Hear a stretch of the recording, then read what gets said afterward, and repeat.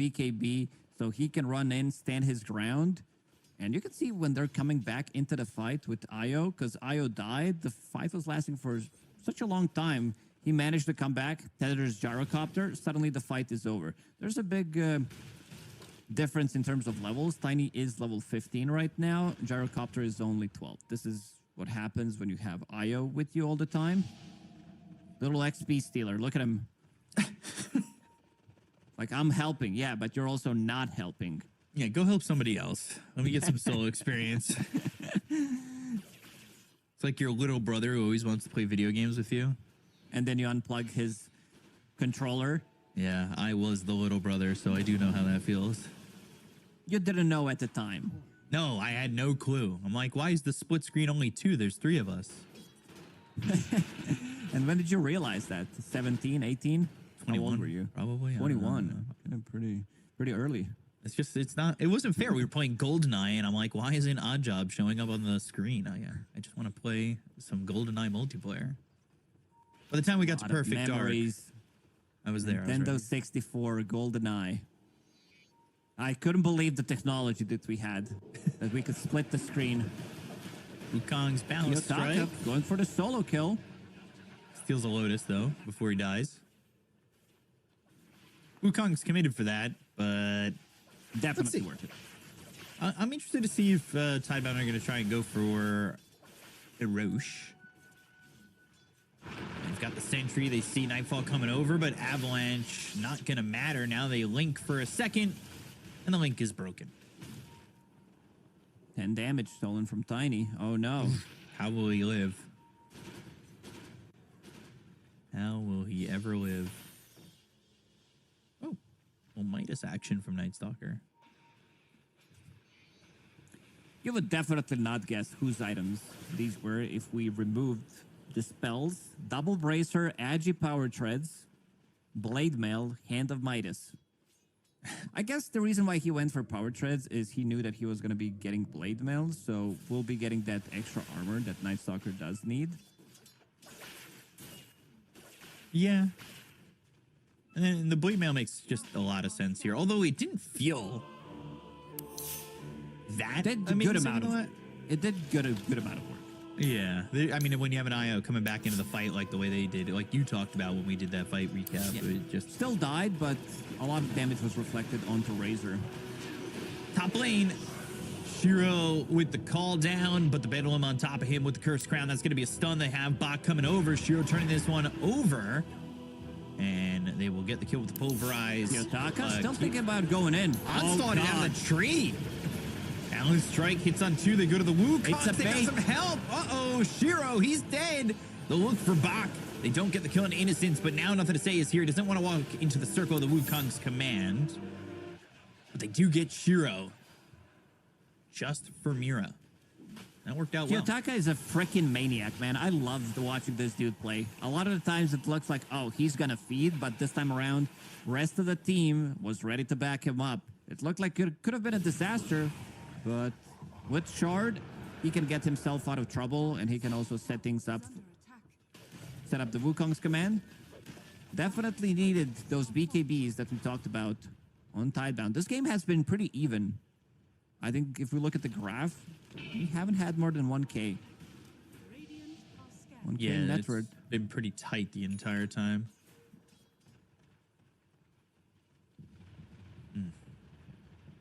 I mean, it did look like he was going to feed, right? He gets onslaughted out of the tree, but he's like, all right, I'll bait them all in. They'll think they got me. And then we turn it. Double BKB timing for Tidebound. It is time to go. Try to make something happen. Maybe even get a fight near Roche Pit and turn that into Roche. Tiny, Shadowblade. Let's see if they have any detection. They do. They do. They've got the dust. The Avalanche on a 3, not sure it's going to matter. Pulverize, knocking him down. Nightfall going to be killed off. And Nightfall in the last game was 1-0-0 for a while, but now he's 1-2-5. So not the best game from this Tiny overall. But like I was saying a couple minutes ago, are they going to go for Roche the way they did in game number 1 with the gyro? And they will.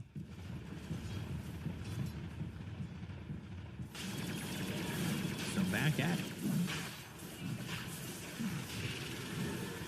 Ooh, looking for the Terrorize and the Wukongs. Where's the follow-up? Nothing to say. There's the region rune. Who's going to pick it up? Leave this circle, and they might leave it for nothing to say because he's going to want to pick that up as he's sitting very low. They get the kill on Amira. They'll take out this Dark Willow. Looking for Panto for a moment. Time dilation just forces him back. And they go back on into Roche. Nothing to say. Did pick up that regen rune. So despite getting very low, he's back up to full. And this is going to be Roche. A little surprised that they decided to take that fight, knowing that there is no Tiny. Tiny is a big amount of your damage, because he does have Shadow Blade, Revenant's Roach, Echo Saber, Shard. And again, it's going to be Shiro picking up the first Aegis. There's going to be third BKB coming out. Bach about to finish off his. In terms of damage that goes through BKB, they have the right clicks. All 3 cores heavy on physical. But Crimson Guard is doing a lot of work. Really like the itemization from Bach in the previous game and also in this one. Endless Strike. Oh, Mac, not going to be enough. And Shiro forced to BKB. Where is the help? Planet comes in. Time zone. Call down Nightfall. He's getting ripped apart, but gonna right click back and he should be able to get the Aegis. Unfortunately, that means he's dead. Bramble Maze is down. Shiro alive for the second time. Mira and Toronto Tokyo. They're gonna be hit with that time dilation. Panto focused by nothing to say, but Kiyotaka's in here. He's BKB just getting delivered.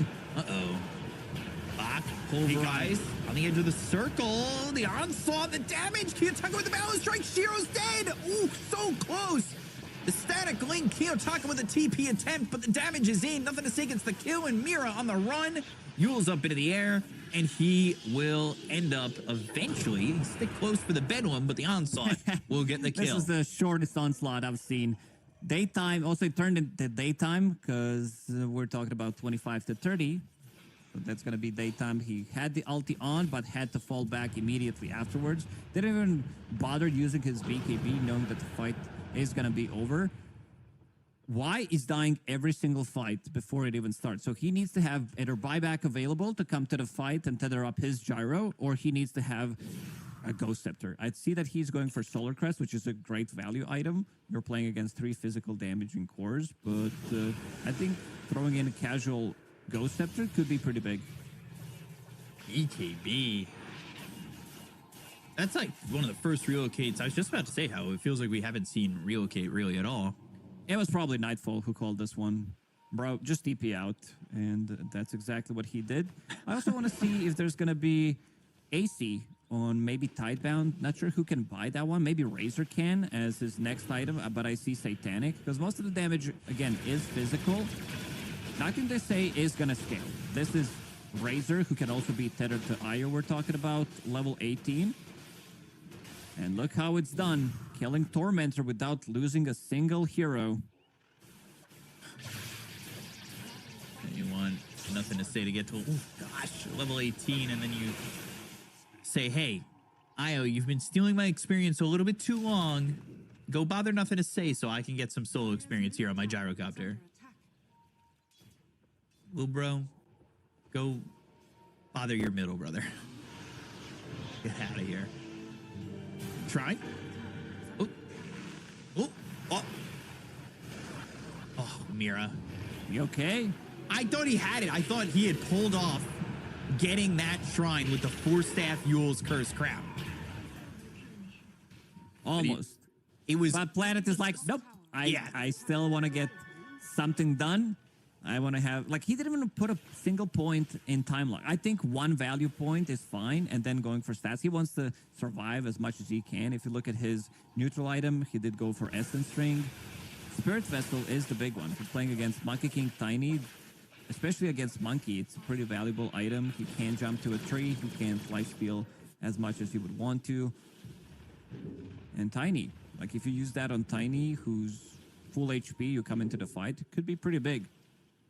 Not the items that we usually see on Faceless. So most of the time it's drums, it's Atos, or it's some Yule Scepter. And he's going for a Yule Scepter next. Wants to buy a little bit more time when they jump him. Wants to have a Dispel mechanic for himself.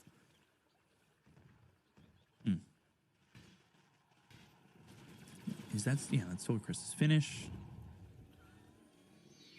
And there's that smoke. Almost on Janyasha for Primal, by the way. He's scaling. Yeah. That's why Dota Plus said 60%. 15 minutes before, knowing how good of a scaling lineup this is. Even Faceless Void eventually, if he starts building into some kind of damage items. Panto again getting initiated on. Yeah, Tumbler's Toy not going to get him far enough away. And this is right by the tier 2 tower.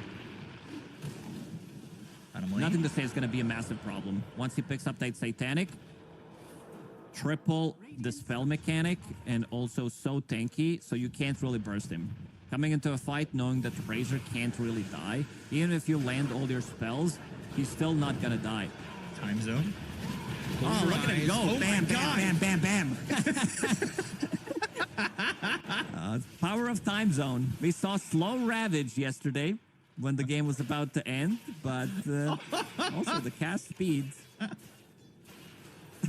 That was crazy. Oh, man. Oh, Shiro Innocence. Terrorize, and they get Shiro, and they're going to get Innocence as well.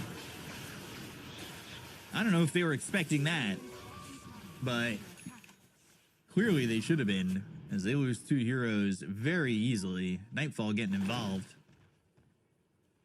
Radiant are scanning. I had not seen Pulverize in time zone up to that point, by the way. This is the best spell. When it was first introduced, I said that this is the best theory crafted spell we've had in a really, really long time. Time zone, the way it works, like the way it looks as well. And it seems like Aurora is also not expecting that Team Tidebound can take a fight with missing 2 heroes. Avalanche toss, killing Planet. Ooh. Panto's dead. They do not get Mira. And nothing to say, even with the extra 100, is going to back away. It looked like maybe Mira was going to die, but able to get out of that one. It still looks like they want to fight. They have no Faceless Void. I know I'm looking at nothing to say on my screen right now, but the icons with the Void and the Razor kind of look a little similar. Kind of look the same.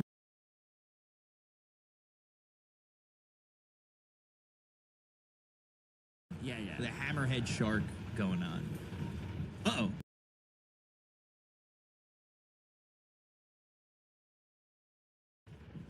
They found Kiyotaka relocating. Pulverize. Maybe not in fast forward time this time, but more than enough to slam him down. Fine. Just finished off his BKB. Another big item about to be finished on Toronto, Tokyo. AC completed. Yeah, Toronto, Tokyo. Radiant's top tower. He's been trying to make some big plays here, and now with his next item, maybe he can tell his team, hey, did you see that?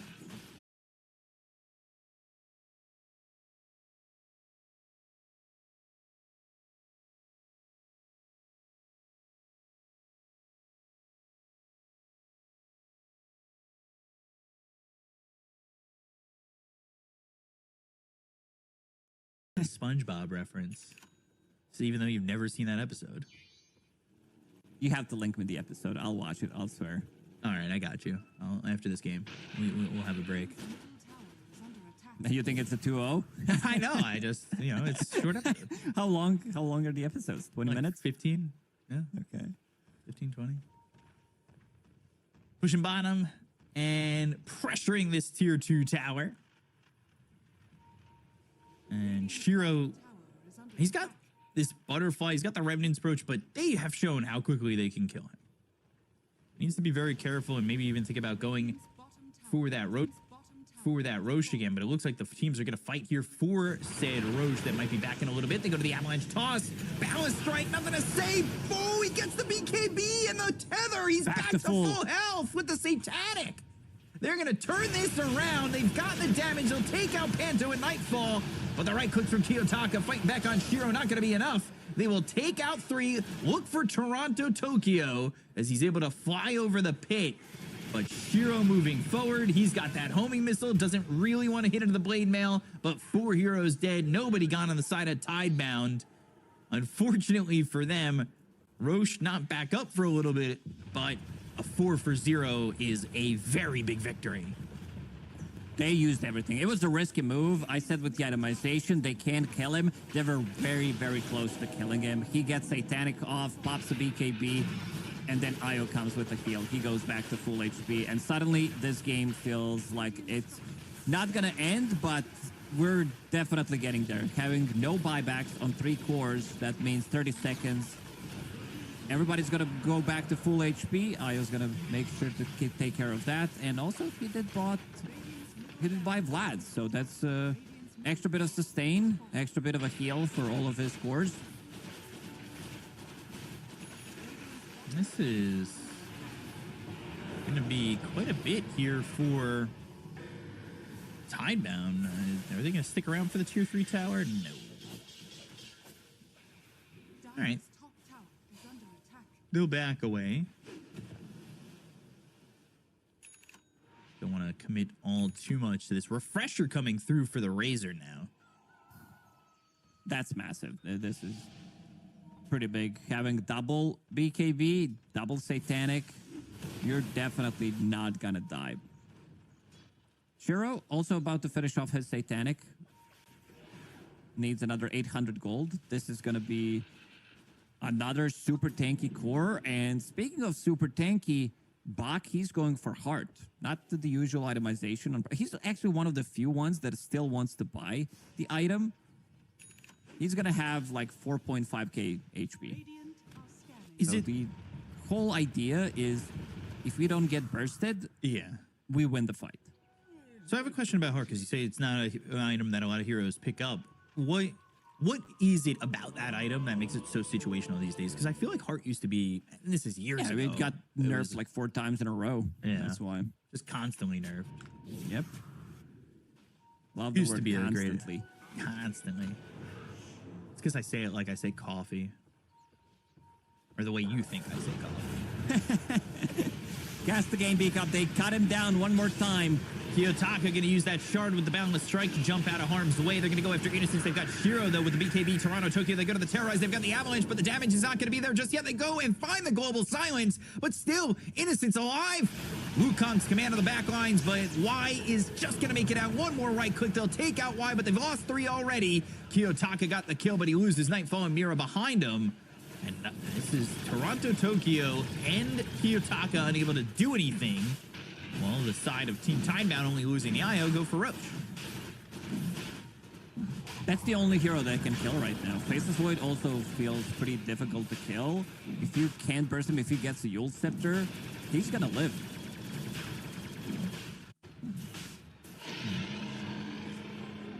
Aegis picked up for Shiro.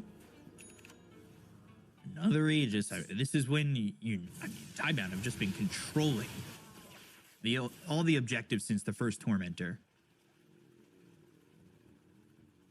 That was the only time, and that Tormentor didn't exactly go perfectly for Aurora. He lost 2 heroes. I'm looking at the HP. 6.5. Over 3 cores on Aurora have more than 11,000 HP. And we're not talking about effective HP. This is just their numbers. So you have to go through all that tankiness, all the heal. It feels like an impossible game for Aurora. I'm not seeing that big item. Monkey King, he wants to buy his own Monkey King bar, seeing that the butterflies are online. The thing is, you can just do it again, right? If he buys that MKB, you chop shop the butterfly and then get the Swift Yep. Link. Exactly what you can do. And then you're like, oh, good job. And then Monkeys can sell MKB for the full price because it's And his they get own Aeon King disc. bar. He's the only guy who can do it. Him and Gyrocopter. Yeah. Radiant's top Is that the... Let me read the innate. Oh. Not the innate, it's tied to his name. Oh. So now you've got name passives as well. has fallen. Radiant's top tower is under We'll go up Hail Mary play. to the high ground again, and they're going to try and wrap around. Time walk in, time walk out. Nightfall follows him, though. Gets the kill on a planet. They go to the global silence with the BKB, but they've already got the static link to Wukong's command coming up from Kiyotaka. They've got the stun and nothing to save for the damage coming in from not using Shiro. They get the kill on a Nightfall. They'll look at Kiyotaka. If they get this kill, that might just be it. I mean, they lose nothing to say. That's a 10-time streak going their way. They do have buyback, so it's not over just yet, but it's another fight that doesn't exactly go favorably. Planet, he bought back. This is a bit of an issue if he dies again, but they've got the mech coming up from Innocence. They'll buy back on both Nightfall and Kiyotaka. They've got the Yules up into the air on Toronto Tokyo, who pops the BKB. Onslaught into the face of Kiyotaka. Bach in some trouble. The balance strike into the other side is Kiyotaka. Lotus Orb. Toronto Tokyo reflects that homing missile. That'll go all the way back to Shiro, but they're on the high ground in Aurora. If they want to go, they've got to chase. They use these buybacks, but you're still fighting into an Aegis. Bach on the front line. Will spring down. Kiyotaka with the boundless strike. Goes to the other side. Finds Y. Blink. Avalanche. Toss. But still alive. Why? Oh, finally falls. But Kiyotaka's dead. He used buyback. They're going to buy back on Y. He's going to relocate in. Toronto Tokyo's been caught. He's got buyback. So does Mira. Mira uses theirs. But Panto on the run with the homing missile coming over. This silencer's going to be in a lot of trouble. The time walk, time dilation, and the homing missile not even needed. That'll actually change its attention over to Mira, I believe. One more buyback available on Night Stalker. Kiyotaka already used his. And it seems like they want to close it out. Yeah. Bach is not that fountain. Oh, boy. I think he's actually fine.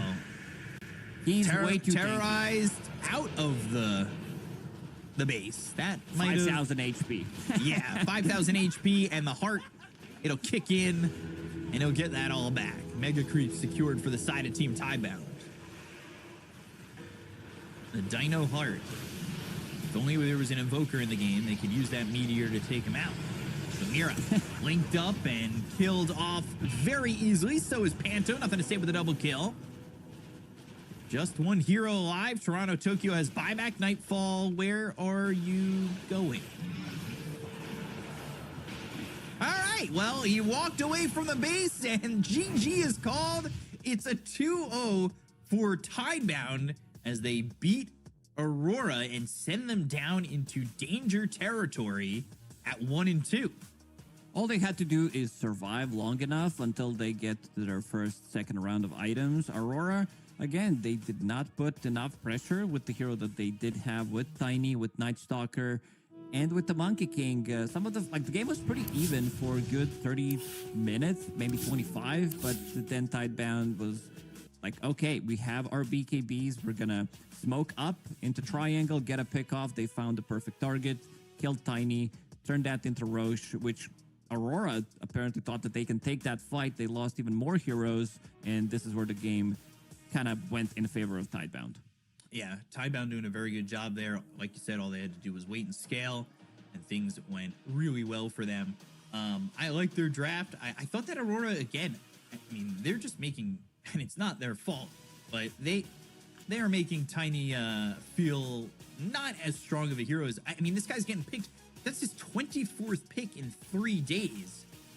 What's his win rate? Not including the other series where Tiny lost his game as well. So that's another game. He's now 11-14 overall. Close to maybe forcing the hero a bit too much. The one that stands out the most is definitely Bach. Didn't die a single time. Really love the itemization from him.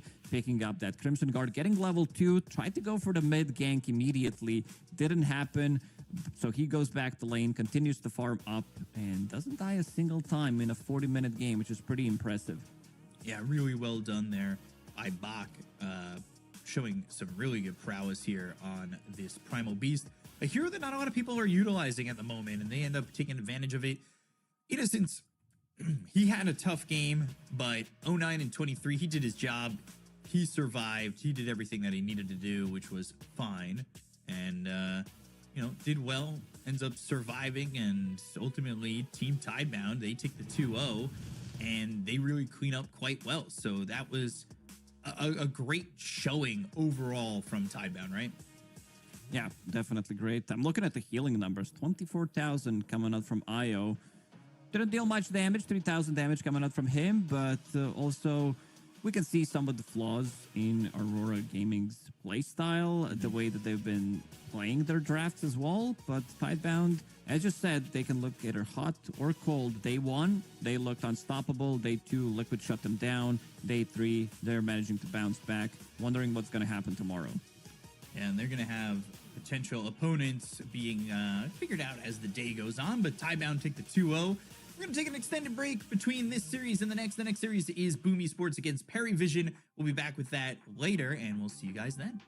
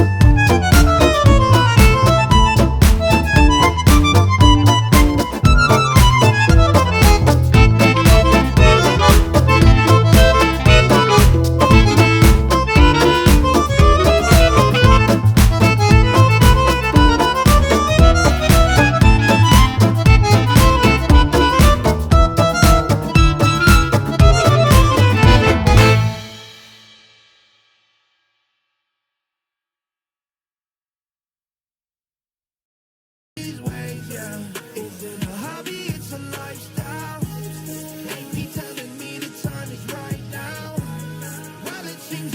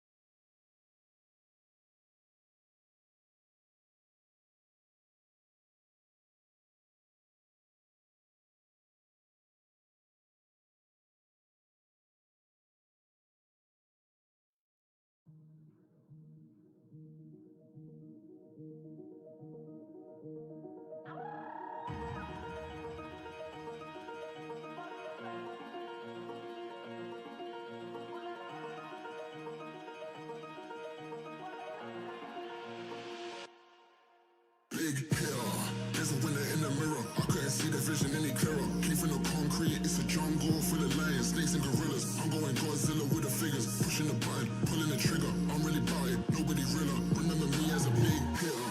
There's a winner in the mirror. I couldn't see the vision any clearer. Came from the concrete, it's a jungle full of lions, snakes and gorillas. I'm going Godzilla with the figures, pushing the button, pulling the trigger. I'm really about it, nobody realer. Remember me as a big hitter.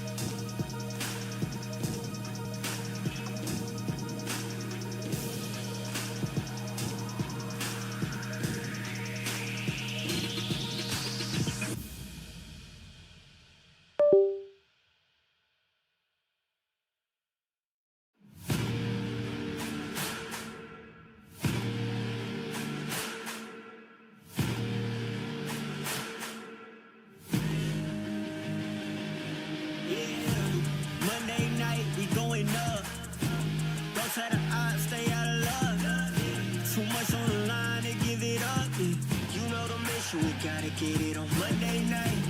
Monday night, we going up. Go to the odds, stay out of luck.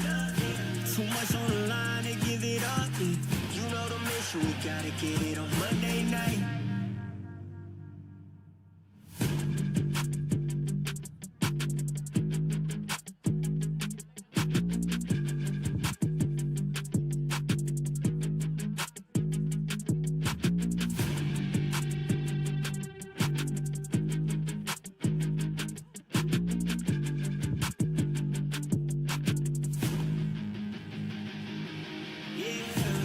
Monday night, we going up.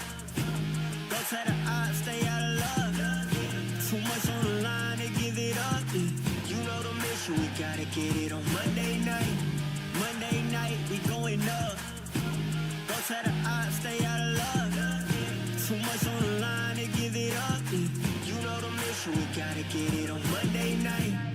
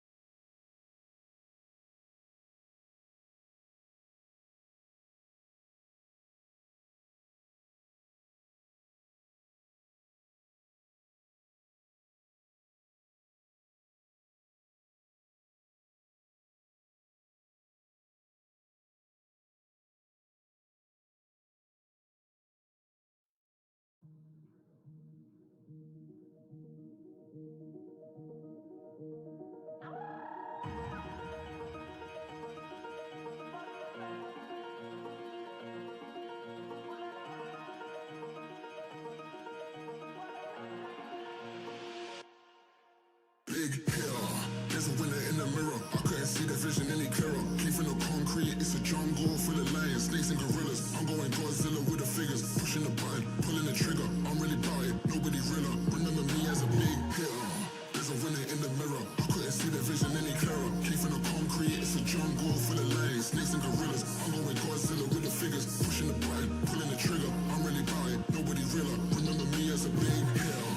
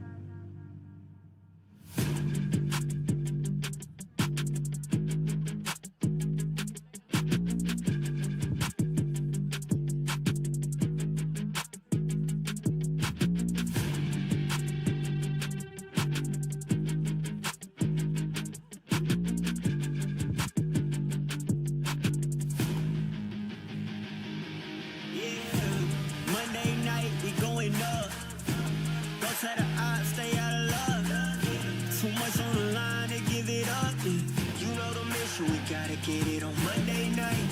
Monday night, we going up. Don't tell the odds, stay out of love.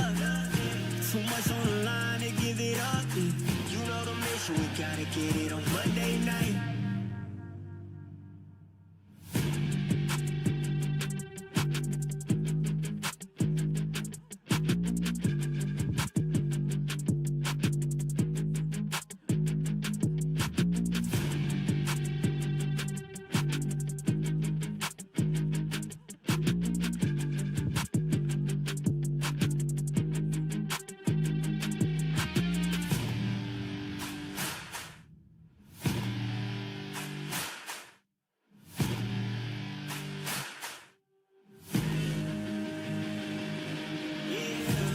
Monday night, we going up. Don't tell the odds, stay out of love. Too much on the line to give it up. You know the mission, we gotta get it on Monday night. Monday night, we going up. Don't tell the odds, stay out of love. Too much on the line to give it up. You know the mission, we gotta get it on Monday night.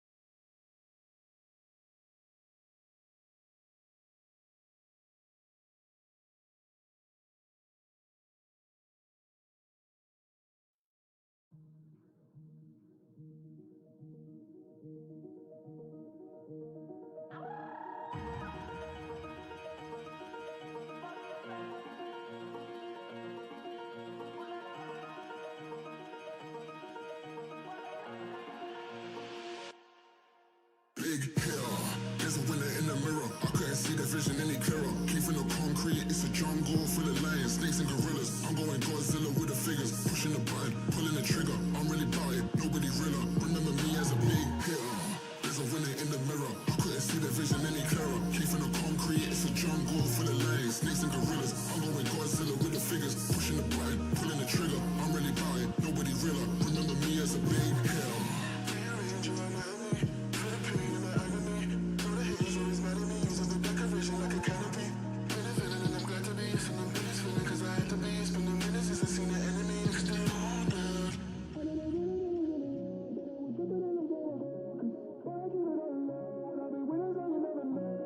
I know they be it after me, they never catch me, they got out of time.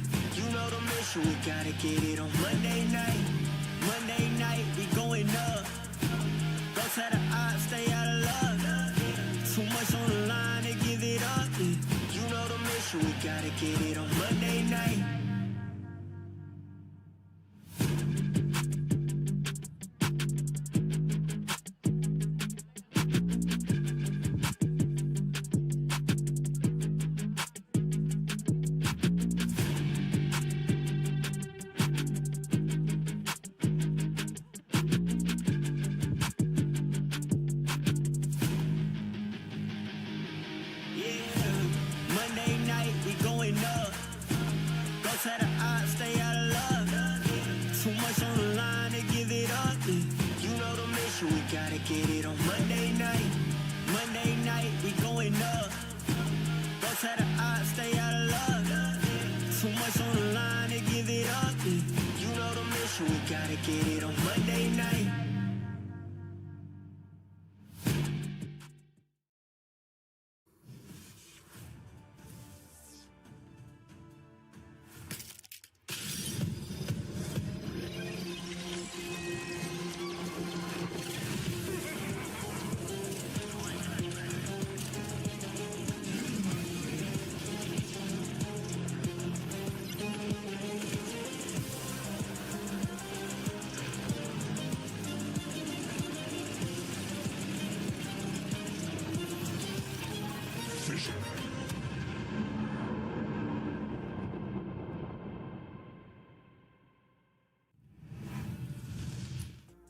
Hello, everybody, and welcome back here to Fissure Universe episode 4.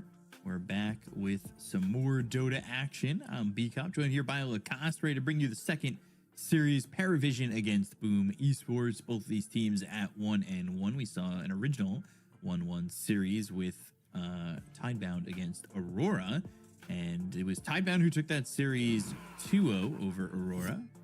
And then earlier today as well, one dub eliminated M80. They beat them 2-0. A little bit of a surprise there, but we've got Paravision against Boom, and let's take a look at this Paravision roster. No One, DM, 9 Class, Satanic, and Ducalis. Solid squad. Yeah, good squad, even though they didn't start too hot in this one because they lost to Night Pulse. I think Night Pulse is slightly, maybe even heavily underrated as a team, considering the performances that they did have. They also kind of stomped them, especially in the second game. It was a 25-minute game, and also coming into the next series, they played against One Move, which is not the strongest of the teams that we have in the tournament. Maybe they got a little surprised by the first series that they played against Night Pulse, but overall, one of the better teams out there. We didn't get the chance to see them at Wallachia, but good squad and always fun to watch. Yeah, this squad, you know, since taking first place at ESL 1 Bangkok, they got third place at Fissure Playground, then they were 5th, 6th at Blast, and 3rd at Dream League. You know, I feel like not making it out of this Swiss stage for Paravision would be a pretty huge disappointment for them. Whereas now we take a look at the Boom Esports roster of Armel, Jackie Jabs, Jean-Well, and Tims. This team looked good day 1, and day 2, Team Spirit kind of dismantling them. It was a long game 1, 63, just about 64 minutes, but game 2 on a little bit of the quicker side at 32 minutes. It was a solid series there, and we got the coin flip for you. It was won by Paravision. They'll take first pick, while Boom Esports will take Radiant. Okay. Boom, they had a great series against BetBoom. Lost the laning stage, I believe, in the second game pretty heavily. Managed to come back with the Bounty Hunter. Also, the lane shenanigans that they did, playing Mars from the safe lane, carry Bristleback from the off lane. Then coming into the second series against Team Spirit, you said it was a longer game that they played. They were playing a 63-minute game. It was pretty even. It's just that got outscaled with Dragonite and Claims on side of Spirit. And then coming into the second game, it was a bit of a kind of mess, I would say, most of the time. They lost the tower, their offlane tower, relatively early on. They picked that profit to counter the Storm Spirit. It did look good for first couple of minutes. First Exorcism with the Soul Collector, basically having double the amount of ghosts because you're collecting all the kills on the map, which looked okay. But again, it's that profit. This hero just doesn't feel as good right now. It's definitely a hero that we don't see as much of, and I feel like for those reasons in particular that it starts off okay and then really kind of falls off pretty hard. Has the Death Prophet been picked up outside of that one game? No. So that was the only game that we've seen it in this tournament so far, which we'll see if they go back to it. I'm wondering if we see Boom Esports maybe come back with anything that they've used already up to this point. I mean, they're one of those teams, again, that likes that Tiny, but Tiny not, to me, looking that strong. And you said it at the end of the last series, is a hero that's kind of feeling a little bit forced at this point.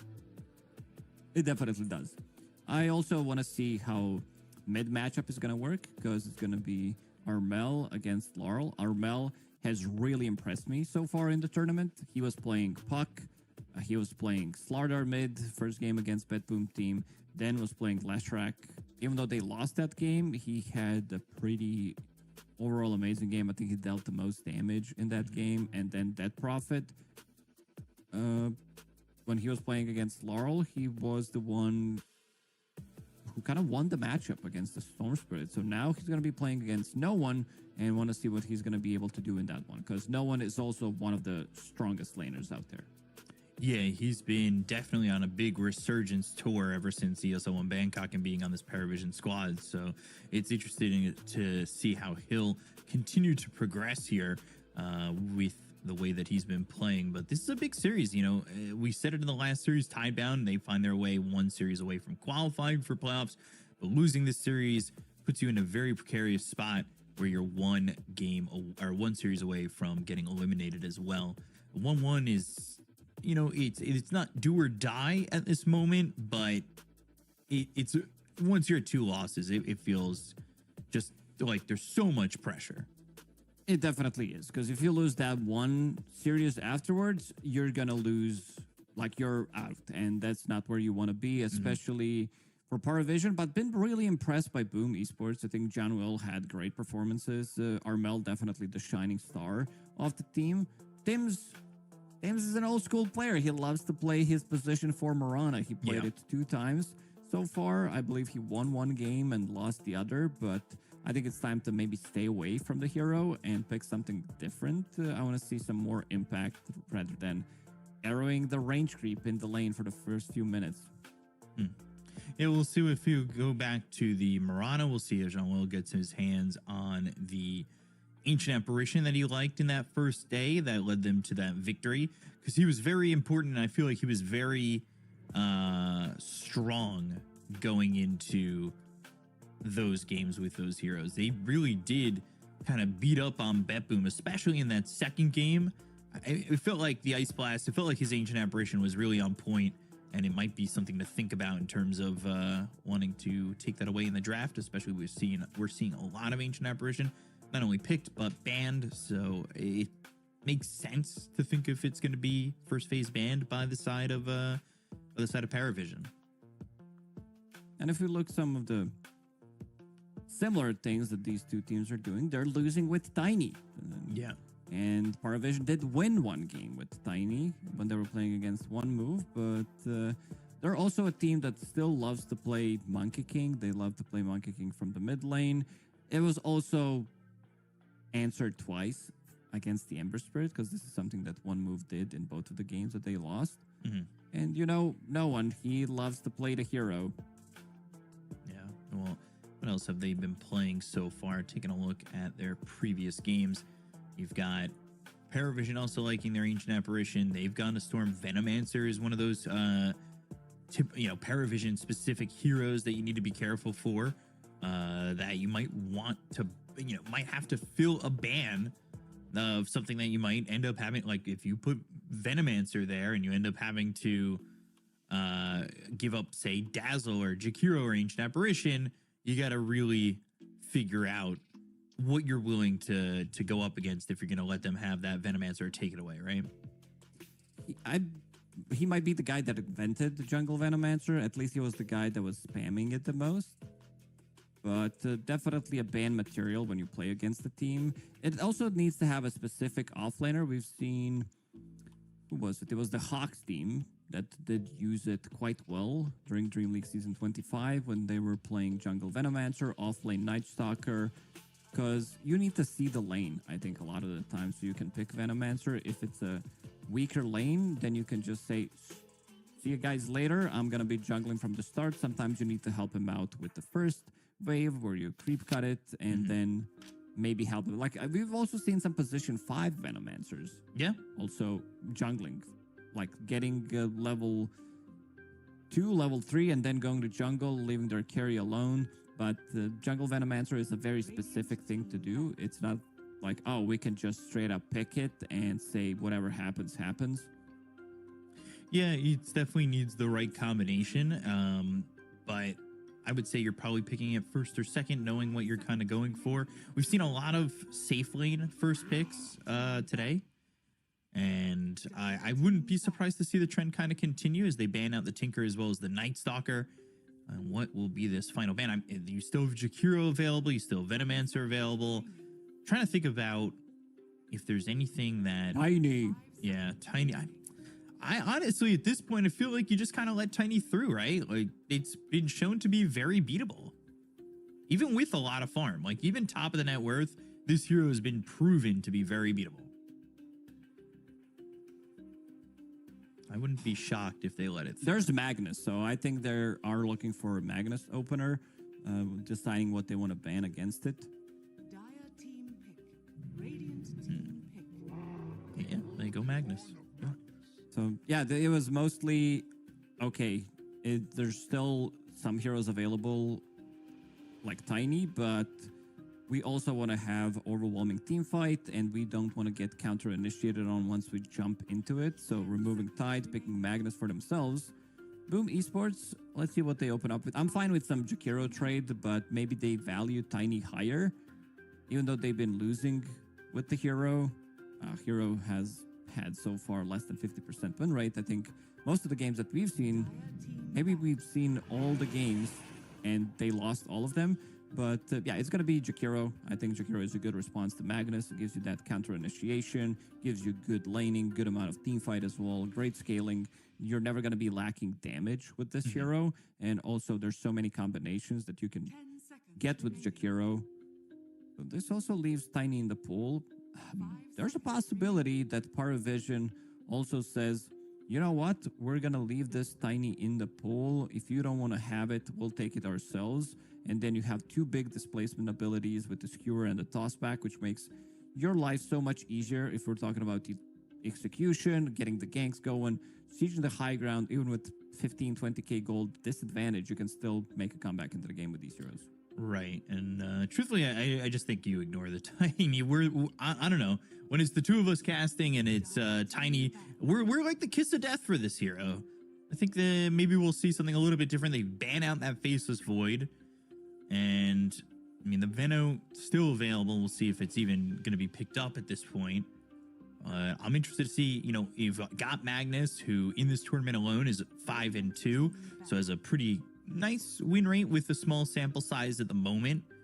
And the Magnus, let's see who's been winning with it. Tundra's 2-1 with it. Liquid's 2-0 with it. Even Wildcard got a win with it, and those are your 5 wins there between those 3 teams. And Muerta ban, we've talked about how good this hero feels. You get that early route of Atos, you go to the Ag Scepter afterwards, have that dead shot that can be very brutal in pickoffs or even to really try and counter fights out. You start to initiate, a good dead shot flies through, hits, you know, an important initiator, hits a couple heroes with that Ags, and all of a sudden you're in a lot of trouble. One of the strongest overall laners from position 4. Will take Phantom Assassin for themselves. Now it is the question, do they want to get that Tiny? Yeah. I'm just going to throw it out there. Bloodseeker, I know this hero has not been picked, but I believe that this hero is very playable right now. Has it been banned? I have to double check. I mean, I've got the screen. He was banned, yeah, 2 times, picked 0 times. I think mostly when you were playing against, if you had some Pango, maybe a combination of Pango plus Phantom Assassin. Take away the Enigma by picking it up and knowing that they've gone to the Phantom Assassin. They know that there's not going to be a gyrocopter to deal with Enigma's Eidolons. Now, I'm fine with Tusk or Tiny. If they want to mask this Tiny to not show where he's going, I'm fine with that. But I also think that there's a massive possibility, because this is DM Enigma. They're not playing it from different roles. No position 4/5 shenanigans. They see Right. Phantom Assassin. They want to steal away some of the farm from her. And these are the two best position 4s to be paired up with Enigma. There's also Marcy, but Marcy had abysmal win rate at the previous Wallachia. It was sitting at 13%, and she was picked quite a lot. Last game that DM played the Enigma was in that series yesterday, where they ended up playing up against one move. He went 2-3-23 in that game. And a really easy time. It says he lost the lane, but Yep. 2-3-23 seems pretty good at the end of the day. That was paired up with Satanic on the Lifestealer, and they had a 4-position Tiny. What does Jabs want to play in this one? I might be fine with some. If they want to go with something like Doom or Mars, I'm fine with that. There's some really big spells to steal. Rubik on paper sounds good. Rubik in a real game, professional e-game environment, almost never feels good. This hero doesn't provide you with much in the lane. The reason why I like Doom is you can stop Enigma's Black Hole.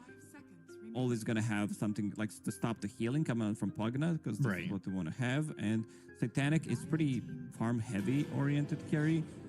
Instead, they will go with Abba, a hero that doesn't die. And if you're caught inside of the RP, you can pop your ulti and that shield somebody else. A good way of disengaging. They're lacking a little bit of control. I guess the control is going to come out from the mid lane. Because Rubik and Jakiro's fine. Don't get me wrong. Jakiro's one of the best heroes right now, but I'm still doubting Rubik. Got the Abba Rubik. This is the first Pugna pick of the tournament. And the one Rubik singular pick from this tournament so far was played by Night Pulse. It was played with Doom, Ember, Terrorblade, Warlock. Bit of a different lineup for it, of course. A little bit surprising, I would say, that maybe... I mean, they go Rubik, easy stuff to steal. They already have the Jakiro. I guess you can't really go Silencer. If you want Silencer, Jakiro is your 2 supports. It's not exactly amazing, but it's always makes things pretty difficult for Enigma, but kind of Rubik kind of fills that as well. If he gets not only steal it, but stop it. And then Abaddon's going to be quite tanky. Not a hero that you really want to black hole or anything like that anyway. I'm interested to see if this is going to be the other support pick, but it ends up being the Ember Spirit. It is potentially a support pick for them. He plays it from position 4. I was going to say, because you've already got DM locked in on the Enigma, which means Magnus is either your 1 or your 2, but this could definitely be your support. Pretty mobile support. We used to see like Zincu do this. He loves playing spirits in the 4 position. I like Ember 4. Searing Chains is pretty strong as a support early on. And I feel like you can kind of scale pretty well, right? Yeah, you keep them in place if this is something they want to go for. But seeing the ban, removing Monkey King, this to me says that we want to play Ember Spirit from the mid lane. And they're going to be removing that Tiny that we talked about. The other ban probably should be Tusk. I think this is... Because 9 class has a very specific hero pool. I think this is his best hero overall. This guy just never misses. Like, if we're talking about snowball saves, ice shards blocks, the way he lanes with Enigma. So probably, I talked about the big 3 position 4s. Tiny, Muerta, and Tusk. I think whatever they leave in the pool, it's going to get picked up. But they're removing Slark as well. This is the interesting one. Yeah, the Ember was played by 9 class, I believe, in the first game of that Night Pulse series. 10 seconds remaining. And They could still do it. They could still pick a different carry. This Magnus can go to 2 different roles, 3 different roles. Right. Maybe. If you think about Magnus going some position 4, if necessary, Ember mid, Pugna 5, and then pick the carry last. But I think Magnus still wants to be core, considering how good this hero is. And yeah, this is definitely Ember mid. Okay. Radiant team picks. So Ember mid, Medusa picked up. Okay. Does that change anything than what you just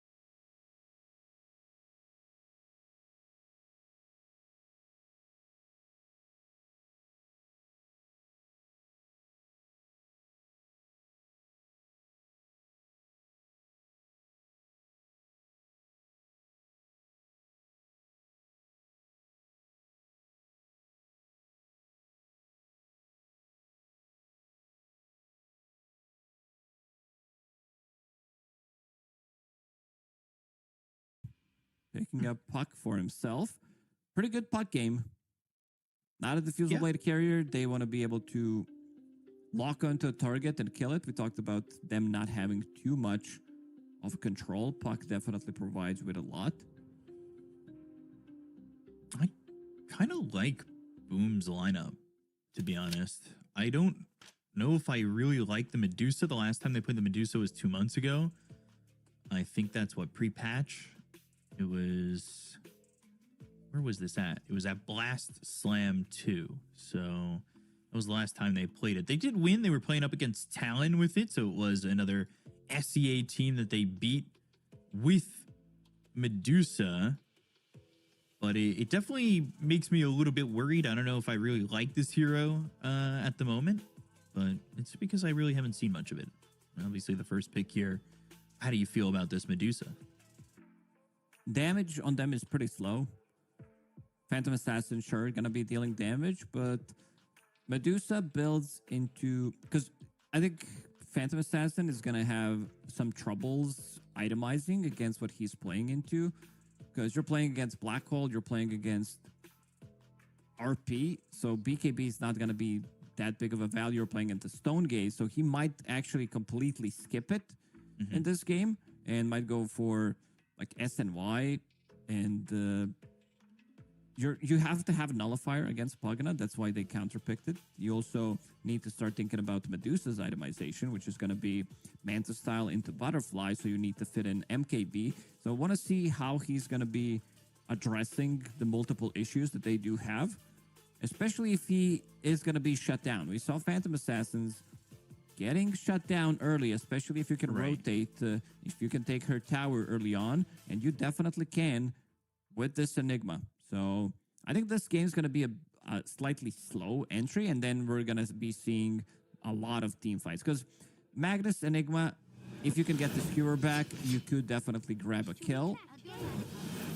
But then again, mid lane, I don't think there's going to be much rotation, and gotta be careful. Rubik, played by Tims. This is one of his classics.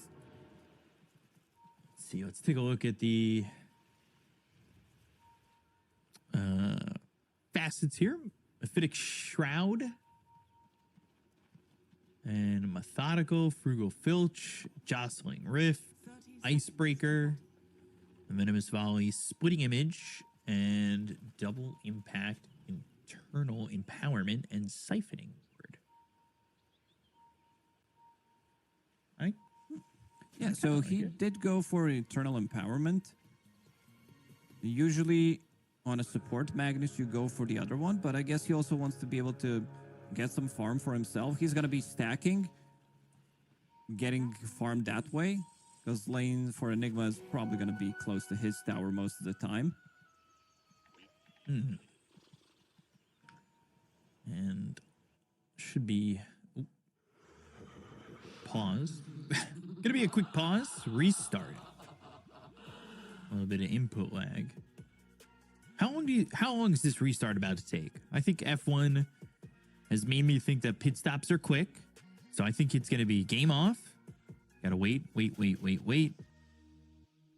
Okay, now the play button's activated again. You press play. Press confirm on your settings. So I get a thing ready to come back. What's the average duration of pit stop? A couple seconds. Back in the days when I was watching, it was like 5 to 7 seconds. These guys probably got better over time. You said 5 to 7 seconds? Yeah, I think it was before. That's what I remember, at least. I mean, it's pretty quick because all you're hearing is just, they get in, they pit, and then, tires off, and then tires back on. It has to be one of more stressful jobs. Then you're good. You have to perform in those 5 seconds. Yeah. In those 2 seconds. You're losing time if you're 5 seconds. You don't really want to be getting 5 seconds, then you're behind. But it takes a lot more than just 5 seconds here to fall behind in a game. Bounty runes were 2 apiece, if you don't remember pre-pause. Interested to see how a lot of these lanes go. The off-lane Abaddon with the Mephitic Shroud. Really strong, and you can play pretty aggressively with that. Such a hype lane. You have Mephitic Shroud of Photic Shield against Medusa's Mana Shield. Basically 2 heroes that can't die. It'll be all about getting the supports. I wanted to see Medusa cannot be slowed. That facet, it's a bit of a meme, but maybe it needs a little bit of a buff. I think we're getting there. 1 or 2 more buffs, and eventually it's going to become a facet on Medusa. Well, one to choose. That's certainly a possibility. This bottom lane, Jackie with Joel on the Jakiro and Phantom Assassin. It could do work, and they're going to try and go in on a 9 class immediately with the dual breath, blood grenade, skewer away. Have some help there from DM, who hits that level 2, has that Malefice. If we were going to play aggressive. His courier died. So Enigma needs to give him some extra bit of regeneration. Top lane, though. Radiant's courier. Satanic on this Medusa. I feel like Satanic, this is one of the heroes that he got a name on himself for. Not a hero we're seeing that much, though, and why is that? Why is Medusa just not a hero at the moment? I don't think his name comes from the hero. I think it comes from an item. But he definitely did make name for himself playing these illusion-based carries. Phantom Assassin, Phantom Lancer, Terrorblade, probably his biggest one. Morphling. We'll see if he can hold true on his prowess with this hero. If he'll buy a Satanic. I doubt it. No, I think this game, Manta style, Butterfly, and then start thinking about picking up some Silver Edge so that you have break mechanic. Right. Yeah, just wanting to be able to rip through that Phantom Assassin, get the MKB. You'll have control, and the control is not an issue. Searing Chains, RP, Black Hole if you could pull it off. You just got to find the right opening. The problem is there's a lot here to kind of help out, especially if you get the Aphotic Shield or some Miscoils out. I'm interested to see what Abaddon's going to build from the off lane. Got jabs in this old Alliance set for the Abaddon. That's the name I haven't heard in a while. Bottom lane. I mean, things are pretty quiet, pretty even.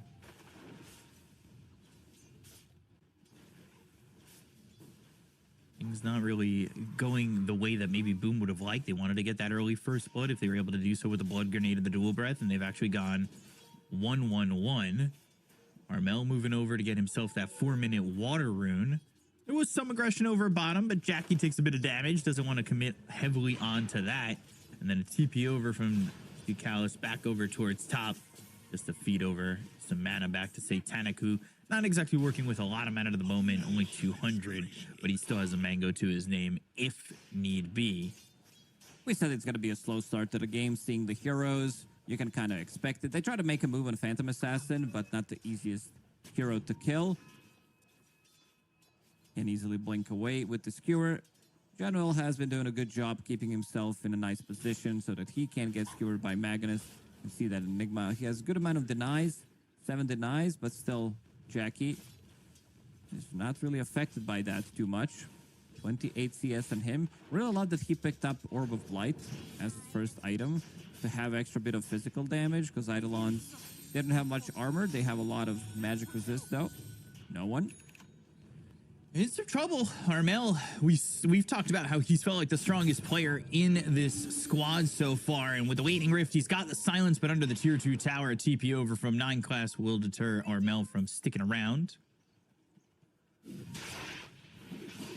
Armel avoiding the shockwave, but again, Satanic not working with a lot of mana. He needs to be a bit careful about how much he wants to commit in. Needs to get his mana back. Does have 1 mango to work with. Just enough to use the Mystic Snake. 9 class coming from behind. Dire are Let's see if he can make anything of this. If they could get first blood spotted there by Tim's. I mean, that's the easier of the 2 kills to get. Jean-Will making the rotation through the twin gate. So you've got 6 heroes having a party here in the top lane, but Just kidding. nobody John looking to will dance go together. back through the twin gates. 9 class still looking. He still is, but is it jabs you want to go for? Shockwave, skewer, and a lot of blood grenades thrown. They've got the control, but do they have the damage? They will with the Mystic Snake. Satanic getting first blood. It's a tough kill to get, but at the end of the day, they do find it. They do get it. Working with that Gorgon's Grasp to get that little bit of extra Best ability lockdown. in the game. This is basically Ghoul Frenzy from a couple of patches ago. Nothing beats Ooh, another Gorgon's skewer. Grasp. Body blocks from Nice 9 body class. The telekinesis, he's got the aphotic shield, and now Sleight of Fist. No one's in the vicinity. Oh, I don't know if they were expecting this, but I thought maybe Tim's had gotten out for free, and now 9 class. There's a Dream Coil. Armel makes a rotation. Both mids showing up into the top lane, and both getting a kill for their team. All right, I need to speak to 9 class. Something that he said in an interview, get facet that wins you the lane. So he goes for internal empowerment, doesn't put a point in empower until 7 minutes. Did the facet win the lane? He didn't even have it. So So no? definitely not. It was the skill that won the lane. They will try to make a move in the bottom lane. Jackie is alone. Yeah, Jackie alone, and DM, he doesn't have the black hole. Ooh, Skewer going the other direction, but it doesn't quite matter. Jackie's still dead to DM. Good move there. 9 class without... really, the facet making the big deal, getting another kill and opening up that lane for DM.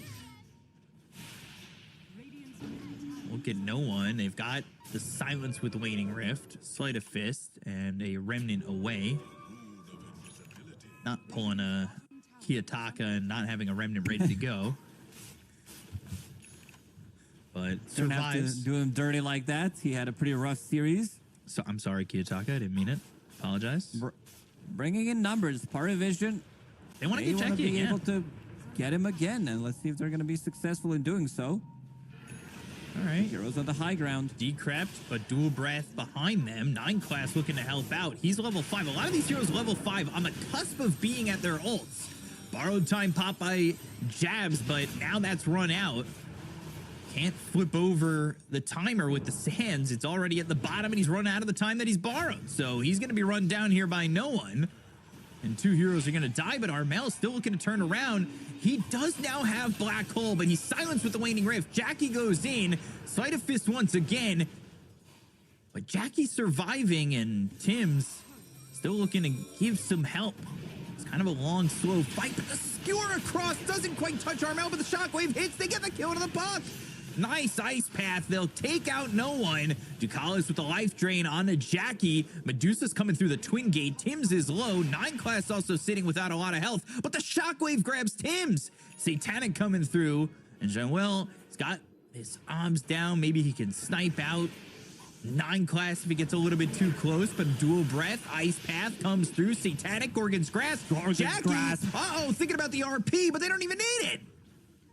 He actually doesn't have the mana for it anymore. They don't use the black hole, and they're going to look for more. They still want to get this Jakiro, and they don't quite have the damage initially, but Satanic's going to follow him through the twin gate. Ice Path ready to go, reactivated, and Satanic's not going to be able to keep up. What the hell is this? It's been a full 2-minute fight going on from 8 to 10 minutes. They're bringing in numbers. Fight recap doesn't do anything because it was way too long, but I think in the end, it's pretty even. It's been 3K before they even initiated into that fight. Problem is, Jackie got killed one more time, so his battlery timing is definitely going to be delayed. And now you have this Medusa, who's pretty high level. Split shot is maxed out. One of the things I really like about Satanic, even on a hero like Medusa, where he doesn't have many items, he's willing to get involved. Not He immediately, had to. but Everybody yeah. was there. It's like 9 heroes fighting for 2 minutes. I better join as well. Armel. User orb over to the other side, but no one really being a pain in the ass with this Slick Fist. Not the greatest of ice paths, and they're going to get this tower. They'll need 1 or 2 more nether blasts. Need to be careful. RP still available. They didn't use it bottom. There was no need to. He didn't even have the mana afterwards. After he used They also that last didn't use the shockwave. black hole. They Nope. got the tower, which does open up the map. And they also killed the mid tower. So map is getting smaller for Boom Esports. I also see that Jabs is going for Radiance as his first item. This is very greedy. I don't know if they're going to be able to stabilize. There's a possibility that Paravision, with the draft that they have a bunch of tower damage coming up from Eidolons, Pugna. They have drums. DM is building into pipe. Once he finishes that pipe, and if your Abaddon doesn't have Radiance online, this is going to be a massive timing for them. Could be a bit tough not having that, but Skewer with the shockwave. Tim's telekinesis stops no one, but they're still going to lose this Rubik. It's with the sleight of fist coming out from no one. And Ember putting in the hurt. 9 class. He's been involved in all 9 kills so far. More like 9 kills. TP attempts. He's been pretty active. Yeah, he hasn't been stacking much. That means that his Blink Dagger's not going to come online maybe as fast as you would want to. Still going to be a good timing on a position 4 considering the amount of kills that he was involved into. And no one. He's in. Jackie's look at got that damage. nowhere to go. He's going to have to try. He read that so well. Yep. That was pretty. That was sick. I love that.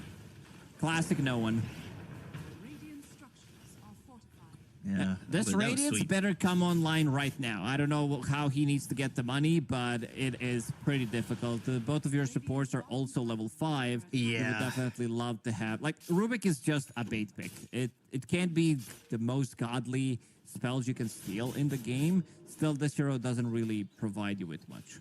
And the bottom tower down to 50% HP. I feel like we were talking about this a while ago, where it's I like, shit on Rubik every single time yeah, I every see the hero. every opportunity you get, you really hate this hero. I'll It's that take it. Marana. You really hate Tim's hero pool. You know how I know? These are some Fog's favorite heroes. I have to lane with them. 9 class thinking In about the the off RP, lane, but he's really still not loving alive. those.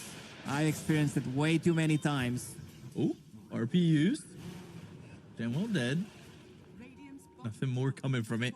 Well, hopefully Fog's still watching, so he knows. I mean, I wouldn't be surprised if you just let him know how you feel anyway. He's always watching. No, he knows. He knows how I feel about Rubik for the last couple of years. It is. I know it is we're pretty cooked. much a bait. Yeah, we're cooked. If I see that hero and Abaddon, how's he doing? 2.4k gold saved up. Oh, yeah. Yeah, that's a massive problem. They're gonna hit super strong timing on Paravision. Medusa, she has Manta Style ready. Jackie did die 3 times, so no Battle Fury yet. Needs another 500 gold. Yeah, that's kind of rough, but what isn't rough is following the channel. It's very easy. When you pay your respects with F, you can !F and follow us on all Fissure official socials. Get behind the scenes action and follow us for all the events to come in the future. Meanwhile, they're trying to go for Armel. They're going to get that courier at least. Armel chased by DM while over mid. Look They were for thinking 9 about class going is- for the Jakira. He's waiting. Oh, 9 class is ready. He's got the skewer. He doesn't have RP though. And Armel with the TP attempt and is away. All right. Well, space created. Satanic unbothered. He's got that Manta. He's going into the butterfly. He's already got 2.3k gold ready to go. And at that moment, Jackie just now has Battle Fury. And this opens up Tormentor for Paravision. Definitely nobody not going to dies. get contested. They have nothing whatsoever to be able to fight right now. A lot of gold saved up. Battle Fury, as you said, finished. And I talked about the itemization during the draft, but we'll say it one more time. Medusa, especially if she's staying ahead, causes way too many issues for Phantom Assassin to itemize. You're building into Butterfly. you're not going to be able to get the hits in. Good thing is there's going to be Witchblade and Puck, so you have that True Strike on your first hit. But carry-to-carry matchup, it can get pretty difficult, and you're also going to be playing into Pugna, so you need a Nullifier eventually to be able to lock on the target. And again, BKB Piercing Tool, 3 of those, so it makes it very, very difficult for him to jump in and take the fight. Get the He kill is on going for a BKB. No one, though. Yeah, good kill, good Yeah. kill. Dire's middle tower is under attack. Yeah, PA going for the BKB pretty early. Let's see. It's Radiance queued up for the Ember, by the way. They have that RP, and that was 9 quests with the Blink Dagger. Black Hole committed, so some big ults used, but they didn't get the kill into Armel. I would say the most important target for them to get based on the play history so far in this tournament from Boom. Armel not impressed, tanking 2 big ultis. It's like, okay, we'll have to do something about it. I see Gorgon Grasp is at ready, and he's gonna get it. What a spell. Such a shitty spell, you don't want to put more than 1 point in it. I'm a little scared. If they kill Jabs again, or if they get him one or 2 more times, Ember might have his Radiance before, but I say that, and he's now swapped it out, so he's no longer getting that Radiance. Radiant's middle tower is under attack. He thought about it, but he'll commit to buying out on that Sanj. Scary thing is, Satanic just 1,000 gold away from the Butterfly. Life going to be made very difficult for the side of Boom. They're already down 11,000 net worth. Things are very difficult. Lacoste, is this just a game where you hope that Armel can open up enough space for Phantom Assassin? And even with Phantom Assassin, No, don't it's you not just... an easy game for PA by Yeah. any means. He's way too behind, even though like he's keeping up with the second most farm hero in the game. I don't think it's enough, and I also don't know if I like this BKB too much, because you're playing into these BKB piercing tools, 3 of those, and you're gonna have a hard time. We've seen him dying in the Jackie. same spot twice. Yeah, I mean, he's been dying quite a bit. Jackie, this has been kind of the trend for Boom, right? Armel opens up the space. He makes a lot of things happen, trying to hold on long enough for Jackie to have a chance to win you those games. But as seen in the previous series, even with the space that Armel was making, it's not enough. And Jackie was on that tiny once before. That was kind of the case where you had the Leshrac for Armel. It just doesn't feel like what they're offering is enough for Jackie to come back. Definitely doesn't. Puck has also been shut down. And speaking of carry-to-carry matchup, Satanic Butterfly, 18 minutes.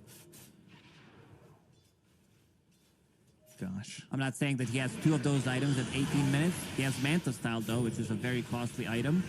Ice Path Macro Fire, the Ags Macro Light, but the Ags Macro Light won't matter as no one gets an easy kill. Waning Rift on to DM, but he'll pop those drums and he's away from his team. The rest of his They're team ready is to down go for the bottom. high ground. Yeah. Oh! All Let's right. see if he's going to be able to catch him. Yeah. RP, he's just going to use it. Okay. Just drops down the RP, gets the kill, takes Tim's out of the equation. It's like, okay, you want to defend? Radiance at least has been finished on Okay. jabs, but that's definitely not enough. Doesn't feel like it. Doesn't feel like it at all, honestly. They're just not able to protect that well, and a skewer back, borrowed time, he's out of position. Buyback from Tim's. Hey, it's forcing the buyback, the Gorgon's Grasp. It locks down the Abaddon. The borrowed time's going to run out. They've got the Decrepify, so no one can't get hit. They'll commit the Black Hole. It's on to the Abaddon, and Jabs is just dead. He doesn't have buyback. There's nothing for them to do. Rubik has the black hole, but I don't even know what needs to happen for them to actually win a fight. It needs to be like 3-man, standing on top of each other, Phantom Assassin jumping in, cleaving them to death, getting some big crits.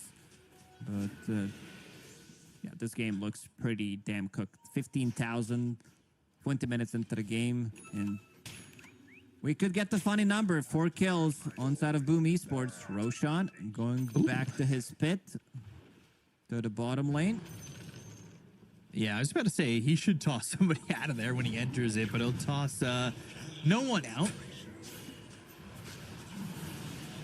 I like that change. It's so funny. Now he's kind of in this weird locked position. He's like on the edge of the pit, not swinging at anything. He's like bugged. No, no one doesn't want to go back in. I'm done with this. I've been thrown away twice. I get it. I'm unneeded. All right, well, easy Aegis for Satanic. Roche didn't even fight back. I thought they made this guy stronger.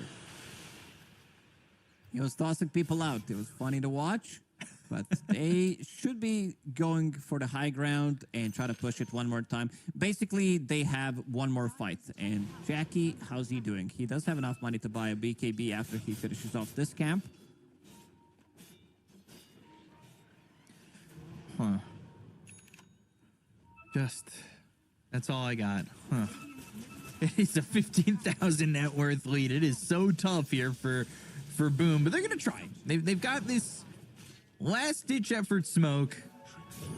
They'll try to wrap around, but no one wise to it. Sleight of fist breaks up the smoke. Armel and the rest of the team having to already back away from a move they wanted to make. 9 Class thinking about the RP, but they've got the root on the jabs, and this illusion cleared up by Jackie for a second. Radiant's middle tower is falling. Satanic is the turret. He's standing still, killing towers. Doesn't have to move. Ducalis ready to back him up. Glimmer Cape, Decrepify, whatever it's necessary. You still have one last fight, and they know. They know what kind of a fight is potentially coming. They're going to immediately use the old chat. They read that so well. I mean, they read the last one too, right? They tried to come around the bottom, sleight of fist, got it. Tried to come around the top, sleight of fist, sought it out, easy peasy. Still 3 minutes left of this Aegis too, and all they got to do now is just push top. Rubik's Black Hole is about to expire. Well, at least he stole it. Points for that. Satanic with the Orchid. And this is a look at the difference in farm. And he's not quite at 1K per minute, but he is up there. Ready to close it out. Also going for Orchid, so we'll have more mana, and we'll have potentially even Bloodthorn available against Phantom Assassin. Ooh, Armel just able to jump away. Jackie thinking about going in. 9 Class looks for a move. Jab's going forward with this Radiance Blade Mail, but they don't really care. They're gonna walk him down. He'll borrow some time, but the Searing Chains keeps him in place. Dream Coil used. Midnight Pulse down. Armel gonna be drained of his life. RP comes through. That's gonna be used, and they'll just call GG. They know the fight's over. Armel, Tims, and Jackie all die, and it ends up 21-4. Very, very easy put together game for Paravision over Boom. I mean, it's a little anticlimactic, but they overwhelmed Boom so much. They gave them Enigma, they gave them Magnus, they gave them pretty much their best heroes, and they also gave them Ember Spirit on top of that. Medusa plus Pugna, they also won the lane. These are not the heroes that you're going to be seeing, but yeah, only getting 4 kills on side of Boom. I want to see something more. Like, I don't think they read the situation really well in terms of the timings as well. Jabs, he kept farming. They also picked Rubik, which is a big... like, once you pick this hero in professional esports environment, it's going to... like, your chances of winning the game, they're definitely going to go down. Is that the sound of you making a crashing sound? Yeah. All right, fair enough. I like your sound effects. 4-0-5 for Satanic. He came over bottom, had a good fight. I mean, his GPM's almost at 800. Really just out-farming everything that was in the map. Ducalis never dies. He's 3-0-13. 9 Class. He was involved in the first 10 kills altogether. He was 1-1-9. I believe he even went 1-1-10 at some point. So the first 11 kills, you know, it's not a lot of damage from him. It's not the longest game, but he was very much involved. The RPs were on point. They only had to use about 2 black holes for it really to shut down. But in just 24 minutes, there's 5 deaths for Jackie. He gets a Battle Fury, and that's about it. Like, he never really got started in the game. There was nothing for him to do. And Tim's 0-6-3. Like you said, Rubik just feels very weak at the moment. It does. And for the next game, I want to see some adjustments. I want to see them being able to punch back. Even though there's been a big fight that happened for like 2-3 minutes in the bottom part of the map, but they still kind of lost that fight because they lost some tower damage. Then the map opened up. They killed the mid tower afterwards with Pugna. Pagna has been, I would say, a bit silent. He did the job blasting the towers, blasting the barracks, sitting behind his Medusa. Unfortunately, the combo doesn't work anymore because you're not getting the mana from life drain. You're getting more heal, but still, they made this work even without this being a thing. This team is so good. So I was a little surprised with how they started the tournament, but you can definitely see that it was a mistake and coming back super strong, playing against Boom Esports that did cause some upsets, but they also are showing that when they start losing, they are just getting dismantled. This might be the most one-sided series that is, or at least game that we've seen so far in the tournament. Yeah, it's this and the Liquid over Tidebound Yes. game two. Two very one-sided games, but it is 1-0 for Paravision over Boom. I mean, they've done a good job on Paravision so far, but we're going to go to a interview with Jean-Well. We're going to go to a break, so we'll see you guys in just a moment.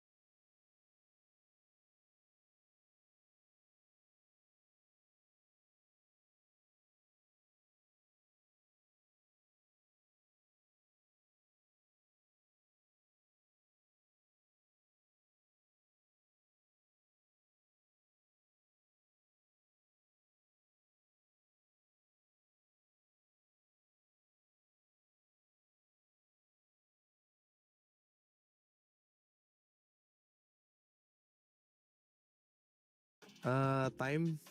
I guess you lose a lot of time away from your family and like your time for yourself, like friends or like enjoying the life. When you're enjoying it, but not on the same way as the others, right?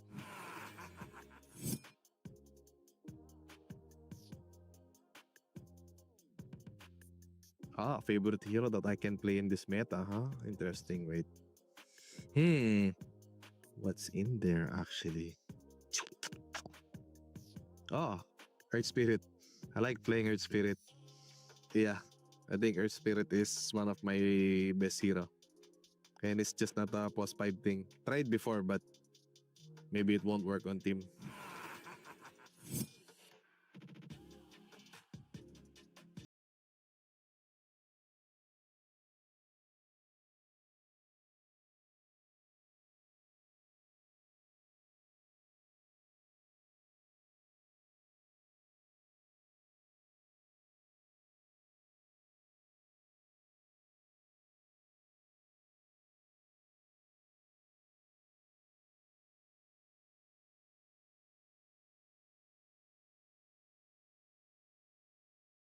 Season is gonna be new, and hopefully you guys keep supporting us. We'll do our best for Southeast Asia. Thank you.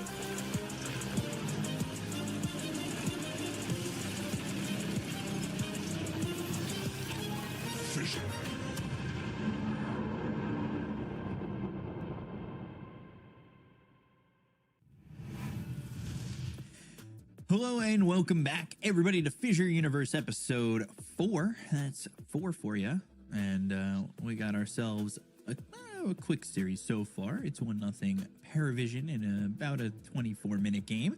We also have ourselves, well, the Fissure follow. You got a !F in the chat. You can follow us on all platforms. Follow the Fissure Universe and official channels to get yourself the behind-the-scenes action and further updates of the future events that you're going to see here on the Fissure channel.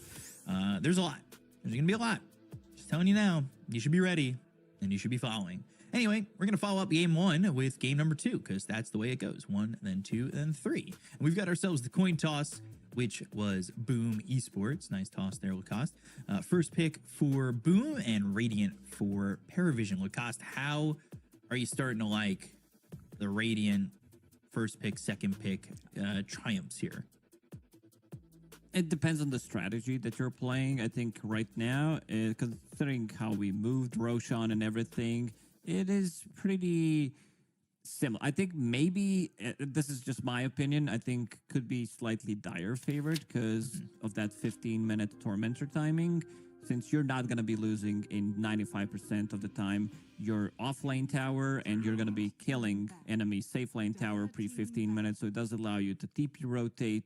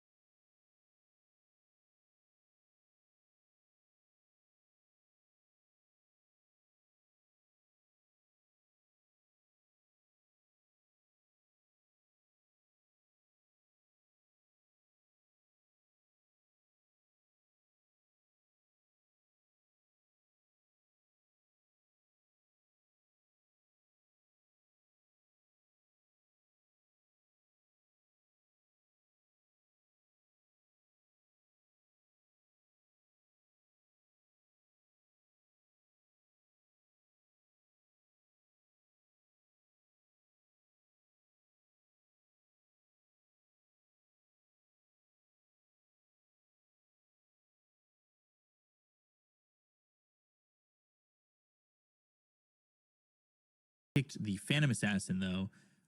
I would have to say Paravision's next ban has to be Gyro, right? Paravision needs to remove Gyro, and I think Boom needs to start thinking about maybe removing Phantom Assassin themselves. Enigma, if this is going to be carry Magnus, then you're dealing well with the Eidolons because you're all about that physical damage. Right. It's Eternal Empowerment. You get any kind of a slow, you get on top of them, you're going to be getting extra bit of a gold. But they wanted to have Enigma still, no matter what. They wanted to have overwhelming team fight. You know, if Magnus goes in, lands 2-3 man RP, Enigma could easily counter that with 1 black hole. You didn't really quite rely on the black hole in the previous game as much. Obviously had that RP, which was available for 9 class. But now swiped here by Boom. And I gotta assume, and I just gotta say, it feels like it has to be Gyro. Otherwise, you're really putting DM in a tough spot. There's a way around it. You can legit jungle Enigma and get a position 4, but the safer thing is to ban Gyro. And they're gonna do it. So ban the Gyro. And you said you wanted to see Phantom Assassin. It's another satanic classic. I'm not going to say it again that that's how he made his name, because you'll just say, I'm pretty sure he made his name from an item. Yeah. I think there's also a possibility that they pick Silencer themselves here on this pick to not give it away to Boom Esports, and then you can have like double counter initiation when Mag goes in.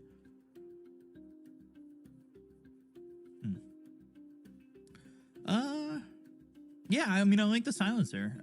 We've seen a lot of Silencer be very effective, although last series it didn't feel so strong, and this gives Phantom Assassin vibes. The Warlock, right? This is a combo that you see a lot. It makes me feel like they're also maybe even looking at forcing Boom to pick Phantom Assassin. Like, hey, if you don't want us to fight it, I think they should take Silencer themselves so that the counter initiation inside of Power Vision is not going to be as effective, and maybe even steal PA. I think you might need to start thinking about breaking the combo. what? Okay.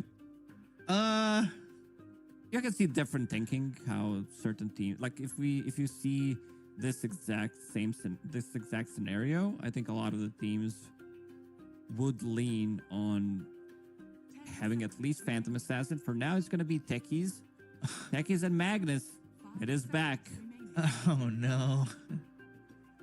Oh no. Oh no. Oh no. This is, I don't want that. They don't want the game to end in 25 minutes. I wanted it for to the end in potential 15 high minutes. ground.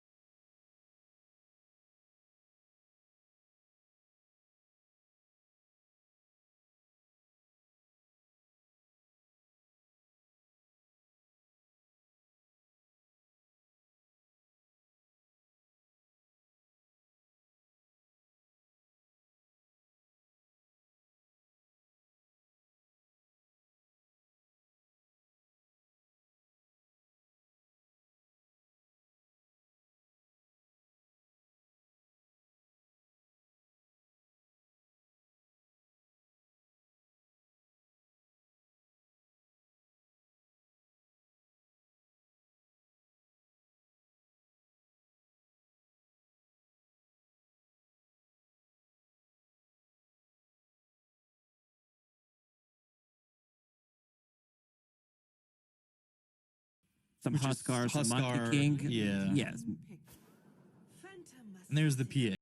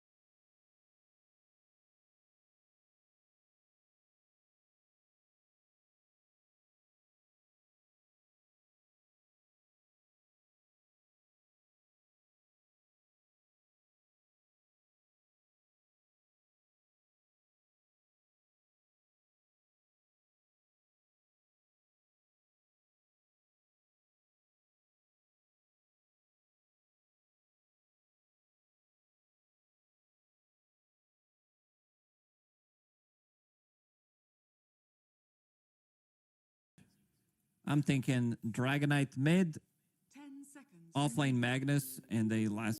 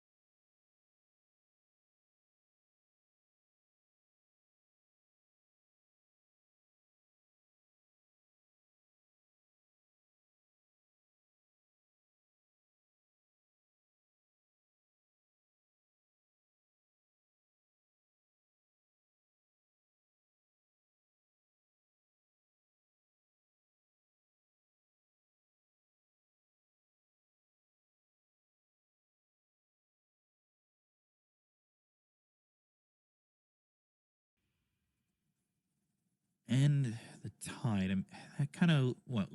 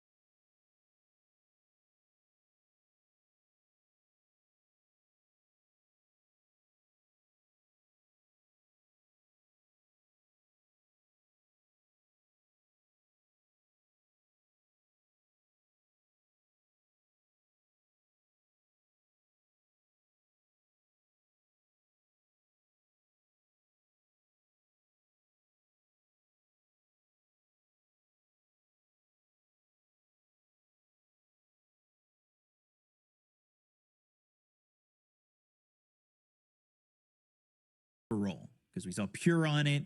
No one's now on it mid. I feel like the last time I saw mid Beastmaster was like the Axis spam from Eternal Envy. Oh, it happened yesterday or day before. Yeah, BCM, but this is how I BCM like my played it. energy. Yeah. This is how I enjoy thinking of older references like SpongeBob. This was back in the days. Beastmaster mid, no cooldown on axes, just keep spamming it. That Yeah. was fun. And that was in a game for really long. We haven't patched that, and people still allowed it to happen. And then like, what's the reason why we lost? Beastmaster. So they wanted to have slightly more like Beastmaster from the mid lane. You're still gonna be buying the off lane carry items. Not talking about Helm. It's going to be Aghanim Scepter, Blink Dagger, BKB Shivas, these type of items where you're going to become annoying, I would say, slightly earlier because you're going to be getting those extra levels. But a lot of team fight. Jackie is going to be playing Magnus after all. Tim's, of course, on his Siggy Marana. And Ocalis, Warlock plus Phantom Assassin. Not sure if they were the one that invented this Warlock plus Phantom Assassin, because during FISSURE Playground in Belgrade, they were the ones picking it quite often. Yeah. Yeah, they played it a lot. And they ended up taking third in that tournament. They played really well. Third or fourth. And it was just a solid combo that I think everybody picked up on. And we're going to see Satanic on it with the Warlock of Ducalis. But like, the really big standout is truthfully just the techies. Like, I guess Shockwave with a sticky bomb and a blast off is enough to get a kill. I mean, it definitely could be enough to get a kill, especially if you skewer them under tower. But I don't really. I'm a little worried about this techies. I'll be honest. Techies has been buffed. A cast point on his minefield sign has been increased, and it also causes all of the mines in 500 radius to deal extra 15% damage. Huh. It scales really well. Like the levels that you're getting, your minefield sign is getting stronger. Okay. Took the Spleen's Secret Sauce, by the way, as the facet.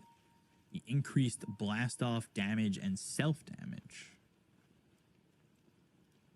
So max HP is bonus damage, 15%. Guess we'll see if this techies can be it. Will it be lit or not? That's the question. And Battle begins. as for the bounty runes, it does look as though it'll be 3 for Paravision. What's the build here for mid Beastmaster? How did BZM play it the other day? Same item build. Rush Aghanim Scepter. There's no other way to really build Beastmaster. Other than offlane, of course, where you go for Helm. Right.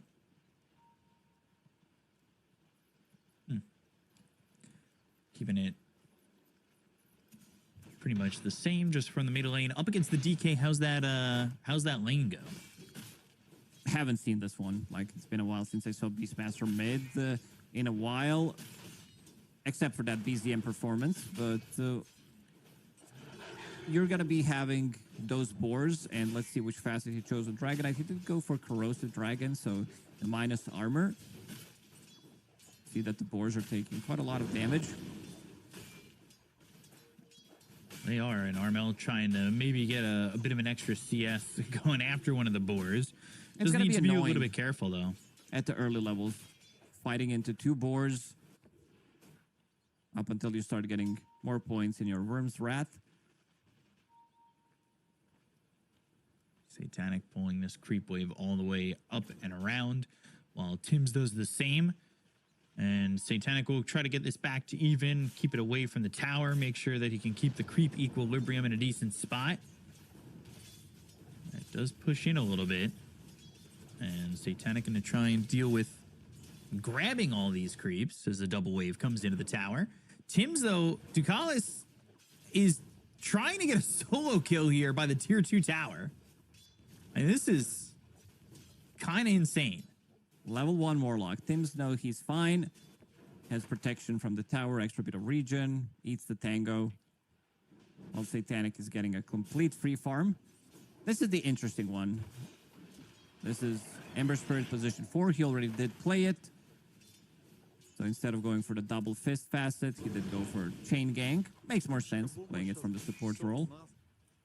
Yeah, definitely a lot more sense. Have that extra bit of control. There's a little bit of a steal pick with the Mirana having already been picked up by Boom and Satanic. Just a nice all chat XD. Not sure what for, but why not? Tim's arrow is not on cooldown, so I'm not sure what happened there. Thought there was an attempt to kill him. I guess not. Tim's also almost level 3 already. Satanic gets that level 3. Shadow Word jabs now on the run. Well, Satanic, Fatal Bonds on both heroes. This might push the lane out a little bit. Stifling Dagger to push them back so he can grab that range creep, and then pulling the creep wave off to the side will continue to help Satanic make sure that he's able to get every CS as well. Not awful so far for the start for Paravision for Satanic. Everything seemingly going to according to plan, but the Doom a little bit behind. You still have DM on this Enigma. We've talked about DM on the Enigma, how good he is with this hero. Obviously, once they hit level 3, I could see them try to go and try to make a move. 9 class has Blood Grenade, 2 points in Sleight of Fist. Try to put a little bit more pressure into that lane. And speaking of putting the pressure, no one has been putting quite a lot of pressure onto Dragonite, keeping them low in terms of CS. It's pretty even. Yeah, the CS is even. No one just using these boars to be very annoying. We'll grab the Water Rune, and Armel just continuing to just take shot after shot after shot from these boars. That is so frustrating to have to deal with. Constantly at half health. Blast off comes through. Blood Grenade looking for the first blood, but Well, he's okay with the skewer across from Jackie. Actually gets saved with that. Had a lot of charges on that wand to heal up with, so even with the blast off, not in too much trouble. In 9 class, he's only got that stick, only has 3 charges on it, and he's going to eat that sticky bomb. And immediately bringing items to the lane. He needs extra bit of mana to cast his spells. He did commit heavily with the Blood Grenade, but Jackie is pretty low, and they're running out of regeneration. So is Johnny Will. He's bringing something on the courier, tangos, and the healing salve. They're playing the lanes better. Way too much harassment from Bar Vision, stronger lanes. Warlock, VA, you're not winning this against this lane. There's just no way. It needs to be something very specific, and Mirana position 4, definitely not it. It's trying to be. It was high level early, but hasn't gotten a lot of experience since. Satanic not working with a lot of mana at the moment, but he does have a Lotus and 3 charges on that stick. Armel, he's in some trouble, but the TP from Jean-Well, he's got that sticky bomb and the blast off. No one Now, with the blood grenade thrown for Janwell, he's getting pretty low, but the sleight of fist, 9 class is here, steering chains, and Oh, he gave he'll it to get no first one. blood. The boar got him.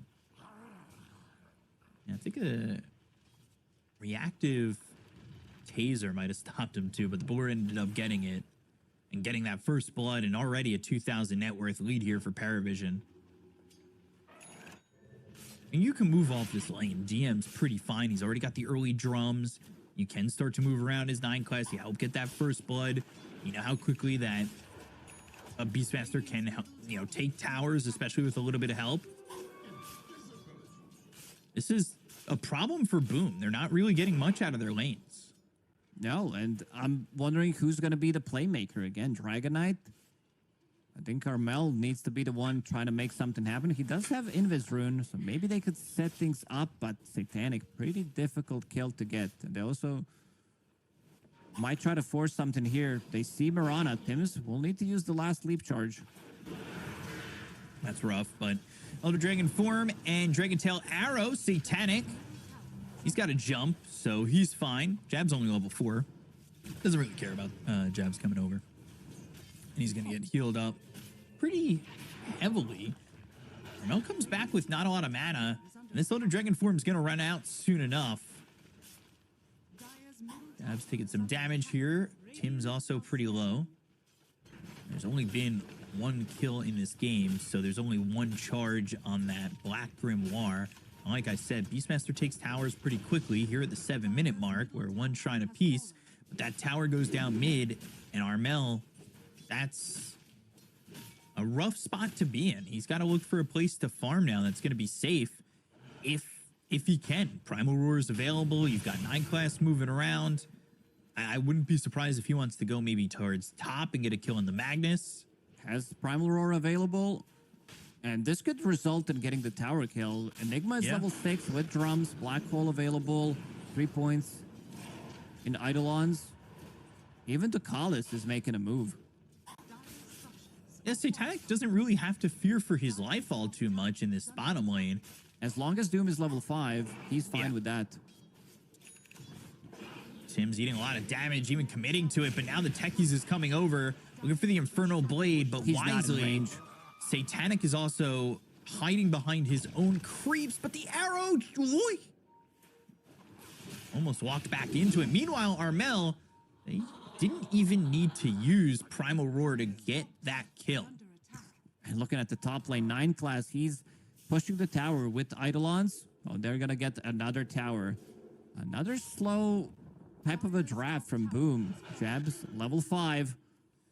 Ooh, Skewer and the Fatal Bonds, but the jump over towards no one who still has that roar because they didn't need to use it, so he'll use it now. They get this roar out onto the Doom. Jabs level 5, no Doom available. Fatal Bonds, the damage is there. No one ends up getting the kill. The Sleight of Fist, but now trying to go through the Twin Gate as well. They'll give up on that, and they just get that 1 killer up. 4,000 net worth with a 3-0 lead. And Satanic, a lot of harassment on him. Goes Not a back lot to of full results. HP, getting healing cells, getting tangos. The itemization that he did go for, knowing that he's going to get harassed quite a lot, picking up Casual Bracer is what actually keeps him alive. Having Raindrop, having Magic Stick, no one, he's playing in way too deep. Yeah. Going for this Beastmaster, they drop down some vision, and now they want to fight this. But I don't know if I really think that this is the go-to move. They will get a kill on Janwell. It's DM who gets credit for that kill on the Techies. Meanwhile, Ducalis used the Black Grimoire, and he wasn't level 6, but now he's going to hit level 6. DM thought did you still use had it Solo in Black there. Hole to get a kill on Techies. In the meantime, going for the same item build, and they're also keeping the tower alive in the bottom lane. They killed mid, they killed top, pre-10 minutes. Things are looking good for them. Both supports are going to be level 6, 9 class, getting some extra bit of a farm in the top lane. Yeah, just some soul farm for him. Why not, right? They're all moving around. DM can take the jungle. Doesn't need to be in the lane. He's actually farming in the enemy's jungle at the moment while you've got no one farming your triangle. 9 class now level 6. Middle tower is under attack. He's looking for Yule's Scepter. And their Moonlight Shadow, they're going to try and come over, but DM, he doesn't have Black Hole, he does have that drums, and he's going to start to back away. Moonlight Shadow, Sleight of Fist, Searing Chains, getting some lockdown, blast off arrow, and some mines down. They go to the RP even. Don't think And they will needed that kill RP, but DM. wanted to make sure that they're grabbing the kill. DM is worth a lot of gold.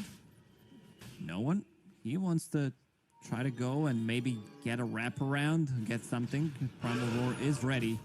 Yeah, he'll find the techies, and Genwell will die here to no one. Unclass even coming over, but not finding the Mirana who TP'd back.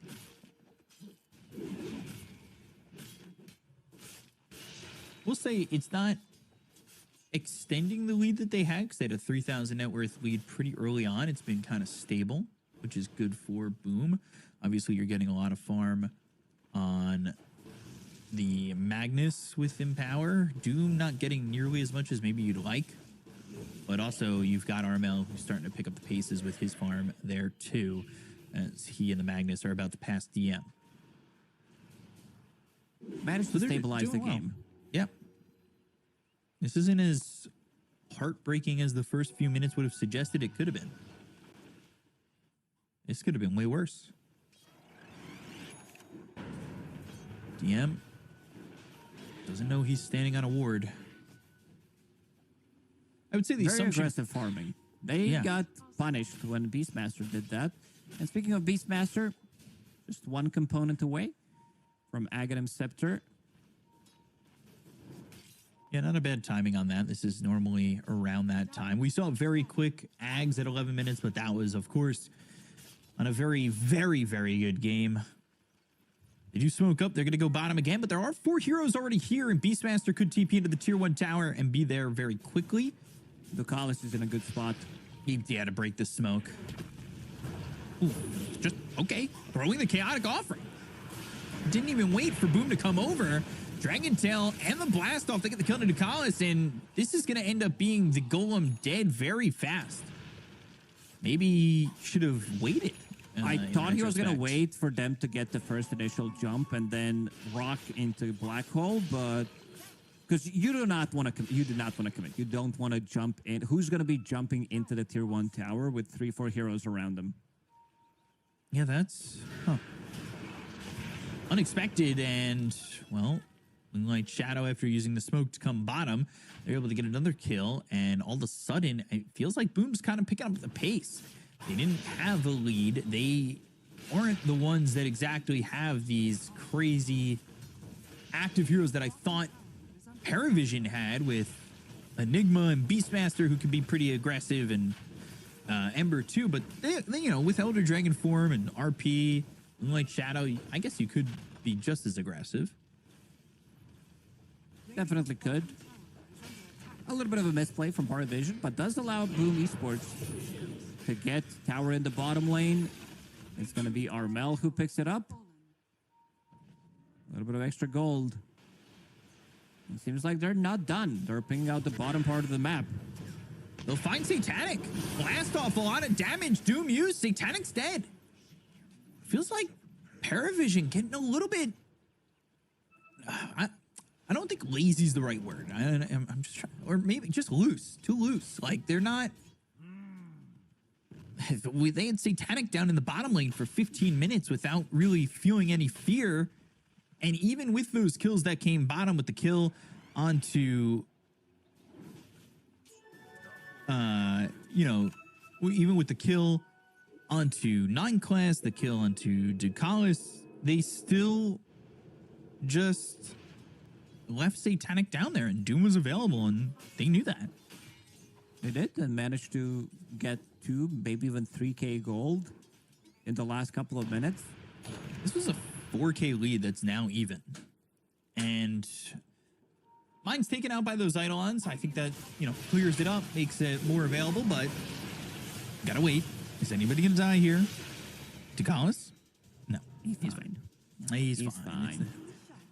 Ember would definitely love to pick up Shard for free. Position 4 Ember, because if enemy hero dies near Ember, you will get your charge replenished. Right.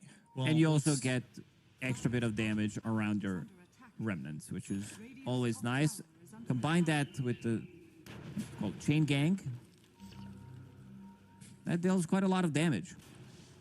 And we'll see if he gets it on the following Tormentor. And like the following Tormentor, you can follow the channel, follow the official Fissure channels on all socials. You can catch all the behind-the-scenes action for all Fissure events coming up.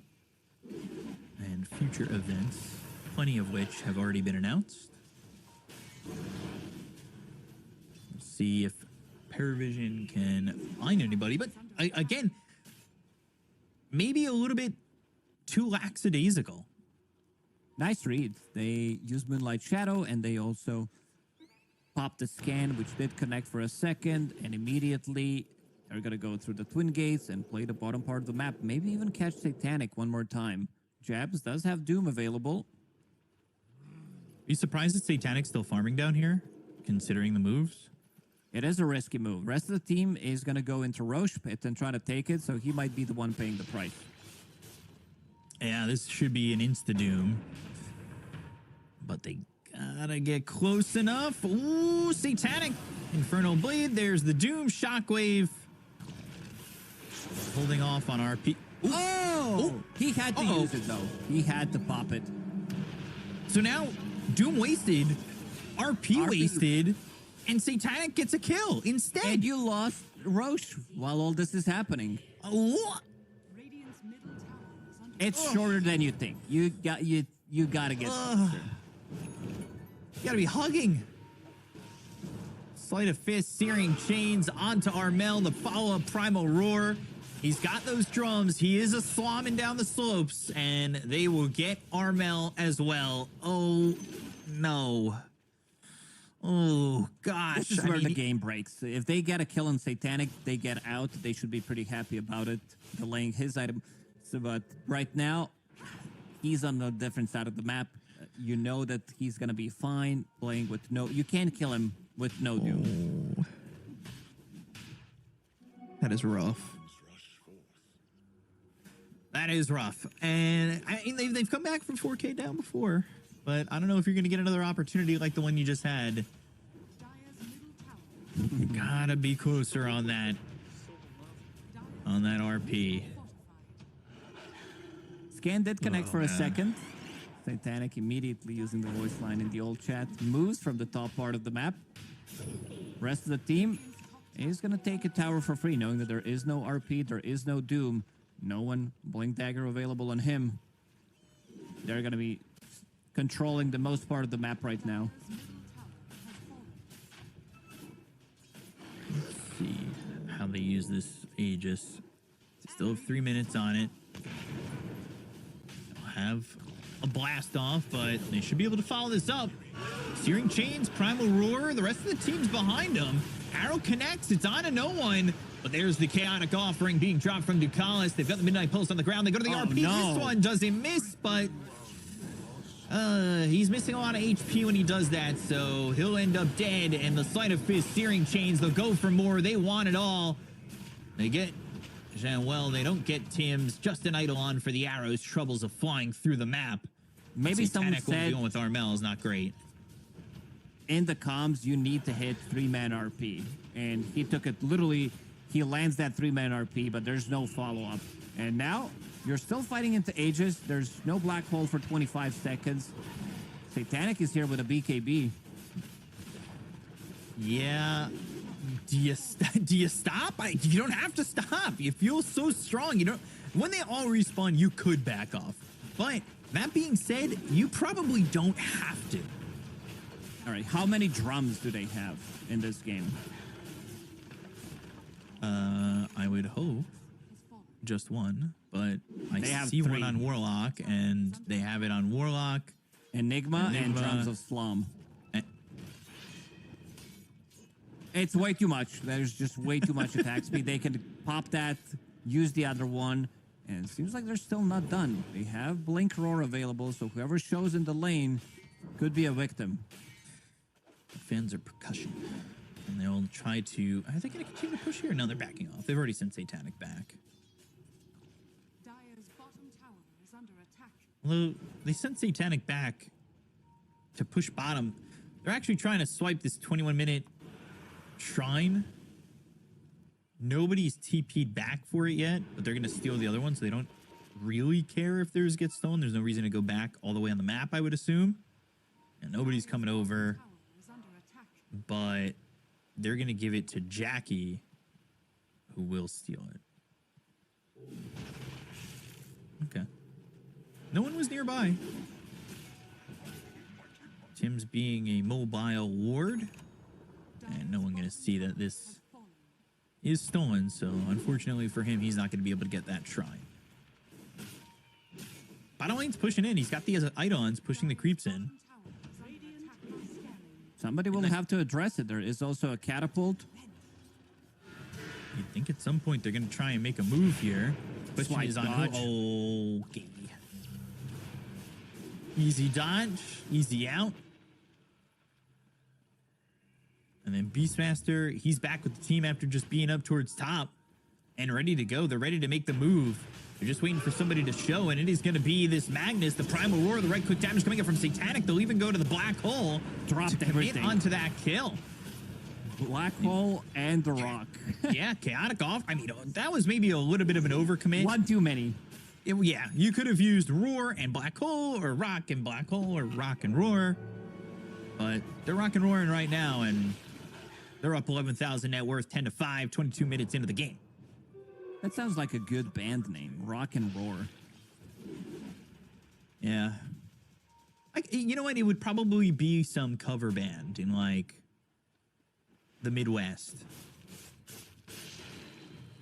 Not, like, too famous, but, like, they play, like, small. Yeah, they play in their own garage Oh, after well, after work. They work 9 to 5, Yeah. and they do it You know, on Tuesday nights. One's a plumber, one's a lawyer. Thanks for showing up. We're Rock and Roar. Clap in the chat. Let's go. Yeah, they stream on Twitch as well, out of their garage. Good band. Catch them on Spotify. Thanks, being built for Ember. He's going pretty crazy build. Like I think in this type of a game, you can build pretty much anything, how far ahead they are, and it's still gonna feel good. Probably gonna wait for next Roche, Satanic, bringing in SNY, fully completed. Gotta make him super tanky. Status resistance, of course, great against Dragonite, great against Doom. Scan. Connecting. You're gonna try and make a move. Uh-oh. They've run into the line of Eidolons. Blink over. They were looking for Satanic. They're not gonna get it. Blast off right on top of DM though. Fatal Bonds, not well He's placed. flying back. Nine class is dead. Janwell gets 2. Jab's in trouble with the BKBB popped after this Doom used. No one's 3 dying. heroes are going to be dead. RP committed. And now DM's gone. He bought back. He's dead so quickly. Satanic jumps away, trying to survive, but Armel's with him. The arrow doesn't land. Satanic still surviving the skewer, the jump. They're Got a still creep wave. looking He for the jumped Phantom away. Assassin. But he was able to get a creep wave. They've got the harpoon. They'll lock on to this Ember, and they'll get a kill. 2 buybacks. 2 kills. All right, we got a and then they game. also killed the Beastmaster. Double buyback. So Enigma died, and Ember Spirit also died afterwards. So a bit of a, how did you call it? You didn't say sloppy, slow? But Yeah. it's definitely not the type of execution that you want. I think it comes down to them overlapping their abilities to get a kill on Magnus. So not having Black Hole, not having Rock. If they had one of those abilities, they would definitely love to take the fight. And Roshan may respawn in 15 seconds. But showing signs of life, they just got extra 15% on that win probability. And they got, I think, good 7,000-8,000 gold from it. Yeah, they just did some CPR to their life in this series.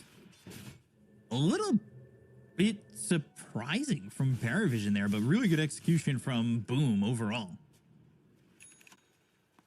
kind of shocking, honestly, with how well that went.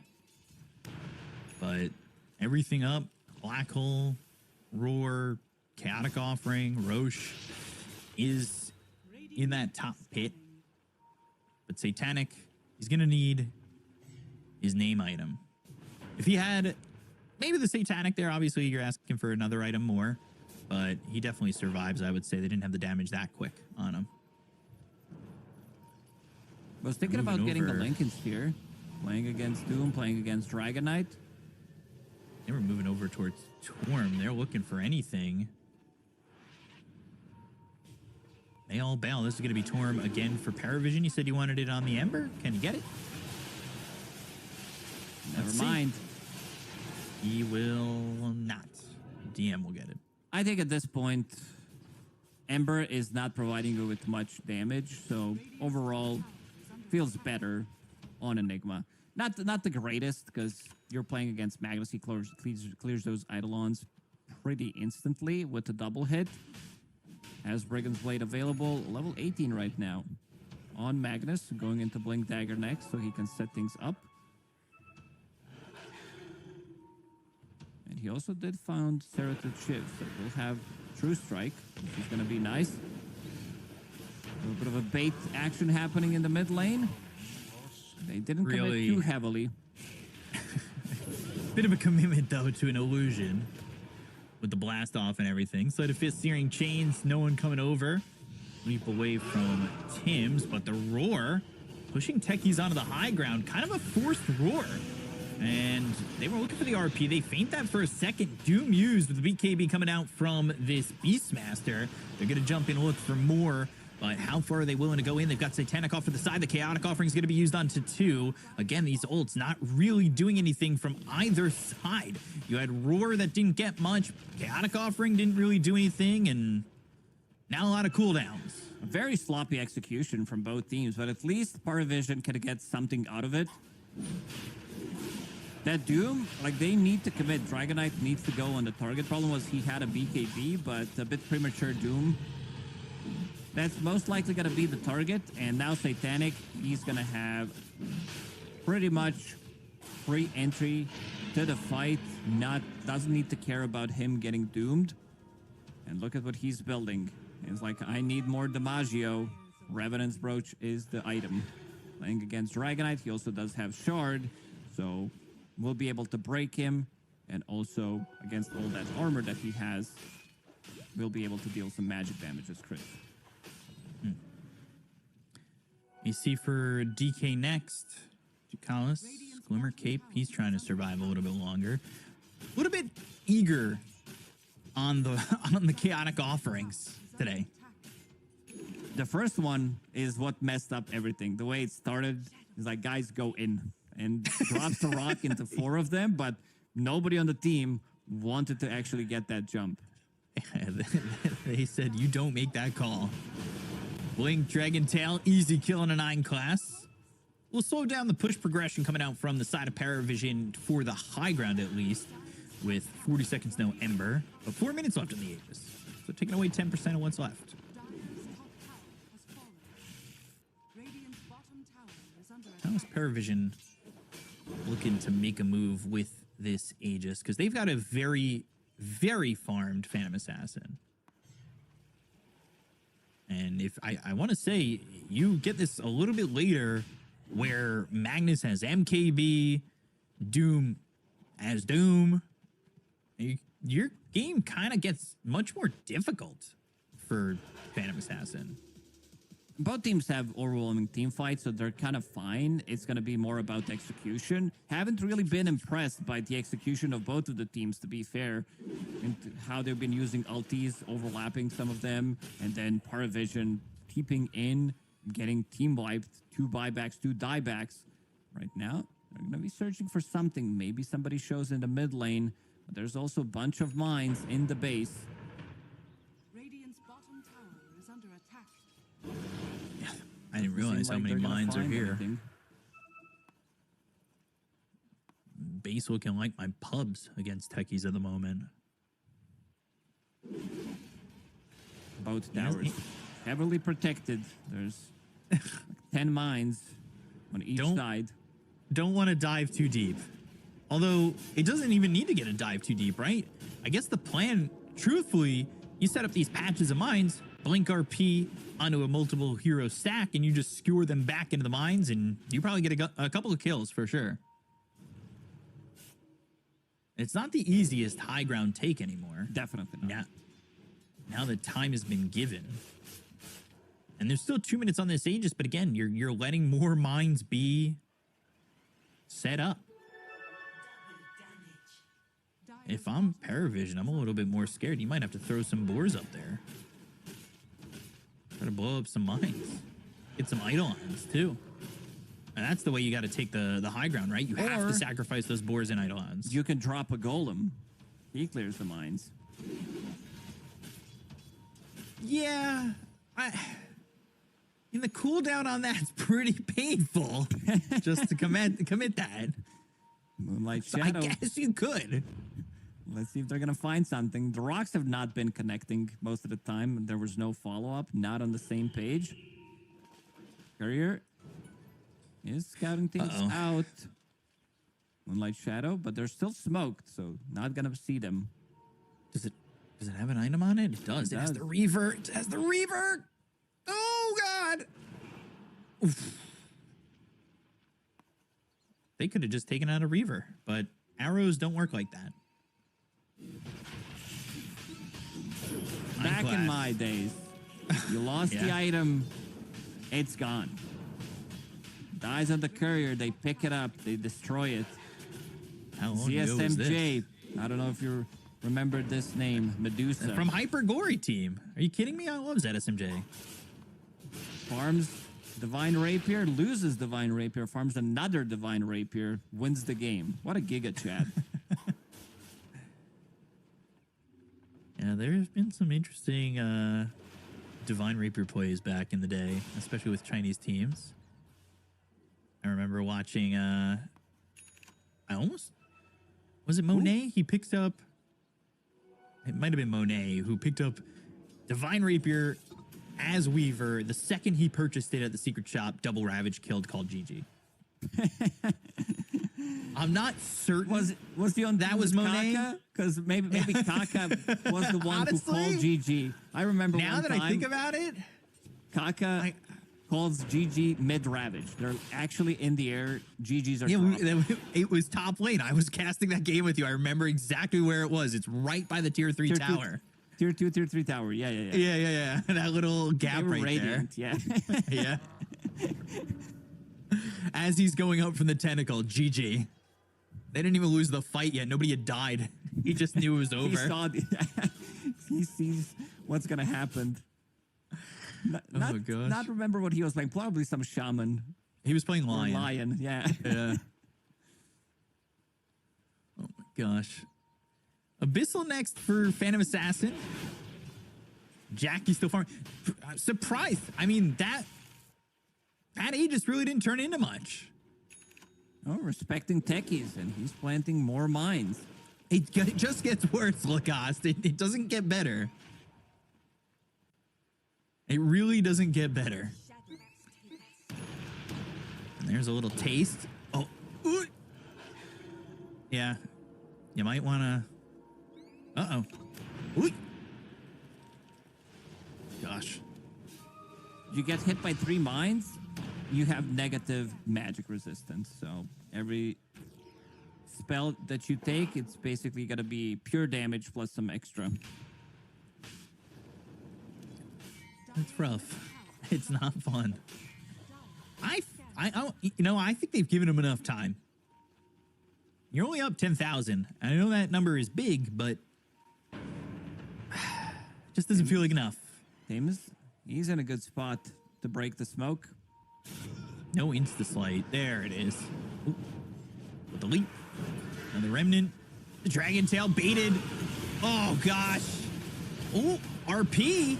A little early. Chaotic offering coming in. Satanica with the BKB. He's going to try and chase a look over now at Jabs and the rest. The Jabs are Mel. Tim's on the run. Satanic.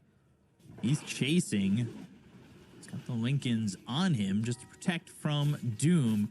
And these heroes are just too speedy. They lose 9 class, and they get nothing out of it. The BKBs are down on both the Beastmaster as well as this Phantom Assassin. They RP can't was kill used. anybody. No, they can't get their hands on anyone. I understand they want this. Oh, hold on. Doom, no one. Caught. Oh, even pulled back. That's rough. He is in trouble, and he is going to die here. Armel getting that kill. They were ready for it, and they also get their hands on a gem.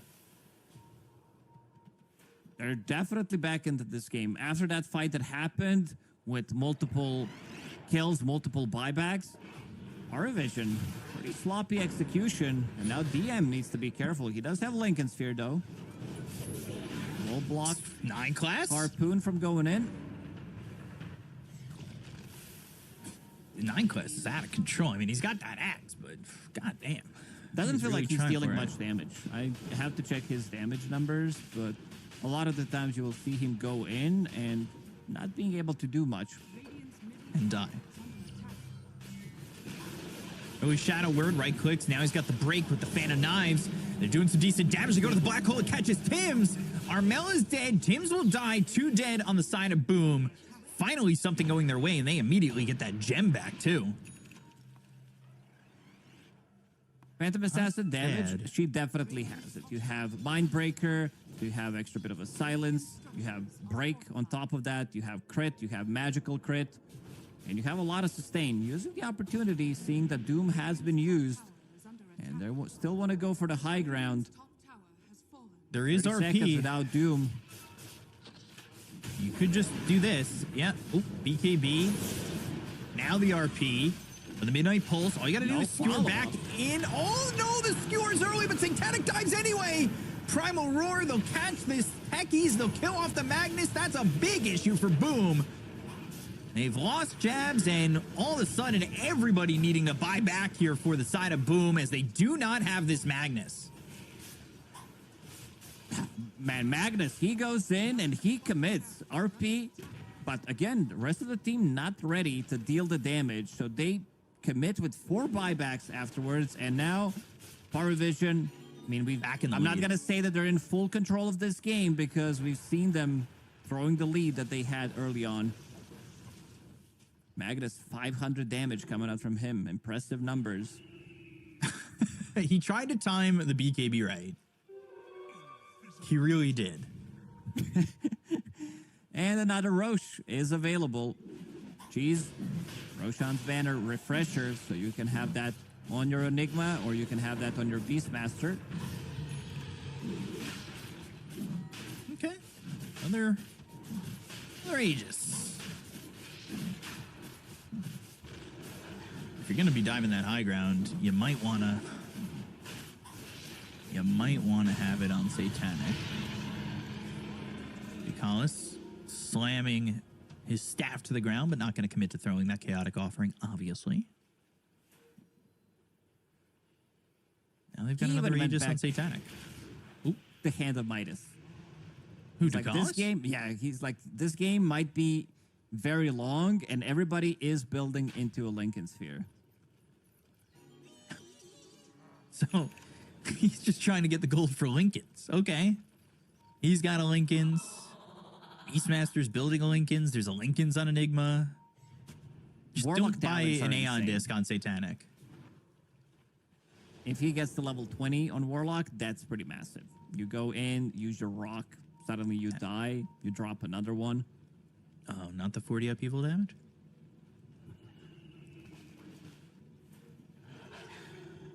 You sound disappointed, and I know you've said nothing, but the sound of nothing No, knows, it was makes the me know. nose sound. It was the I didn't hear that initially. It's the sound of disappointment, honestly. That I'd even suggest such a thing. I'm not even mad. I'm just disappointed. This is why it's upsetting that I can't see you right now, because I know the face you're making as well. Yeah, it is the face. Ob Sentry down. It's going to provide them with a good amount of vision if they want to get that first initial jump and maybe skewer back. I'm kind of searching.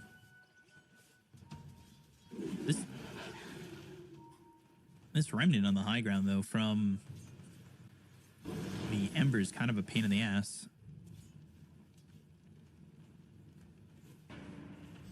They're getting the immolation. So when you've got that remnant on the high ground, Canceling it's the blink. stopping them from blinking and looking for that initiation if those heroes were there.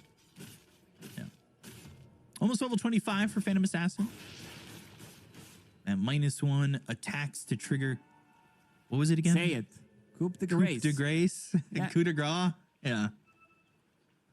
You're going to make me think that it's actually coup de grace at some point. I'm really going to forget.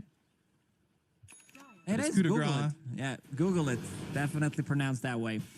About to crack 25, as you said, after camp. He's going to have it. I think they're still giving them a lot of respect. Maybe they want to farm those Lincolns, and there is Lincolns right now on no one. One Waiting on for next Enigma. Roche. The call is getting close to it. Still needs a good amount of gold to finish that one off.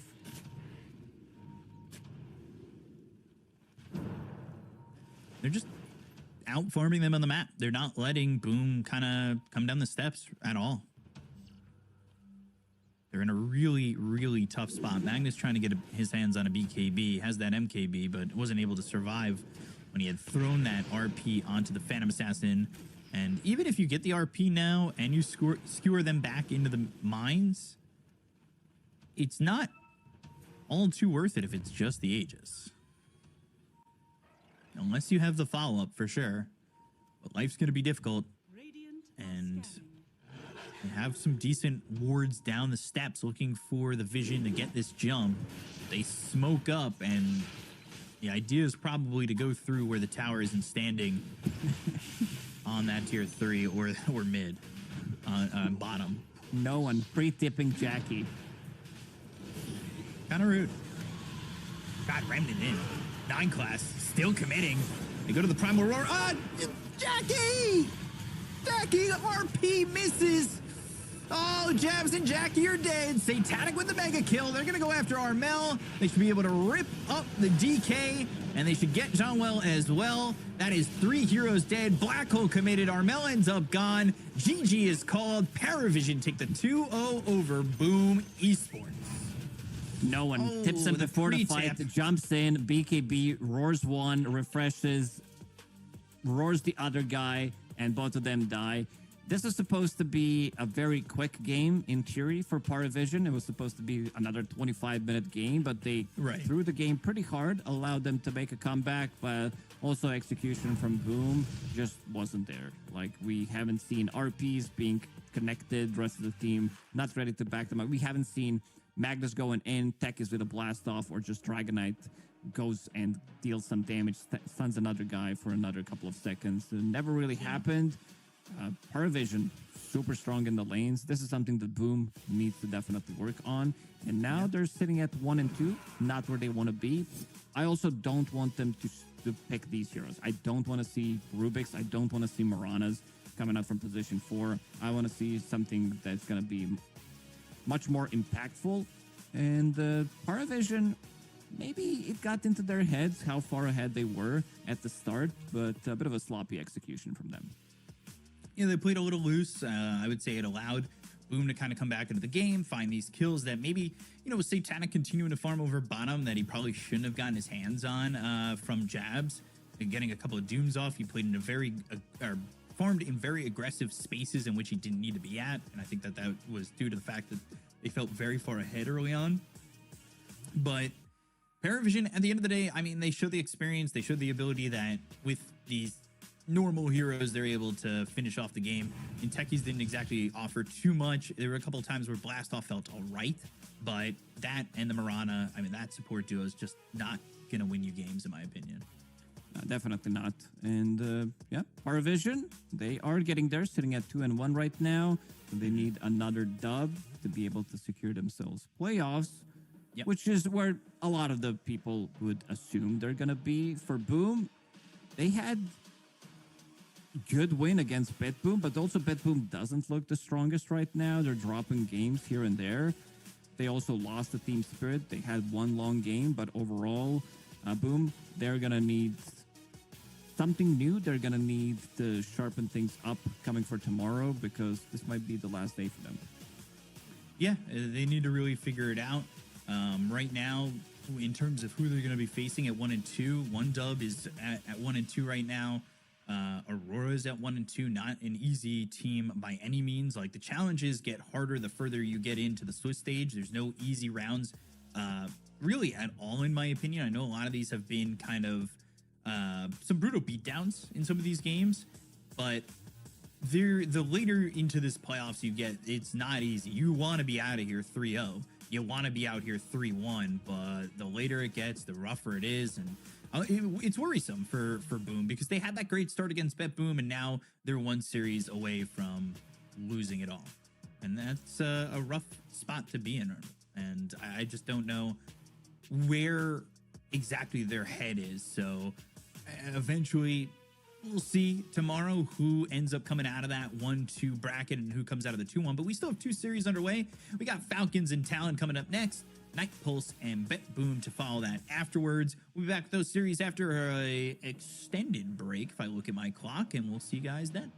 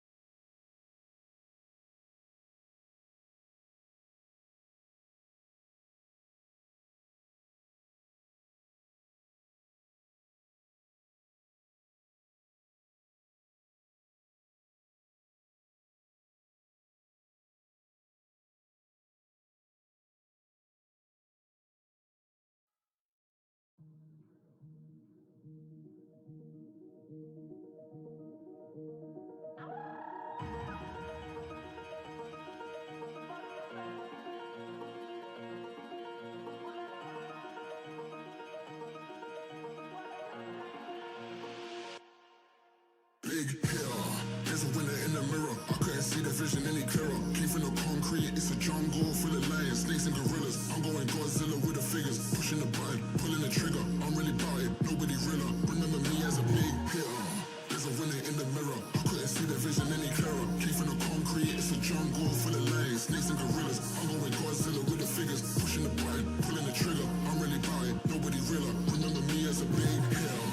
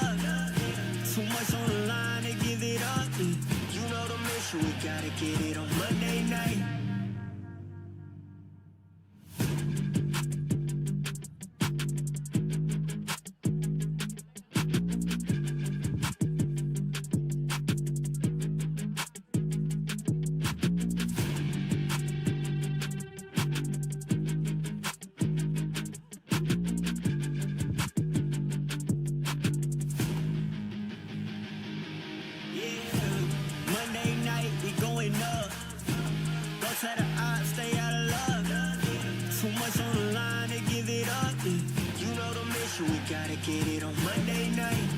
Monday night, we going up. Go tell the odds, stay out of love. Too much on the line to give it up. You know the mission, we gotta get it on Monday night.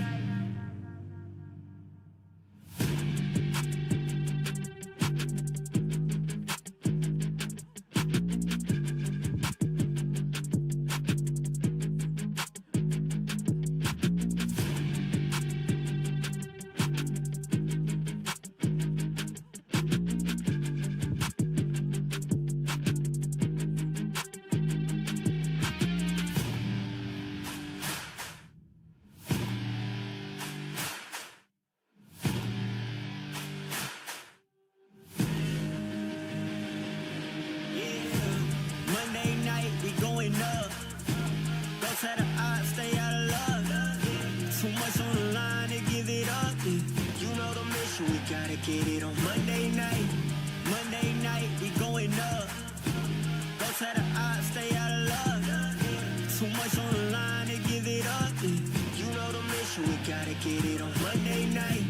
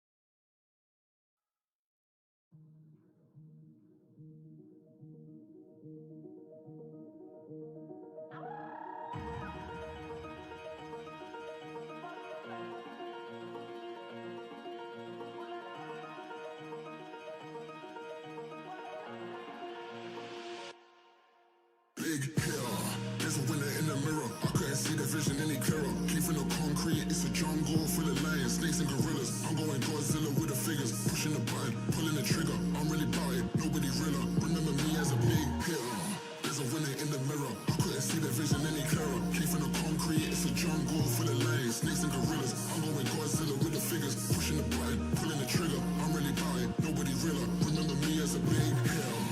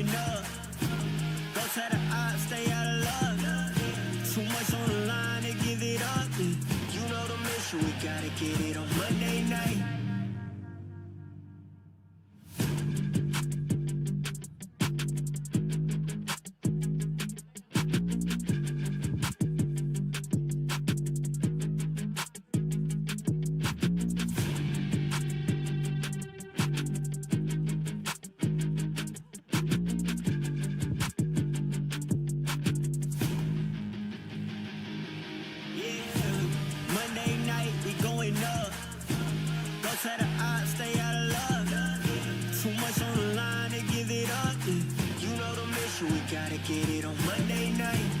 Monday night, we going up. Go to the odds, stay out of love.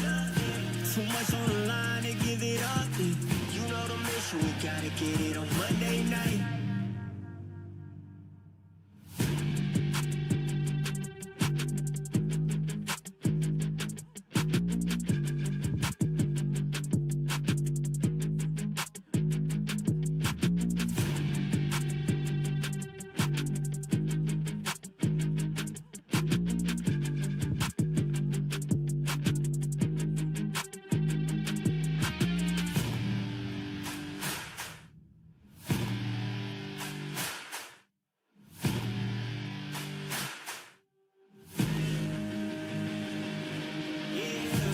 Monday night, we going up. Go to the odds, stay out of love. Too much on the line to give it up. You know the mission, we gotta get it on Monday night.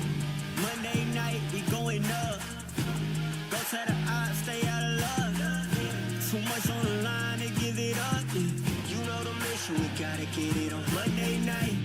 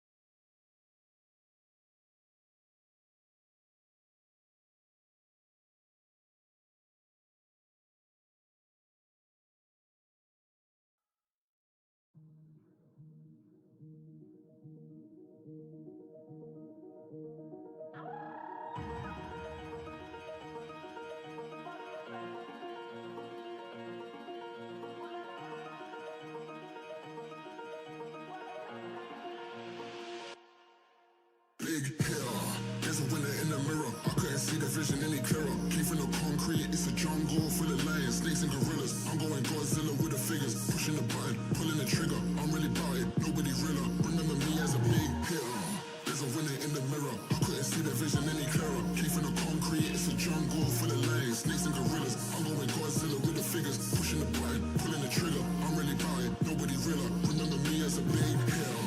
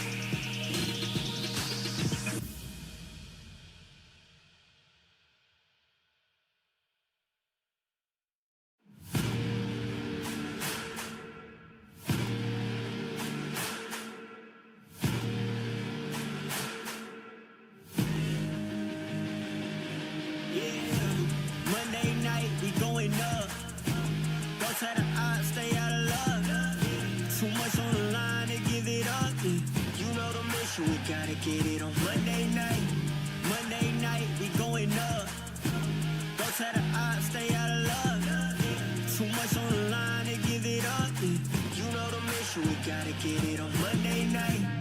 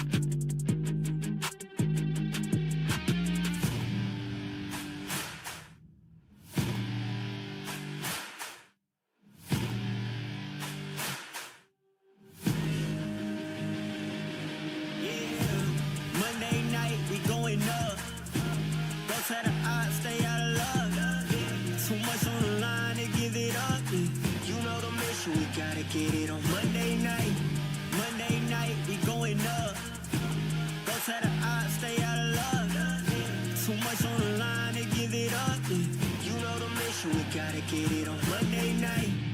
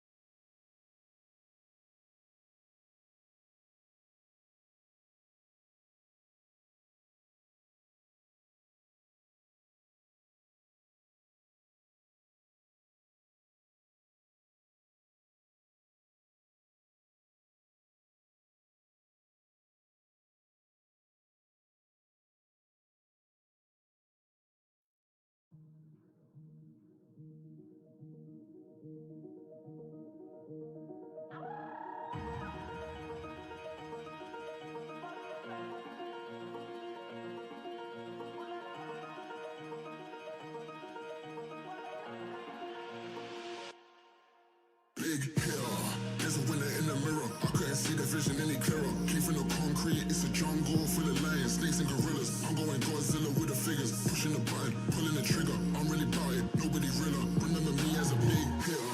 There's a winner in the mirror. I couldn't see the vision any clearer. Came from the concrete, it's a jungle full of lions, snakes and gorillas. I'm going Godzilla with the figures, pushing the button, pulling the trigger. I'm really about it, nobody realer. Remember me as a big hitter.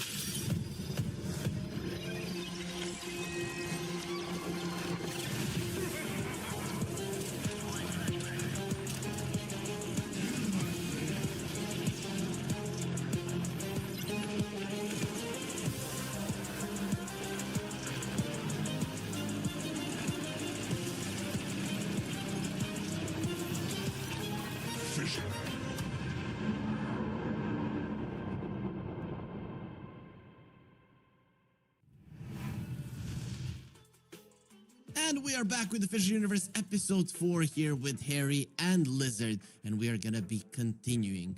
here with our games today. And Liz, we've got some interesting ones. You and me have been blessed to crown the first round of teams that are going to be going into the playoffs after just 3 days of competition. And we've got Spirit, we've got GG, and later on we are gonna be having Tundra and Liquid also fighting for the spots. Any favorites for the day? I mean, for both of the series, do you have a team that you're kind of certain will go through? I'm not certain. Like, I'm not certain in series number 1 or series 2. I feel like we are blessed, like you said, with some really good Dota. I hope we'll do it justice. In series number 1, Game in Spirit, they have matched recently against one another, right? Like, Team Spirit did take the W. At the same time, yesterday, Gaming looked kind of incredible. Like, they took Falcons with ease, and Team Spirit that we just saw on the screen, they might have a harder time beating these guys in the FISSURE Universe tournament. Yeah, it is definitely going to be a different one. What is the date where when they played? It was March 9th. Yeah. Sure.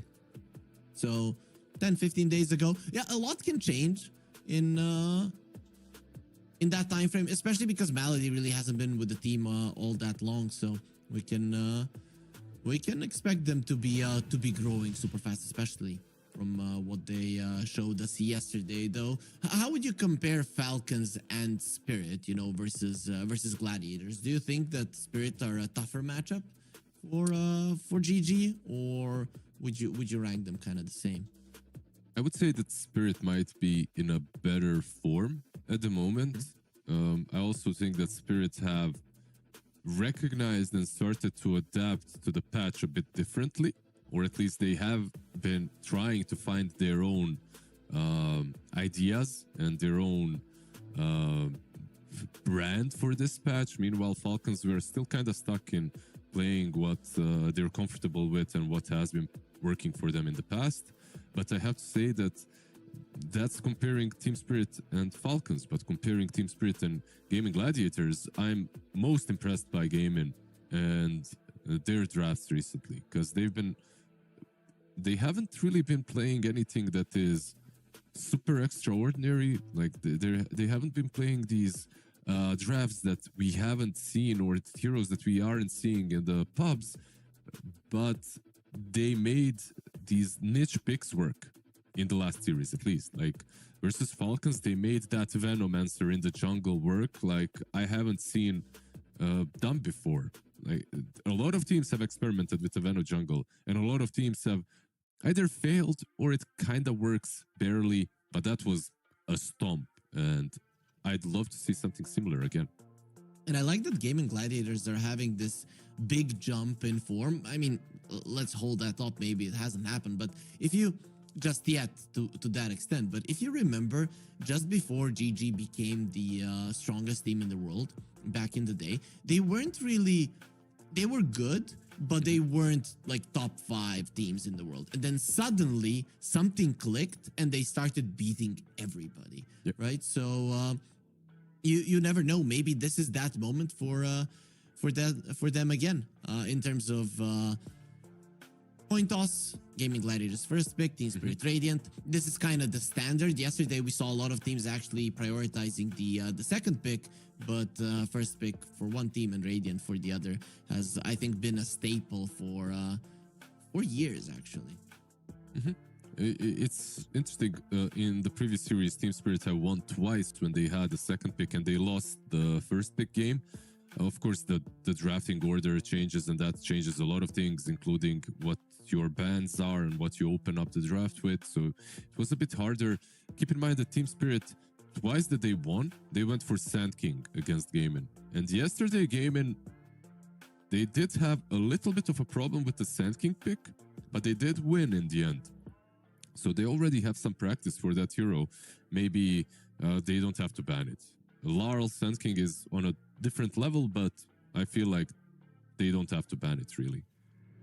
Yeah, I still am not 100% convinced about the Sand King. I saw that it's definitely viable. It can be played, but there are so many heroes that feel very strong right now. The meta definitely hasn't cleared out just yet, so that we have a clear view of something that is stronger and heroes that will be prioritized for weeks and months to come. In terms of bans right now, there's really no surprises, and I think we won't be getting any surprises in the first bans at all in our series. In this series, the next one doesn't matter. Maybe in the second game, after a team has pulled out something weird, but definitely not here. Yeah. Gaming usually Abaddon, Mag, Dazzle, Night Stalker. These are the heroes that they frequent with the first bans. Right now, they banned out the Darkseer and the Dazzle. Mag, Abba, of course, banned out on the other side. Prophet Night and Tinker Stalker as in the well. pool. Night Stalker still in the pool, and Night Stalker is one of those that gaming, even when they have first pick, they don't go for. And I feel like that's something they gave away yesterday in the series that they played, which is also something that Team Spirit are very well aware of. And that's why they didn't ban it. It's still in the pool. And it's still not picked. So they are more willing to go with a TB that's a flex for gaming than to pick a Night Stalker early on. So now when you know that Terrorblade is a flexible pick, do you target it? How do you actually target it? Do you just try to go a lot of magic damage, then he's just going to be put on the offlane to play as offlaner and get the pipe? So what's the play? How is your read to actually deal with this hero? That is quite a good read, actually. Yeah, this is a hero that most teams right now are experimenting with against the TP. I think the moment you pick ET, Terrorblade offlane becomes pretty damn bad. Even Terrorblade safe lane isn't amazing. Later on, of course, a lot of AoE damage, minus armor from the ET is amazing against you. But the laning stage itself, when you're playing TB into Elder Titan, even when you pop meta, if he has level 2 spirit, he can run you down. So you have to really think about what your position 4 is if you want to make this lane work. So a position 4 is... Like, it has to be something that works well against ET if you want an offlane Terrorblade here. And what is it? Do you go something like a Phoenix? Do you get something that's going to harass him, annoy him like a Muerta maybe? Are those options? Muerta, I think Muerta is the one that's best because it's in the meta and it's also good. You basically, you don't really harass him that much, but what you do to him is once he gets his spirits and his damage starts running at you with bonus movement speed, you just use that shot and he runs even faster in the opposite direction. So he wastes all of his spirit timing running away. I think that's probably the best hero right currently in the meta. But dude, look at Miposhka, Mr. Fantastic, man. That's some very flexibility. You're like, what the hell? I have seen him before in similar flex, whatever. I don't know what he's doing here, just flexing, preparing for the game. Do you think it benefits? I don't know, man. I have a friend who usually, did that exercise. You hold the bar and you're trying to pull your arms back. At some point, he popped the shoulder. Screwed up, popped the shoulder, and had to have a little bit of a surgery. So I'm not the biggest fan of that position. Yeah. Another hero that maybe would have been okay versus ET is this Coddle that they just banned out. We have seen yesterday just how much Coddle can do. Of course, Blinding Light into ET, definitely an annoying spell. Plus, you're really fast on Coddle, so hard to keep you controlled, hard to run you down. Let's see what they go for next. Well, let's see if maybe they can get Muerta for themselves. No, they go Jakiro. Is this showing us this might be a collapse Elder Titan? Is that now a possibility? I feel like it's always a possibility, but never highly likely. Elder Titan as a core is my one true love. You know, it's like even when I'm playing a 5 or a 4 ET, I just love to have that scaling possibility. However, ET right now isn't as great as a core. I feel like he, ever since momentum got changed and nerfed, he became a bit weaker. And I don't believe he was changed, right? Like with the recent, bonus speed got decreased as well from his astral spirit. So overall, I feel like the hero is right now in a better place as a support. I don't know. I see this AA and I'm thinking I'd like to play an offlane ET to just smack him in the face, 3-shot him, and have a free kill every single time. True. AA plus TB. Running them down would definitely be fun. Don't threaten me with something I love. Don't do it. If I'm GG, man, I'm picking a Muerta right now. I feel like it's good if it is a position 5 Elder Titan, but also imagine an ET plus a Muerta lane. That would be death for pretty much anybody. So I think I'd like them to pick it up right now.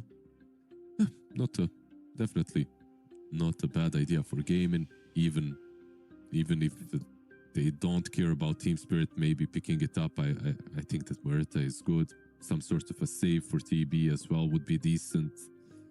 But okay, here we go. We get the Banana Mancer. Okay, interesting.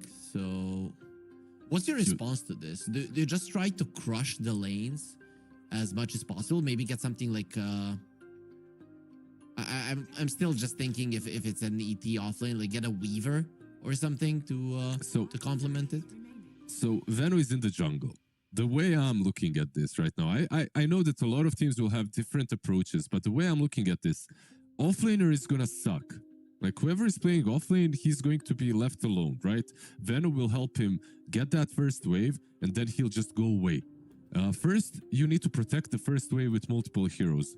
I've been brainstorming this a little bit. Go to the first wave on top lane with like 4 heroes, and then use twin gates to go to the offlane. After that, I feel like you need to get some carry that's really good against solo offlaners. So your Tidehunter, that is probably the most popular solo hero, isn't able to just chill there and do whatever. They go with a tiny. I don't mind it. I never liked heroes that needed blink daggers as their main initiating tool versus a Venomancer lineup.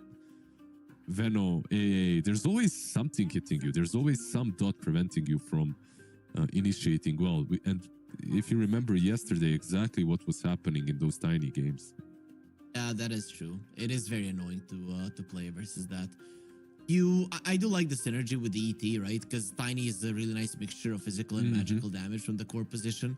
And then you just burst people down. I mean, if I look at this AA, it's food. Even the Terrorblade is food throughout the game, not only early on for the Tiny. So that can be fine, but if you can never get the jump, it's a problem. And yesterday we saw the Bounty Hunter versus the Veno. Didn't really look all that hot. With how things are right now here, Lizard, it does look like an ET core.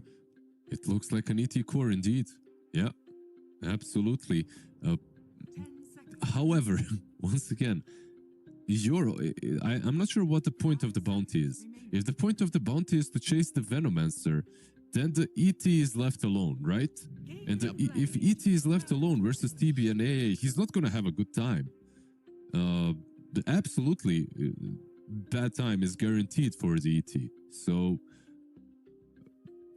let's wait and see. Maybe they have a better read. Maybe the bounty will just be laning. I feel like bounty and ET aren't that bad versus AATB. Like just the shuriken toss spam can bring TB very low. But right now, this lineup from Gaimin is looking damn scary to me.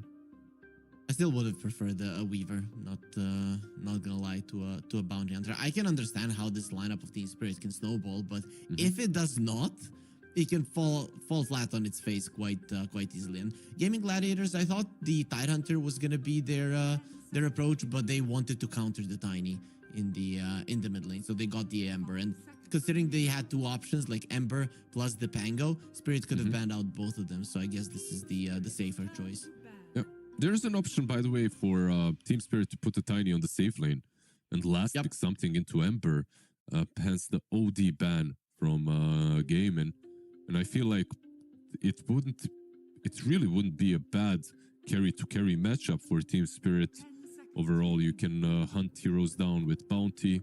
Let's see what they go for. I'm actually interested because if Tiny is the carry, it also solves your initiating issues. You can get some Spirit on the mid lane to jump the Apparition or Vano. You can maybe even get something like a Sand King. Actually, you can't get the Sand King. Maybe something like it is possible because the hero is banned. Monkey isn't great here, of course. Pretty bad versus both AA and Vano. Huskar is not a possibility for Team Spirit because of AA as well. But yeah, if I'm looking at it, maybe a Storm if you want to go for something different and Tiny is on the safe lane. Lara Storm I think that's gonna get banned out, right? There's if I have an AA and a Veno and an Ember Spirit in the mid lane, I'm not playing versus a Storm. Just there's no way. And the TB on top of all of that. Yeah, yeah.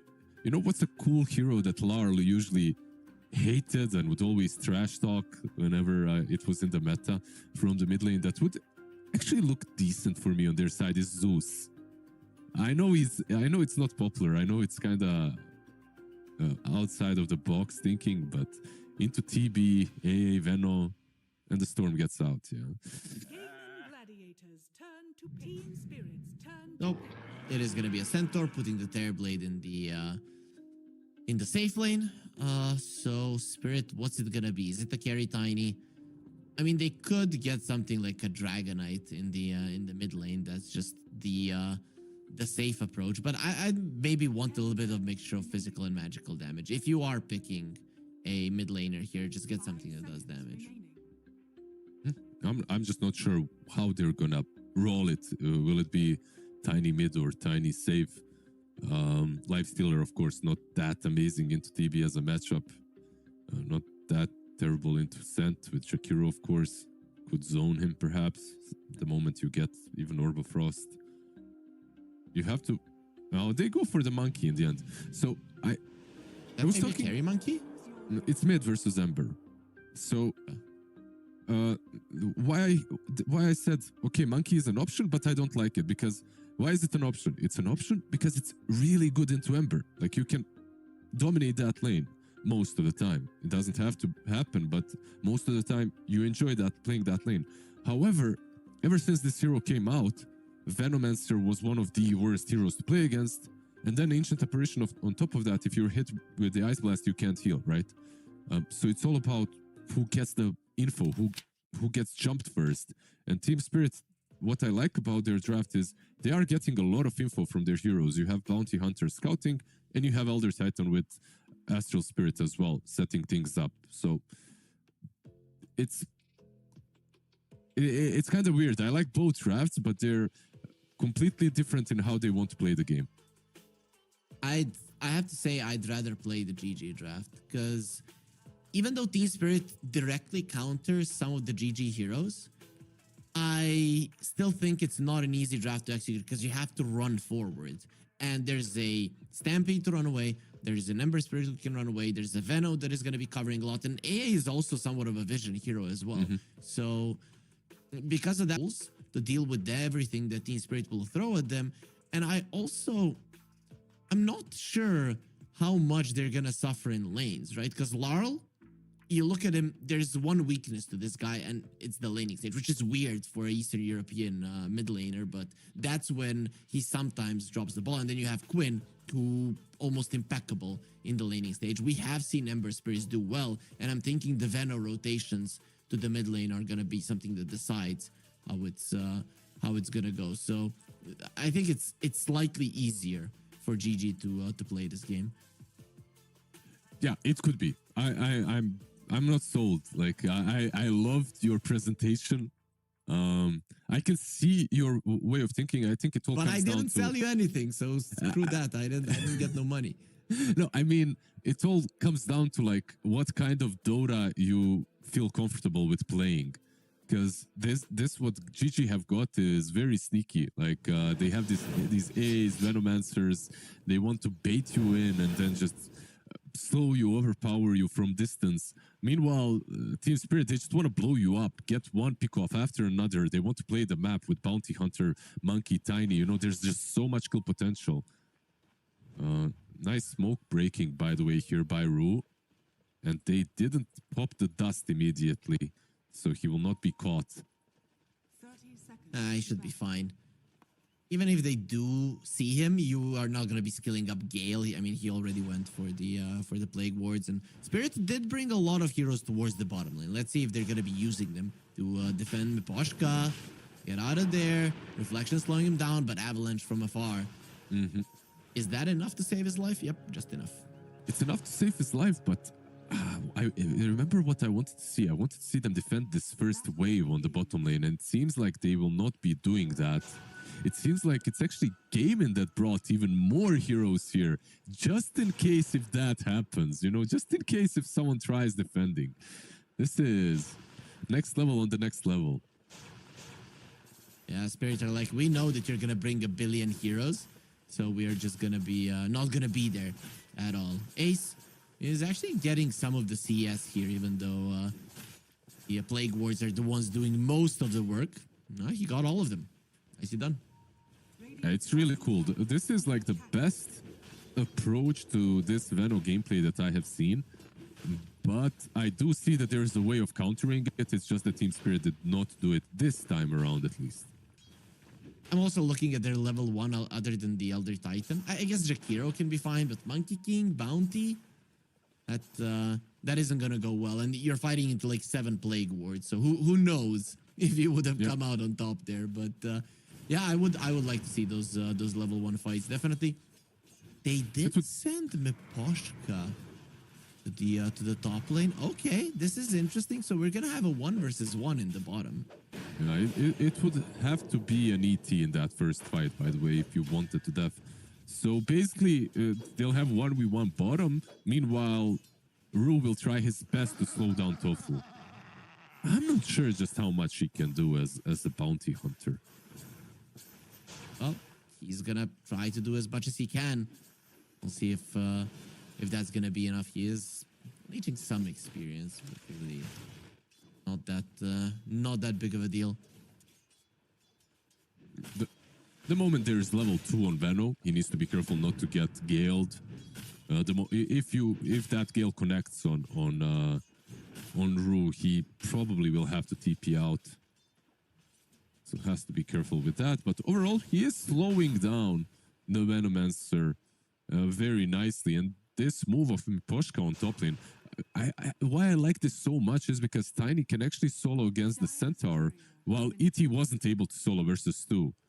And this is a very nice read from Team Spirit. They prepared for this. They prepared exactly for this scenario. It's obvious. Tofu is being slowed down, definitely. He's still level 1, not something that we've seen from him previously. And I guess this is the idea with the bounty, just follow him. Don't even try to attack, don't even try to get a CS. Just follow him and get the experience, and that's about it. And I like this approach more, even though you're not getting any gold. The bounty hunter, as long as he gets track in a normal time, that's fine for him, it seems. Yeah, he's just sharing XP, and that's it. I mean, it's a nice adaptation to the old bounty hunter who would actually try to get some last hits as well. He's also blocking camps.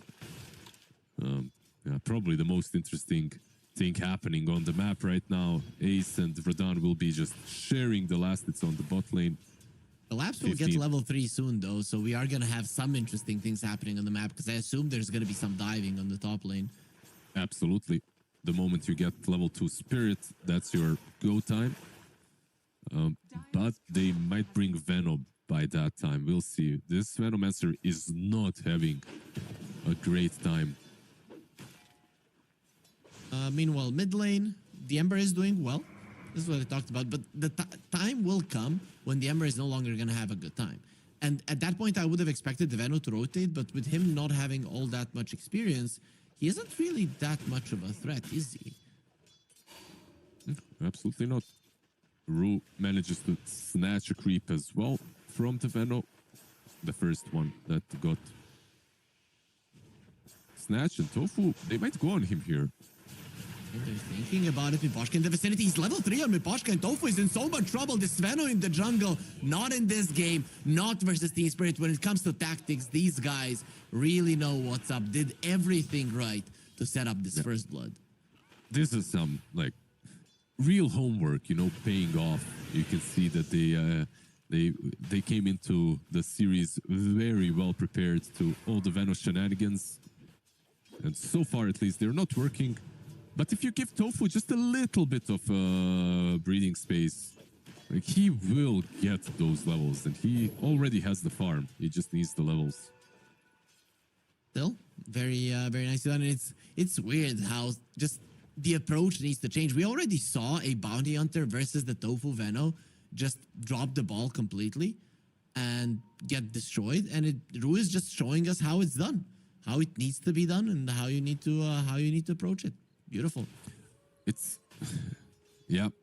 I would say it's still a bit dangerous, but let's see what's going on top lane. Ru is here, but Miposhka left, so I don't know if they can kill him, but maybe they can take down Ace. Yeah, he doesn't have his level 6. Has the healing Lotus. Tanky hero, but still very low in terms of armor. So these right clicks really do hurt. Ace will get himself into the tower, so armor is no longer going to be an issue, and he does survive. Yeah, it's a carry tiny, right? Insurmountable, no toss. They might still get him though. Well, yeah, they get him. Dropping low. Dying Quinn also in a lot of trouble, and Team Spirit have opened up this map. This is exactly how they needed the lanes to go to be able to execute what their lineup is made to do, and that is to just run at the enemy. So now I think they've already put themselves in a very, very good position. However, Malady will die, but Collapse will follow suit immediately afterwards. He did get connected on with a cold feet, so going for that solo kill, Tofu, not yeah. as worthy as he thought it was going to be. Tofu in the mid lane, as you mentioned, is going to be in a lot of trouble. The Ember is going to be in the vicinity, but the Boundless strike just in time. Laurel gets his Jingoos, and the Boundless is enough for the kill. So far, all 3 cores of Team Spirit on top. It's not like a huge lead, but it's a comfortable one. Elder Titan as well getting a solo kill top means that he gets a nice chunk of XP. Of course, same can be said for TP, who got the solo kill afterwards. So, talk to me how... Okay, just have to wait a second here. Ace, they might just try to force out his Stampede. I think that's the idea behind this move. Tiny, getting closer. Hits are gonna be going in. Ace doesn't really need to use it. So, if you look at the GG lineup now, when their initial plan has been broken, is this a huge problem for them? Can they still play this game nicely? It's not ideal, but I think it's still playable for them. I think the worst part from everything that has happened is Ru getting a lot of experience, because the sooner the bounty gets level 6, the harder it is for you to get favorable fights. But as you can see, Tofu was left alone, and he's already level 5. It's insane how fast this hero farms, but we're not going to be seeing a top of the net worth Veno that we saw last time when GG played it. So at least we get ourselves a relatively normal farm distribution here between the heroes. Yeah, it's not that crazy Veno that was the highest level in the game at some point. Mid lane, they might go on Ember. They're setting things up. They're gonna try Boundless Strike, and extra Ice Path is not going to be enough. It was close. Quinn not sweating at all. Yeah, I think maybe there's an Orchid needed on Bounty or an Atos, something like that. And then the kills on Ember become a lot easier. I'm not sure. I'm a big fan of both. Maybe Orchid a bit more than the Atos, but it looks like Ru is queuing up the Atos right now. It seems he wants drums first. I can understand it. If there's a lot of magical damage on GG, and you might just die if you go Orchid. It's boosts of bearing, right? As well, like you're playing into Veno.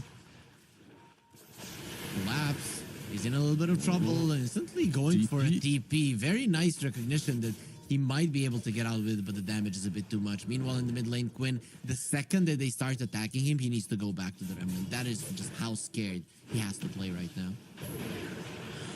Well, Yes. One more though, right? somebody needs to use it, and Lal does look like he's ready to jump forward. A little bit too low on HP, so we'll chill for now. Is under attack.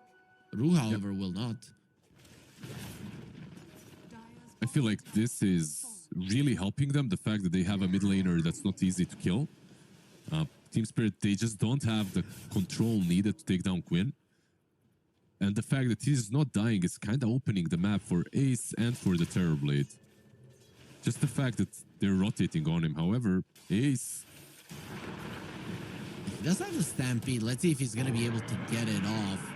Goes for the Stampede. Larl still going forward. Connects with the Boundless Strike. And Ace might actually be in trouble with the Blood Grenade. A couple more hits. They will be able to run him down. Jingo Stacks are there. One more hit from Larl. Will be able to seal the deal. Tofu comes over. Level 7 on Deveno. He's still super high in the experience department, but still not able to save his buddy. yeah, it's such a hard kill to make on that Centaur, and they still do it. If someone TP'd a little bit earlier, I'm sure that it fails. The kill that is. But unfortunately, no luck for Ace. No help for Ace, I should say.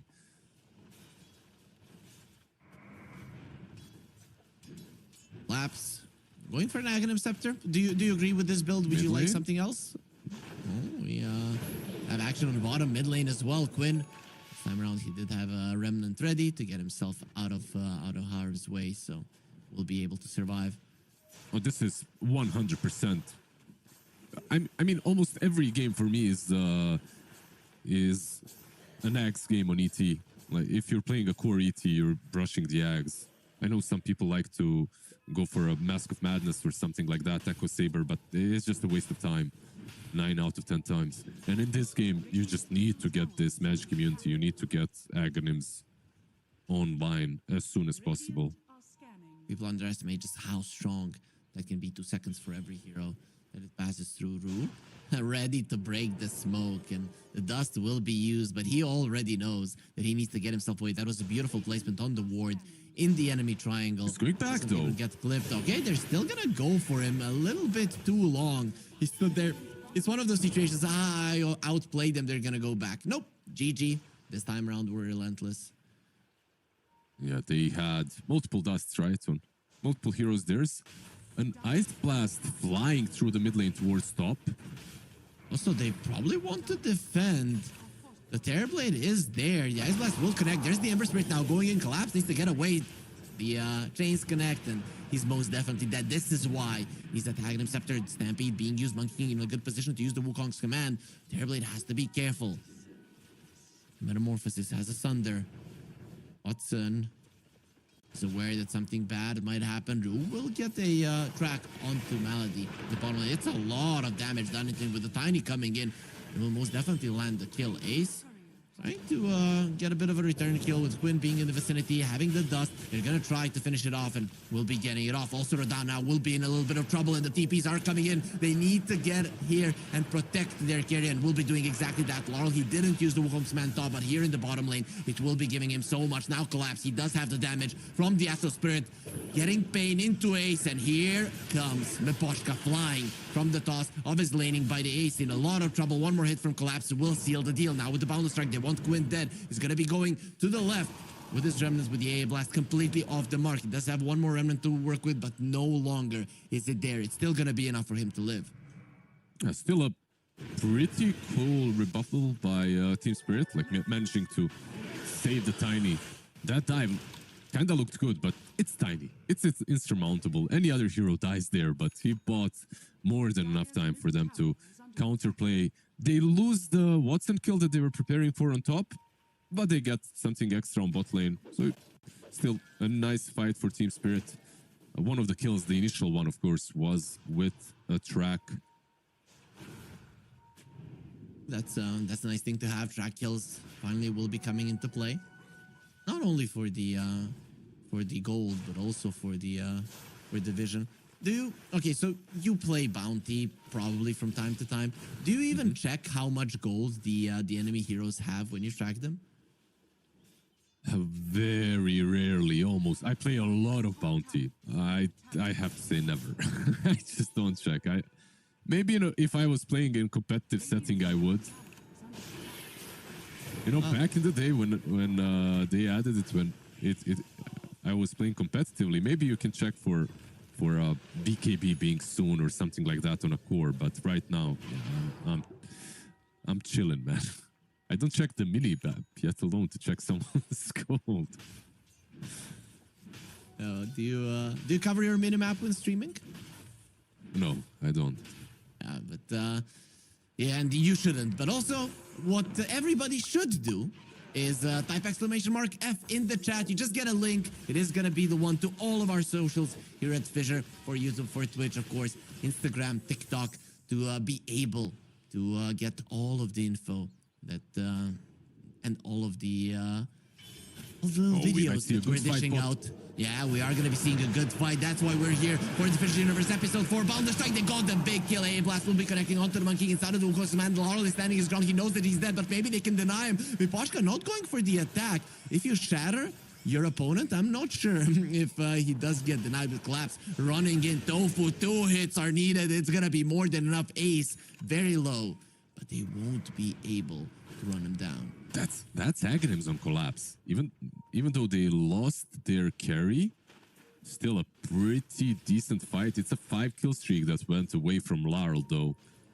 They might still fight here. Still cooking. The Ember is coming back. Radon going forward. Bounty in a bit of a bad position to help his team. He's getting some tracks off a bit too late. Now Miposhka will be ran down as well. He will be, keeping them away a little bit longer. Sleight of Fist off the mark with that. The chains miss as well, but it won't change anything. Miposhka will still die. This is going to last a little bit longer. Rue reveals himself. Dust does connect. He's going to be going onto the side. Bounty Hunter, never an easy hero to catch, but for Quinn, he knows exactly where he's at. The A Blast is coming. Not even needed. Watson will seal the deal with the right clicks, and he's on a mega kill streak. GG, looking strong. Now it's basically a wipe. Besides collapse, I guess everyone else died. So a fight that started kind of poorly for game, and they turned it all around because Rodan and the boys, they stuck around. Every mid player should look at Quinn and how he's playing versus Bounty and learn a thing or two. This man always has a dust on him, and he's always the one sniping that Bounty Hunter. It's so simple for Quinn to pop the dust and find the bounty whenever he shows himself, even for a millisecond. When I say simple, I don't mean easy, but he's doing it well.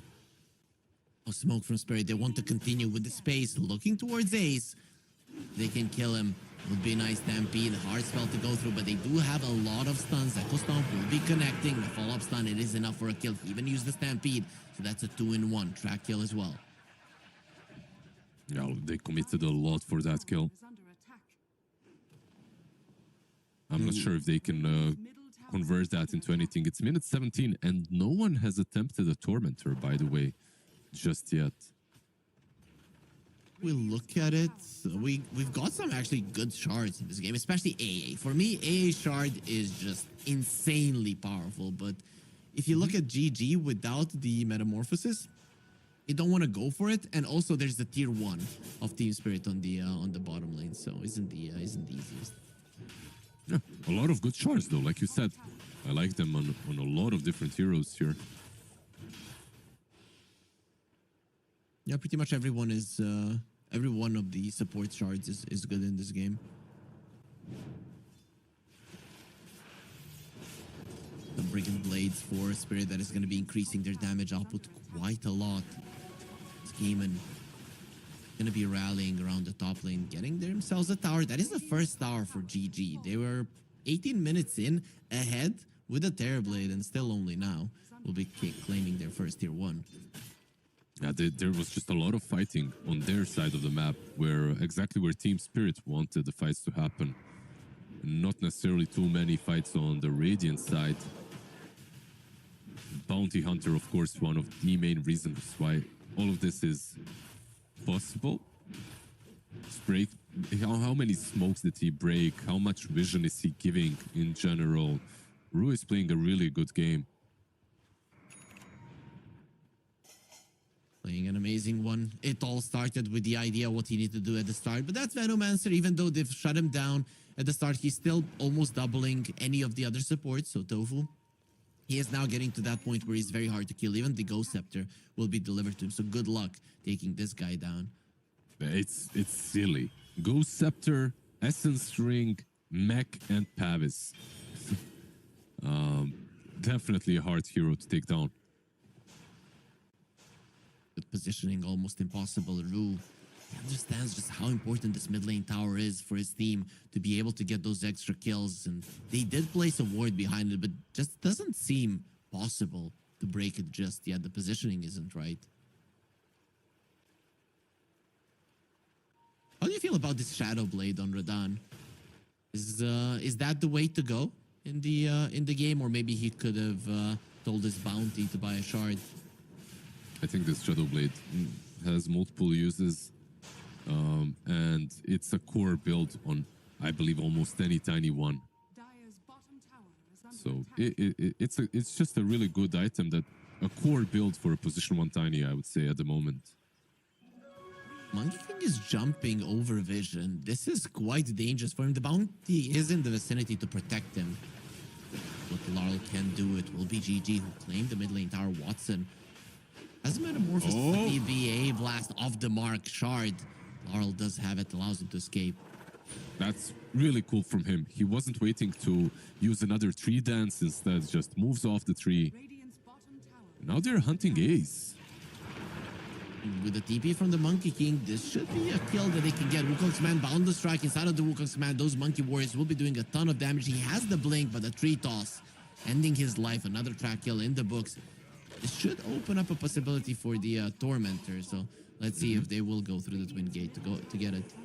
It looks like they are doing exactly that. They had one ward that did scout TB earlier, but he's too far now, so should be a Tormy. By the way, do you have the same feeling that like Gaming are having a very slow game in a way? Like they're 3k ahead, but not necessarily making a ton of moves. Yeah, I think they understand that if there's not a lot of kills in this game, that it benefits them in the long run. So they're going by that. Their Ember was also slowed down quite a lot in terms of farm. The bounty effect, right? Like bounty Yep. hunter effect. You could take fights, but if they go poorly, it's just like the risk is pretty high. Yep, and if you ignore the bounty hunter, if you don't fight, the enemies at like 35 minutes into the game are gonna have a useless hero.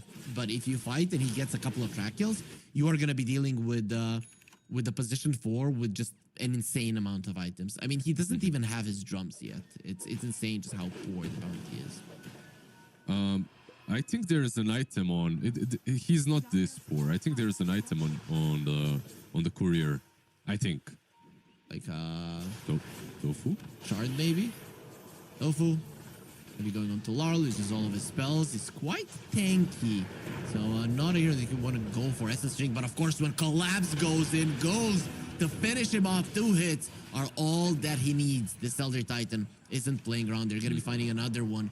And that's 2 supports of GG that are not going to be part of the equation any longer. He's got 4.7k net worth on Brew. I think he has a full Atos in the courier. Or maybe it's a full 4 drums. staff. It's a 4 staff. 4 staff, yeah. There is something. It's like one of these 2,500 items, basically, that he has. You can see our production is amazing. You can see on the right side of the screen that there's a bounty. What's that in the courier? Yeah. Cool. Atos is on the AA though, so that's gonna be an easier way to pop the cold feet. Makes a difference. I kind of would have liked to see that Ghost Scepter because he's kind of being annihilated by the right clicks of the opponents. Collapse, they want him. Blink, Hoof Stomp, and Watson with his Metamorphosis will destroy him in a second. He doesn't even get his Astral Spirit back. That's so much damage every time they jump. A target, I feel like, is with this meta, and that's why he's...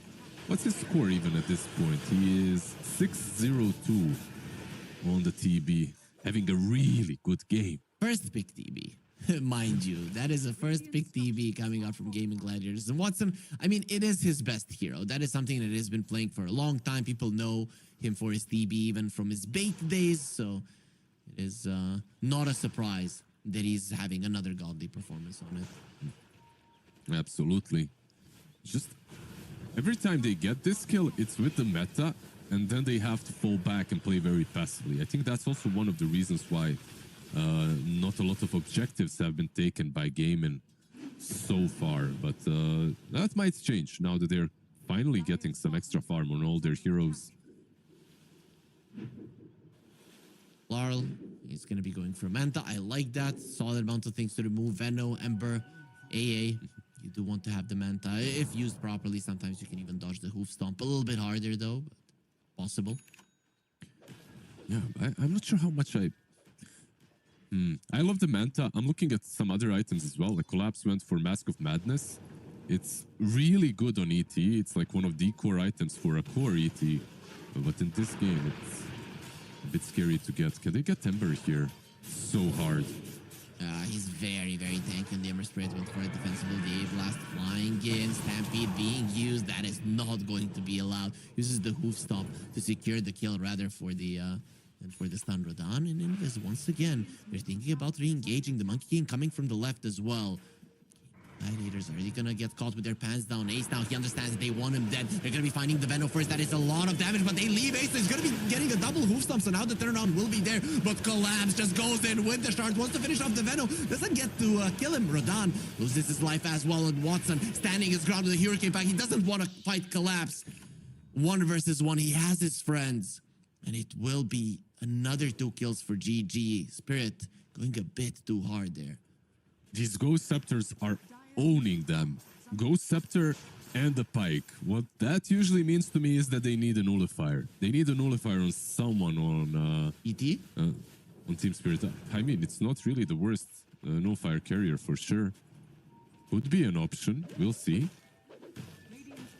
Thinking about a brooch, I definitely wouldn't want to see a brooch now. That nullifier is a necessity. Approach is also really good. Oh? Watson? Watson? Did he just use... It was just Demon Seal, right? And then he moved in. Malady will survive, but Watson definitely underestimating just how much damage can be done to him. Macropyre, I don't think we've seen many of them used in this game, but it is one of those spells that the TB definitely hates. Absolutely. Killing him and his illusions.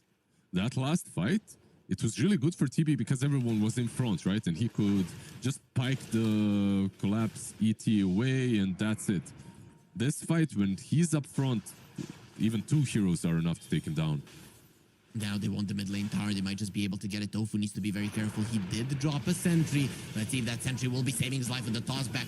Maybe not, but the cold feet onto the tiny.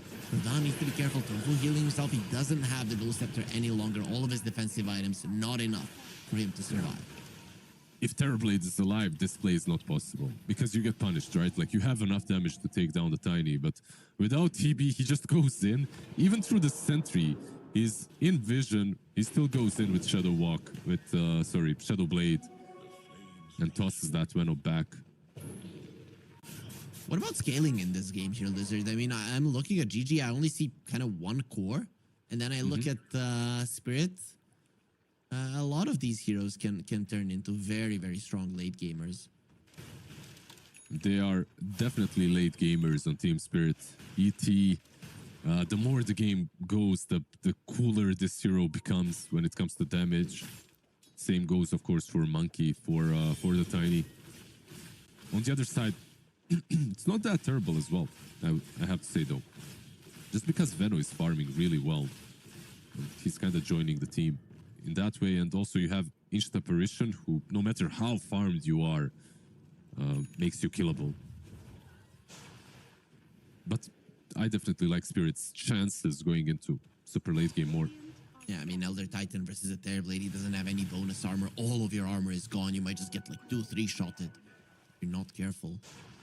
To have a BKB, the Gaimin are going to be leading the charge with this smoke. Invis Rune on the Ember Spirit. Versus the Bounty Hunter is not going to do much, but that damage reduction is always helpful. Yeah, they didn't go for Shivas. Sorry, they went for Shivas. They didn't go for AC on game, and that's what I wanted to say. He's going to go into the pit. Is he? With an Echo Stomp? Yeah, Collapse goes in, wants to finish off the Roche. It is a little bit too strong. And Collapse, he gets the Roche, he gets the Aegis, and now he's gonna be getting your lives. Let's see, though, T-Spirits coming in. They need Rodan to join the fight, TPing onto the outpost. He will be here fairly soon, but Watson, he swaps the HP with Collapse. He's standing his ground, gets out of the pit. Watson, there is gonna be an Ice Path waiting for him, a double Ice Path. They bound the strike onto two of them. Malady now without his carry. Let's see what he can do. Well, with a nice move song from Ace, Rodan needs to get himself away. The Cold Feet might actually connect, and it won't. He gets out just in time. Buyback from the Bounty Hunter. He knows that his team needs help. Rodan is standing his ground. Quinn in a lot of trouble. 2 hits will take him out. It is going to be the tree toss that ends his life in the end. Spirit, they lost 3 heroes. They Tofu? bought back 1. And Tofu barely, only barely survives here. Was that the whole plan? Was that actually the idea? I can't believe this. It's too cool if it was. Show your tiny down on bottom while Rush is falling so that your Elder Titan can kind of go in at the right time without them thinking, okay, there's no way these guys are fighting us truly. Tiny isn't there, right?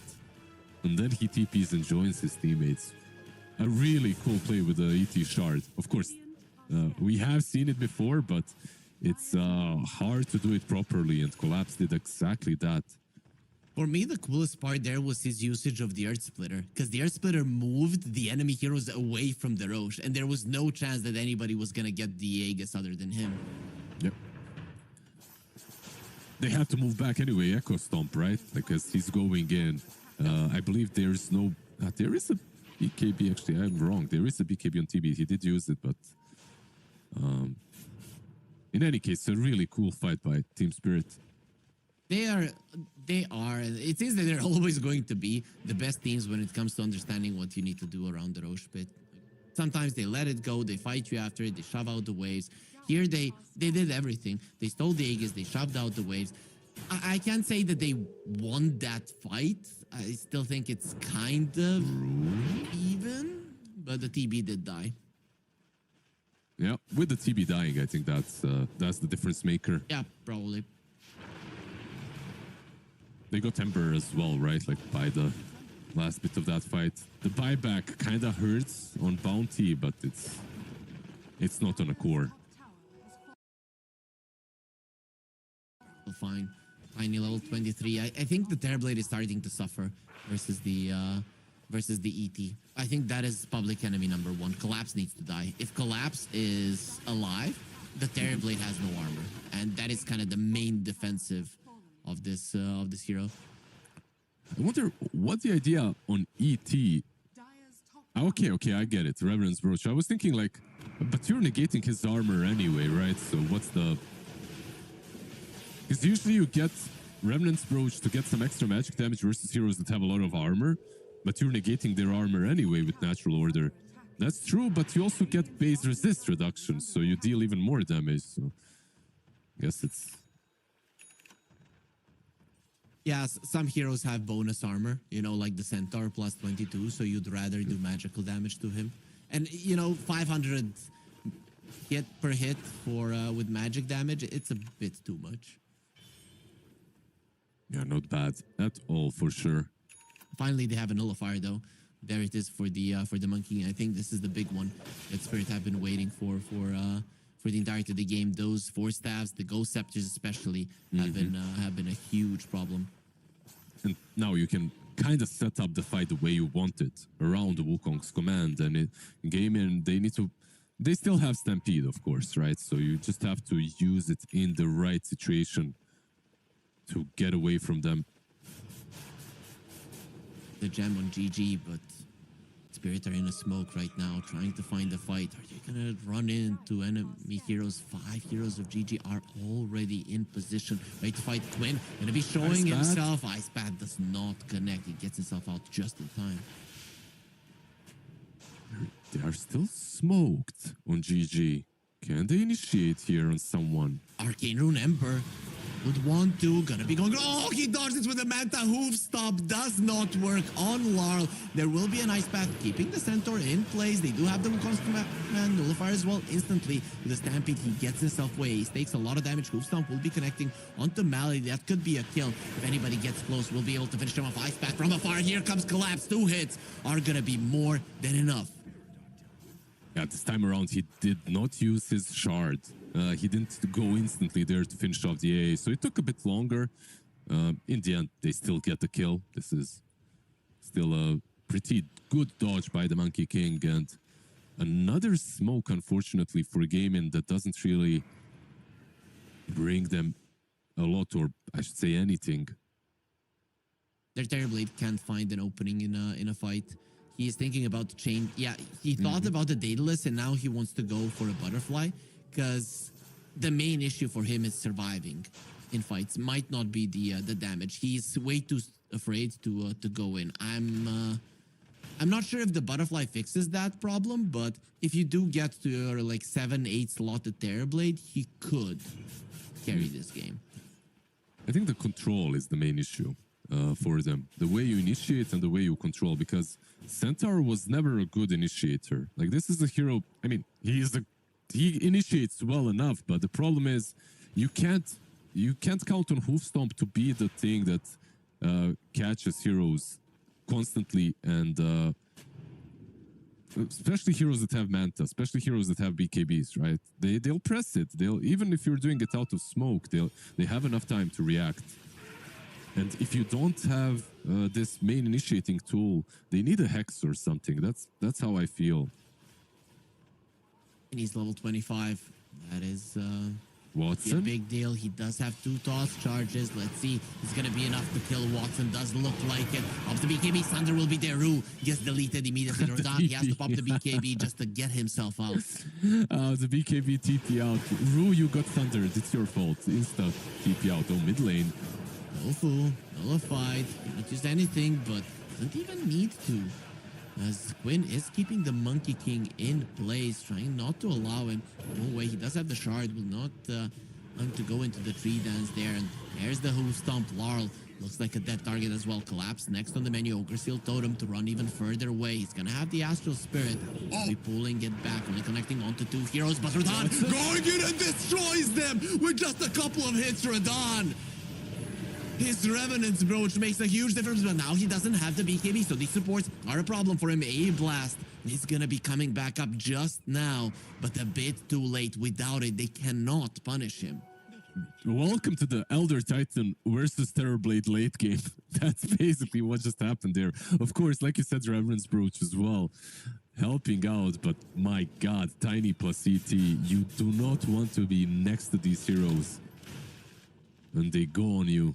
Oh boy, he has 700 damage. You reduce his armor to 0. That's 700 damage per hit. That's too much, right? Plus, he has an Echo Saver. Instantly, it removes like 1500 of your HP. That's a bummer if you're a Terrorblade. And then you get hit once or twice by Collapse. In case you got hit by Earth Splitter, you're probably dying immediately because it halves your HP anyway. Yeah, it's a really good combo. These two at the moment are looking damn scary. Only 5k advantage though for Steam Spirit and Gaming. I still feel that if they set up these fights right, they can still perhaps take a team fight or 2 off of Team Spirit. Trying the Terrorblade now, he's queuing up an AC. He is done with being one-shotted. So he I think he needs extra armor. I was looking at Centaur, and I was actually expecting Ace to buy it instead of Shivas. I think, like, I didn't want to before talk about it, but of course, in hindsight, it's easy to say. AC versus ET feels like a must. And they're both queuing it up now. Never mind, it seems like Centaur will not, and instead, he's going for the Carty. That's a solid one. Yeah? Save the Terrorblade, pull him out, or maybe pull him in if need be. Make a difference. No, it's really good. I feel like this is one of those games where Accent is kind of a must. They don't have any other saves. He might need to buy a BKB though, because Ice Path, Wukong's Command, Echo Stomp, there's a lot of things that can stop him when he's jumping into to pull his buddy. Could be problematic. Quinn, they are smoked. Need to find Quinn. Attack, double toss. Oh wait, he's gonna live. He does open up the card taste, but this is what I was talking about. You run into a stun and you just cannot save anybody. Now he does look his card. They're gonna be losing Tofu as well. Nowhere to run, nowhere to hide. Malady will be next on the menu. Ghost Scepter to get himself away, but the Boundless Strike from afar, Larl will not allow it. Yeah, that 5k advantage now is becoming 9k, almost doubling. Roche, of course, is up and alive, so probably an easy objective to go for. Or maybe Watson? I think there is a bug, and that Serrated Shiv is doing damage with the Boundless Strike over the Ghost Scepter, even though it shouldn't, because it is physical.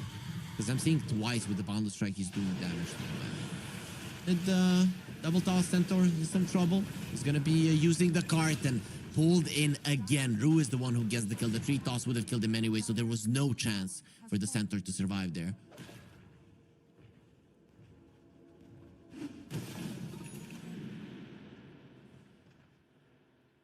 You wanted to see a Hex? There is a Hex, but on the Elder Titan. I wouldn't want to be in the skin of the guy who has a beef with him.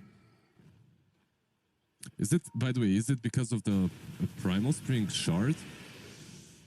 I mean, Boundless Strike also applies Primal Spring. I'm not really sure about what it is. You're right. You are right. That is the magic damage. You are right. I was trying to figure it out because... Does it apply even if you don't jump? I'm not sure. I think it shouldn't then, right? I'm not even sure if it does apply. I'm just looking at it right now. Trying to...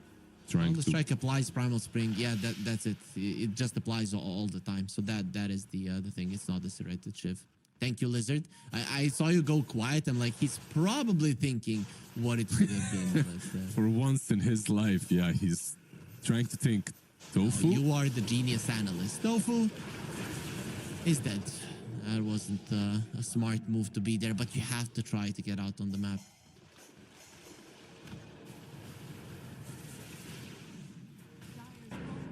So how are we looking in some 25s? Only Tiny and the Monkey do have them. Nobody else is getting closer to their level 25 talents. Out of all of these 25s, I'm not even sure if I care about anything but the ET getting his. Like, he's the one that's going to get it sooner, I feel like, than anyone. Maybe Emperor gets his, but the impact from this 100% cleave is probably higher than most other talents.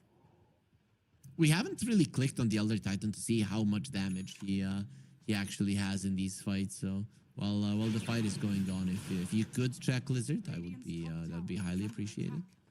I will. Most of the fights he doesn't get like 5 hero connection on Astral Spirit, but he's still hitting quite hard. 105 per hero. That's a lot of damage. Yeah, Glyph will get used. They do have the banner. The creeps are going to be pulled away from it. Trodan doesn't care. He has so much armor and HP that he's not even feeling the attacks of this tower. More hits and we'll be getting it down. When he's trying to poke, Trodan is dropping low, still having that Aegis for another 3 minutes, maybe even wanting to give it away now. And exactly what's going to happen. They don't even take the range Raxes for now. They move out. I feel like it was kind of a cheap death, considering just how long he has on the Aegis. But they might still strike back. They're not moving completely out of the area. Bounty has the Lotus Force, just to run away. Greater healing Lotus as well on both him and the Jakiro. Those are some huge heals that these two are going to have. Yeah, they have some on the other side as well. Of course, Tofu, long time working with Guardian Greaves as E-Blade. Now we do see an AC as well on Terrorblade, of course. Plus 2k gold on top of that, so some extra armor to work with. And Are they gonna smoke? Yeah, they're smoking out of their base. Look at the positioning of the bounty hunter. Breaks it, drags the Ember Spirit instantly. Yeah, It's you very can see hard. that he's been breaking all of their moves apart throughout the game. Rudy MVP. Really, he's the one who set it all up for his team. See now, Radon wants to set up. They saw the double boundless strike into the trees, and they didn't know The about ice it. bat? I would have gone for it. We'll be cutting them off. Miposhka doesn't want to allow them to leave just yet. Those tracks are going to be stacked up. So very nice vision for Spirit. Still decide not to go in. Collapse. Without running onto the Terrorblade. There with the Mask of Madness is going to be pulled up into a cart, just being drove around. The Boundless Strike is there. Ice Path follow-up as well will be popping the BKB. Standing his ground, fighting Watson. He needs the Thunder target. He needs it now. And he will be getting it, but it's not nearly enough inside of the Wukong's man with a level 25. Nothing that he can do. They did bring down the Tiny. Terrorblade has a buyback. Collapse will be taken out as well when he doesn't have his Astral Spirit, just not as strong. Nicely done by Ace there, keeping Watson alive that long.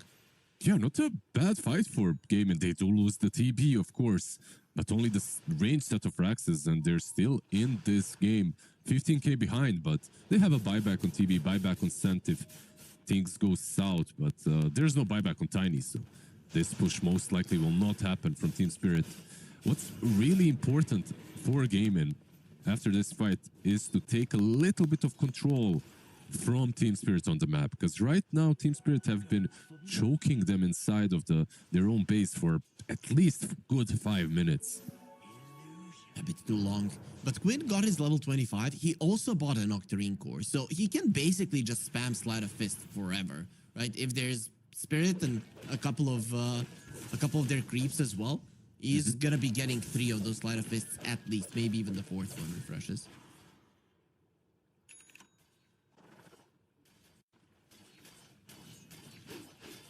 Abyssal Blade on the Monkey King. You get Boundless Strike, go on somebody, Abyssal Blade. I think now, if the Terrorblade shows, like he did earlier, that they're going to be able to blow him up, him and the Elder Titan, without the Centaur being able to react. Yeah, absolutely. Or maybe you can even control the Centaur before he goes in. They just have a lot of options now. The Hex on the ET, of course, now the Abyssal on Monkey. A lot of things coming together for them. On the other side, I do see a Gleipnir being picked up by Maledic soon. He's not too far away from it. He won't have a buyback if he purchases it, of course. Level 25 TB. That is a big level one. 25, yeah, from him as well. And we have an Aghanim Scepter Macropyre. That is also a very interesting one. Imagine if he had it in the previous fight to block off their path. It would have been almost impossible to get out of that one alive. It's like Macropyre is such an interesting Aghanims that's given to Jakiro. He kind of gets everything from it, you know, like some Ags are really not much fun, but this one definitely is.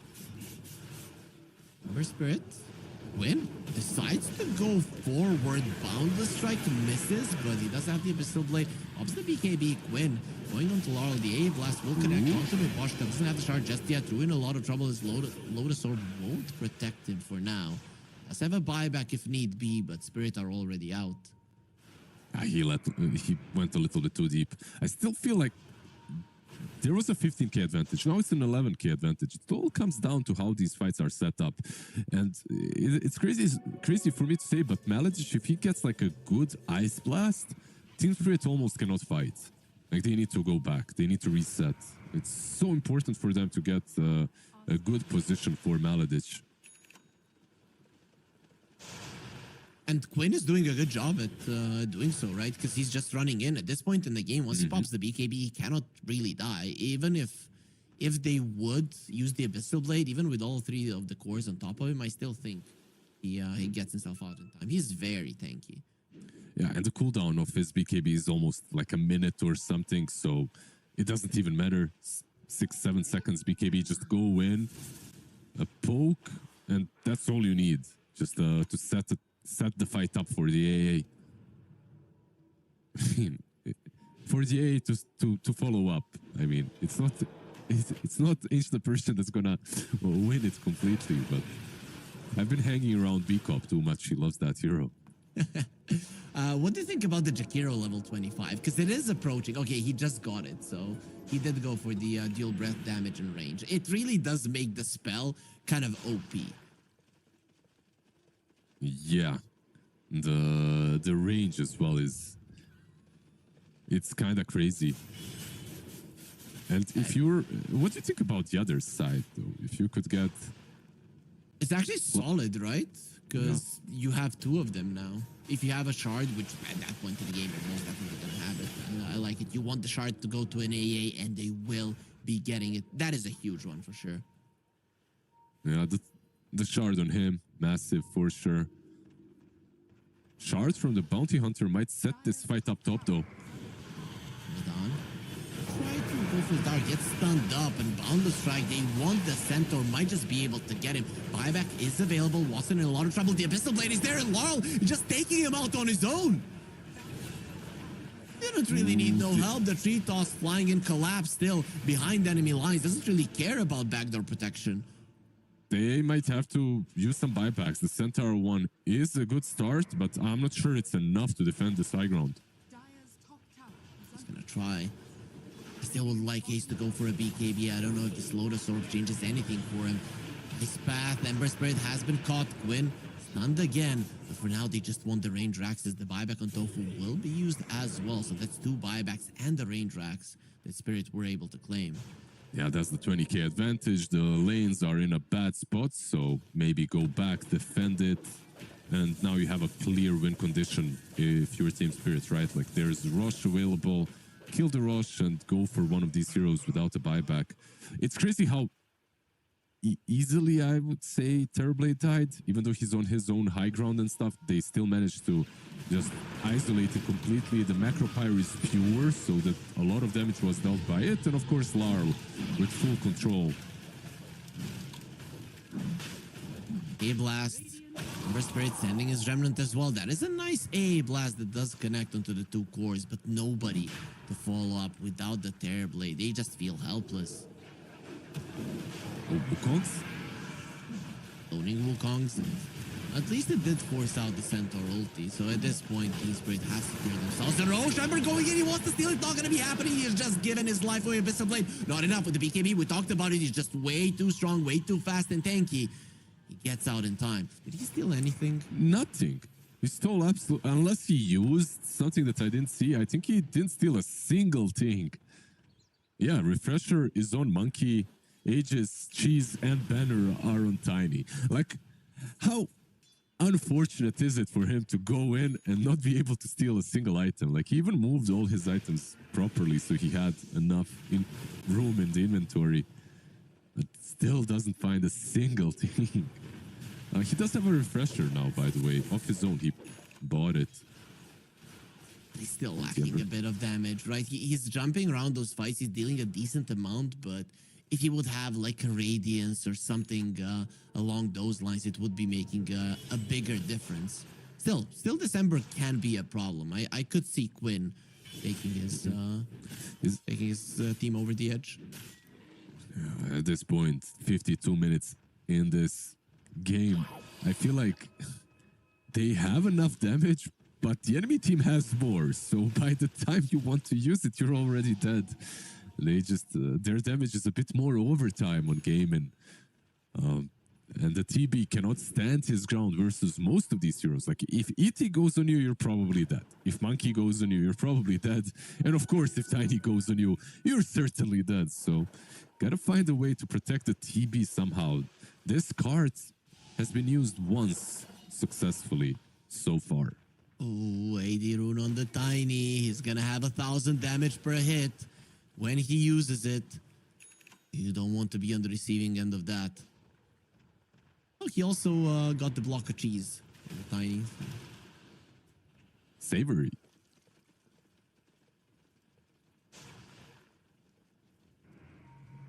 Wait, it has a timer? It can actually expire? Yeah, it has a timer. Oh, yeah. How long does it last? Let me Google that for you. Yeah, that's what I thought. Whenever Lizard is silent, he is thinking about a response. Dude, Doesn't have it immediately. I literally Googled that like maybe a week ago. I'm doing it again. Then you could have Permanent. at least It says- given me an educated guess. It says that the duration is permanent. I'm not sure if that's correct, but it should be, right? Like like when it got added, it was permanent. I can see that it's expiring. I don't know. Looks like 8 minutes to me. My awesome eye is saying 8, but who knows? 80 rune is there. 1,006 damage. That's 6, very important. Level 29, Tiny going on to Quinn. He wants to use that 80 rune, and he's gonna have more than enough, but nice card save. Now both of them are gonna be put into the air, but the Ember Spirit still lives. That is important. Having the refresher is gonna be huge. Rodan now using this 80 rune to make sure that the Rax's Fall glyph was there, but not used. But they get the Raxes. Now they're gonna be needing to get out. They did also force out the Metamorphosis. You were close, by the way. It's 5 minutes, not 3. But I know in Dota, we always move with 3 minutes in everything.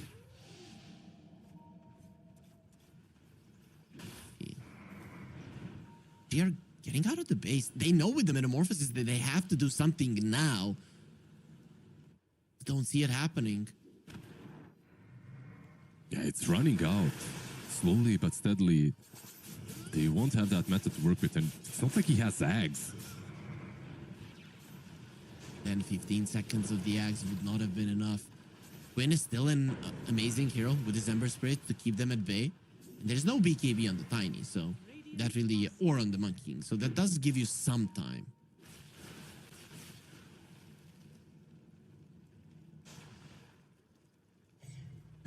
I believe this will be a smoke now from Team Spirit, and damn, if they can get a good initiation, this game might come even to an end. Level 25 ET with Disperser.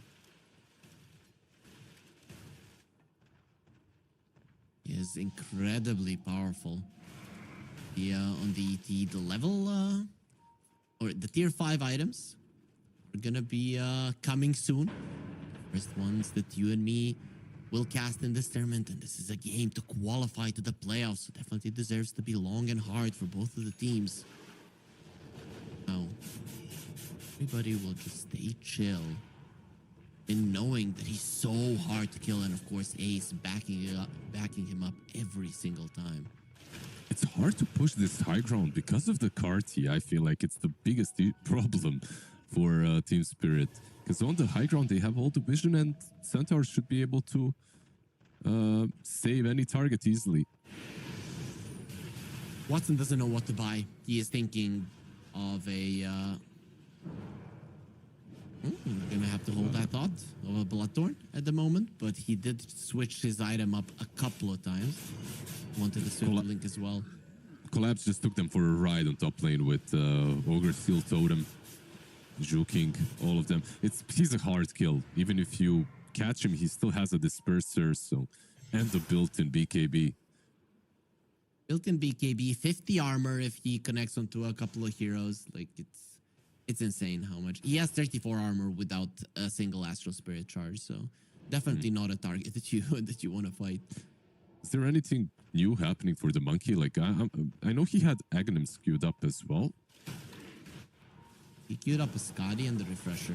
He bought a Monkey bar recently, just when they saw the Butterfly and the Butterfly, Terrorblade yeah. and the Tiny have it, so quite nice. Even the other Titan wants it. They understand Watson he's like the main problem in terms of finishing them off. Yes, the Ember is annoying, but it is Watson that if they're gonna lose the fight, it is gonna be the Terrorblade that is finishing them off. And you know what's so cool about ET is, I mean, not ET, about this MKB, it's good on every single core that they have, right? Like, it's not a bad item on Monkey, not a bad item on Tiny, not a bad item on ET. They can all get it.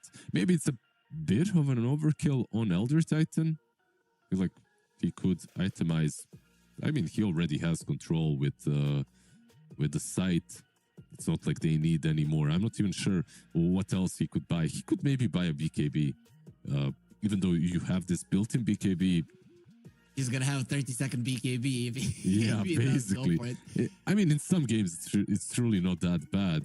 You just reset without without ever dying, basically. I like it. The Astral Spirit lingers more than what you usually get your debuff immunity, so you would still have the movement speed all necessary, and you could get another Astral Spirit off while your BKB is up, getting in on the multiple heroes and just continuing to smash everybody faces in. But I understand he's going for an MTB, because when you have 500, 600 damage, every miss that happens really hurts you, right? That is a lot of damage taken away. Well, he only needs a couple of those hits, and if you don't get him, Thunder can connect, right? Yep. They just have to make sure to take him down ASAP. They will have all the 3 MKBs very soon. He's on 4.5k gold at the moment. If he does want it, of course, buyback's very important. Every single hero on the map has it, apart from Quinn, who will have it in just a second. 100 gold is needed for him to finish it off. Yeah, he got it. Quinn? Going on to the Ember, bound the strike, want him dead, force that C-Blade, not enough, he's gone. Let's have a buyback, can rejoin if he wants to, just got it. Yeah, I'm not sure how you even play against that. They can literally do the same play back on mid lane when Wukong's command is back of cooldown. Just plant this massive ring around the Raxes, and what's the play? Like, how do you defend against that? You can't even smoke out because the other Titan is constantly scouting you out with the Astral Spirit. Very annoying to play. In Spirit, we all know that this team is very patient. They might just now be patient for those extra 15 seconds to get the tier 5 items. Yeah, they are getting some other items as well. Bounty just completed his Hex too, going for a BKB next. On the other side, Hex is queued up on Tofu, but I feel like the Hex on Gaming Gladiators, it's a great item still, but who do you kill in a Hex? You know, like you can Hex the monkey, the tiny, the Elder Titan, but it's not like when Team Spirit Hex an Ember, who is almost certainly dead after. I don't know, it's hard for GG. I would have preferred that blink that Terribly wanted to go for. A nice 4-step just in time before Radon was a toss back, but there's the Wukong's command that you were talking about. T-Blade onto the Tiny instant Lotus Orb to remove it. The buyback, no, that was the dieback, was that for a long time, but he does have a buyback now. Again, a blast from the other side will be connecting onto the Monkey. If they can burst him down, it would be huge. Laurel is dropping low, standing his ground. Yeah, he will be able to kill him. Has a Thunder if he can go forward and look at the backlines, but the Hex is there. Collapse doesn't care about the Ember Spirit whatsoever. That is a dieback, and he cannot come back into the game. Now, Team Spirit finally smell blood. There will be a Hex onto the Centaur. Nice usage of the Disperser. This is why Watson bought it. Found the strike onto both of the supports. Nice card. So the Nullifier really won't be that big of a deal. No more Glyph. On GG, they might be dealing with Mega Creeps. A Blast flying in. Radon needs to get out of it. Will be able to do it, but it does connect onto the Monkey. Terrorblade gone. Let's get the buyback off. Both him and Malady are going to be coming in. Avalanche toss, not enough for the kill, but Laurel is there to secure it. His Boundless Strike is the one that will end Ace. Is that it, by the way? Because there's no meta, right? Like, not up for 60 more seconds. Do they go back or will Collapse just go in? Collapse is already in. Collapse is always in your face. That has been his approach to the game. The entirety of it without the Ember. Gaiman, they're pretty much helpless. This is their main hero. It looks like with this buyback, they'll go back for tier 5s, right? Yep. This is the first time I'm casting a tier 5 game. I have to admit, I don't even know all of them. But no, they're not really farming them all that much. They want to push. Oh, there's still no Ember.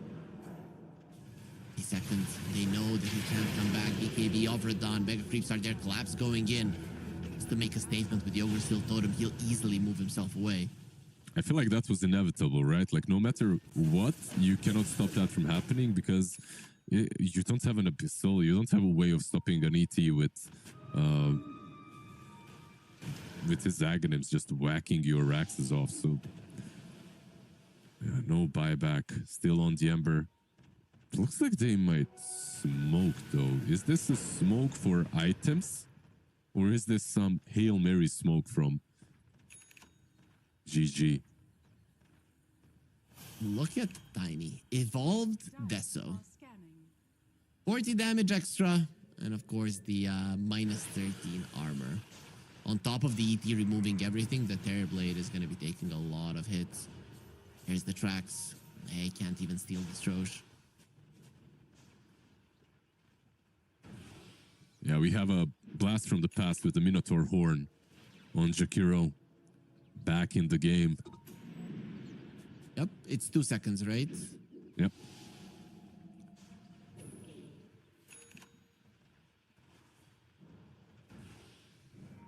He got the Boundless, so 350 cast range on Jakiro.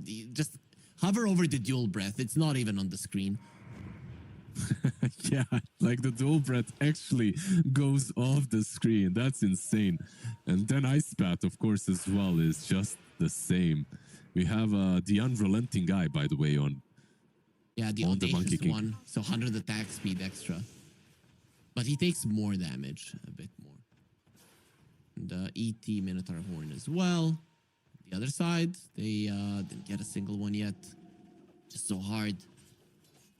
Don, he's waiting for Ace. And nope, he's gonna be finding an easier one. Melody's gone without the A blast. How do you really get those kills? Are they gonna be going for the Stampede? Ice Path waiting for him. Wukong's command is out of that. Very hard to fight with the Nullifier. No chance to save him. No chance to keep him alive. That is going to be another dive. But look at what Quinn is doing with Watson in a good position. He might be able to finish him off for that. Now finally starts to stand his ground, and Watson has lost his life when Collapse gets into his face. The Terrorblade just doesn't work any longer, and Quinn is left all on his lonesome without the refresher. He can't do anything. Tofu, the next one to fall. And this Venomancer will be killed and beaten by Team Spirit. 65-minute game, but they land themselves a victory. What a cool game, man! Like, I know the viewers aren't seeing it. We even get the error under the throne as it falls apart. We got everything from this one. Right, the draft was crazy cool. The first 15 minutes, Tofu playing around Ru and Ru playing around Tofu was also really cool to watch. Like, a lot of strategical thought went into the first 10 minutes of the game, how they're gonna set up the lanes, leaving the Tiny versus Centaur 1v1. Then, like, the majority of the game afterwards was a bit slow, like for 10-15 minutes, because Gaiman were not willing to fight into a bounty hunter. Understandable, but by doing so, they allowed all of these three cores to farm. And that's something that you mentioned. You asked me as well. Elder Titan, Monkey, Tiny. Eventually, everyone becomes a problem. Valiant effort from Gaming Gladiators, regardless. Like, they had a really cool high ground defense lasting for at least 15 minutes. But Collapse, a bit too strong, adding that extra damage that was needed. As if Monkey and Tiny weren't dealing enough, he just added a little bit extra on top. Look at that. Tiny with 65k, Monkey with 57k. Really, I don't know, like a great game. I just want to see something similar coming up. Whoever wins, I just want to see a game that's as good to watch as this one was. Yeah. I don't know if they can look that much into the future, but I think after Spirit crushed the laning stage as much as they did, they probably thought to themselves, okay, guys, we screwed over their momentum completely. Now, just play it slow, and at some point, we're going to win. That point lasted for 65 minutes, but I don't know if you agree, Team Spirit never really lost control.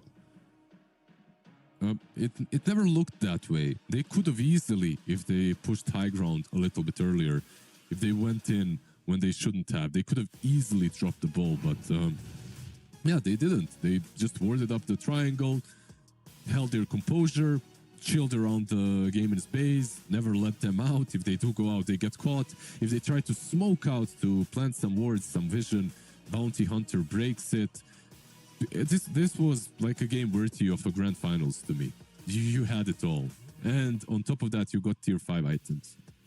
Considering how these teams are playing, we might just get a grand finals between the two of them. But for now, Team Spirit now only one map away from going to the playoffs. Gaming Gladiators are gonna have to pull out a reverse sweep, or they're gonna have to try out their luck tomorrow. But all of this will be found out in Game 2 that's coming your way after the break.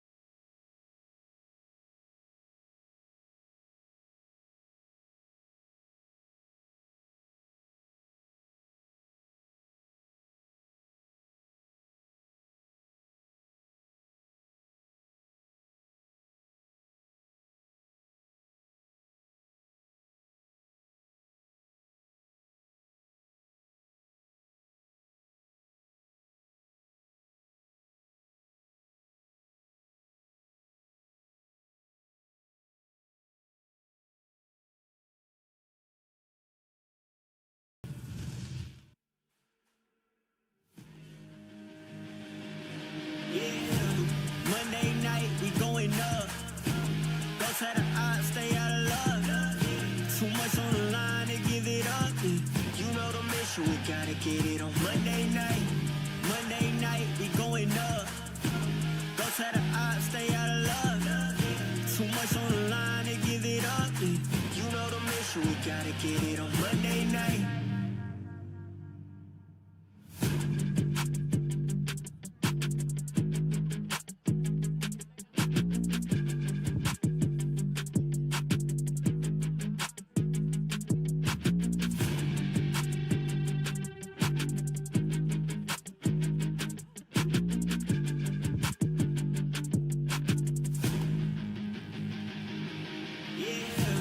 Monday night, we going up.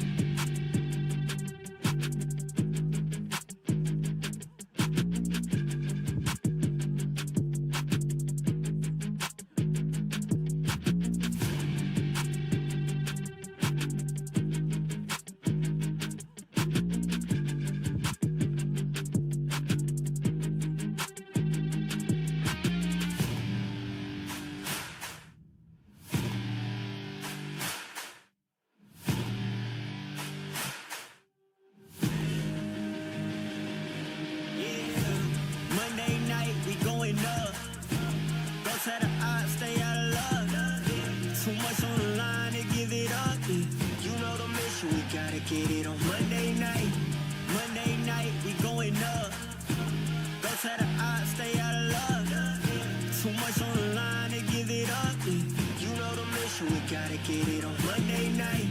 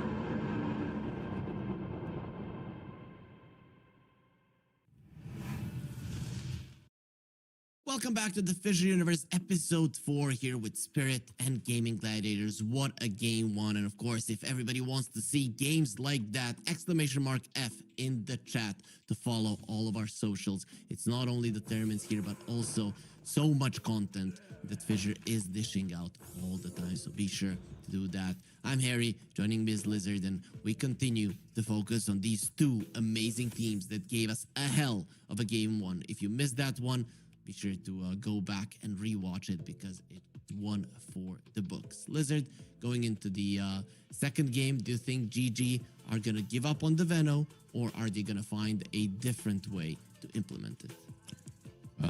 Let's see. The last time Veno was first phased by them. They won game one, and then second game it got banned out. It's on Team Spirit to ban it out or not, and on the game in to make a statement by picking it again or giving up on it. I think if Veno goes through and then they don't pick it, it's kind of sad for gaming because it's another strat that is a bit different that is going away.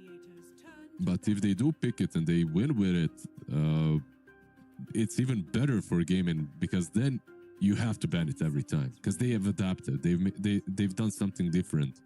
Keep in mind that it is a bit different this time around as well because Team Spirit are first pick, which isn't something that has been the case in any of their wins versus gaming. Out of the 4 games that they've played, the games that they've lost, which is 1, is the one where they were first pick.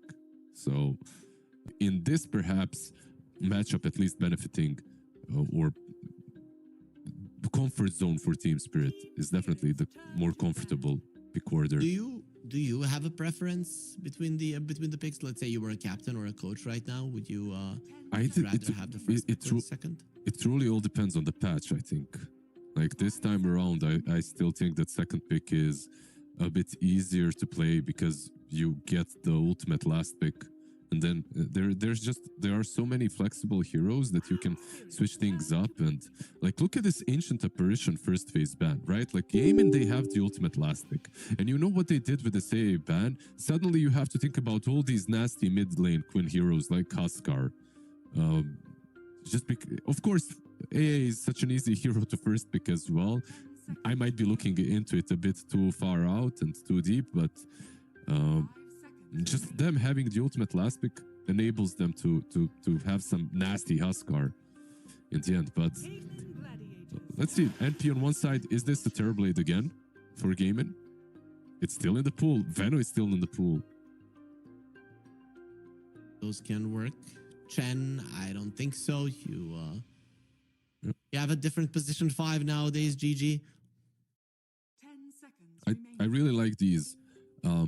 We might not see it, but I really like bounty hunters into an NP.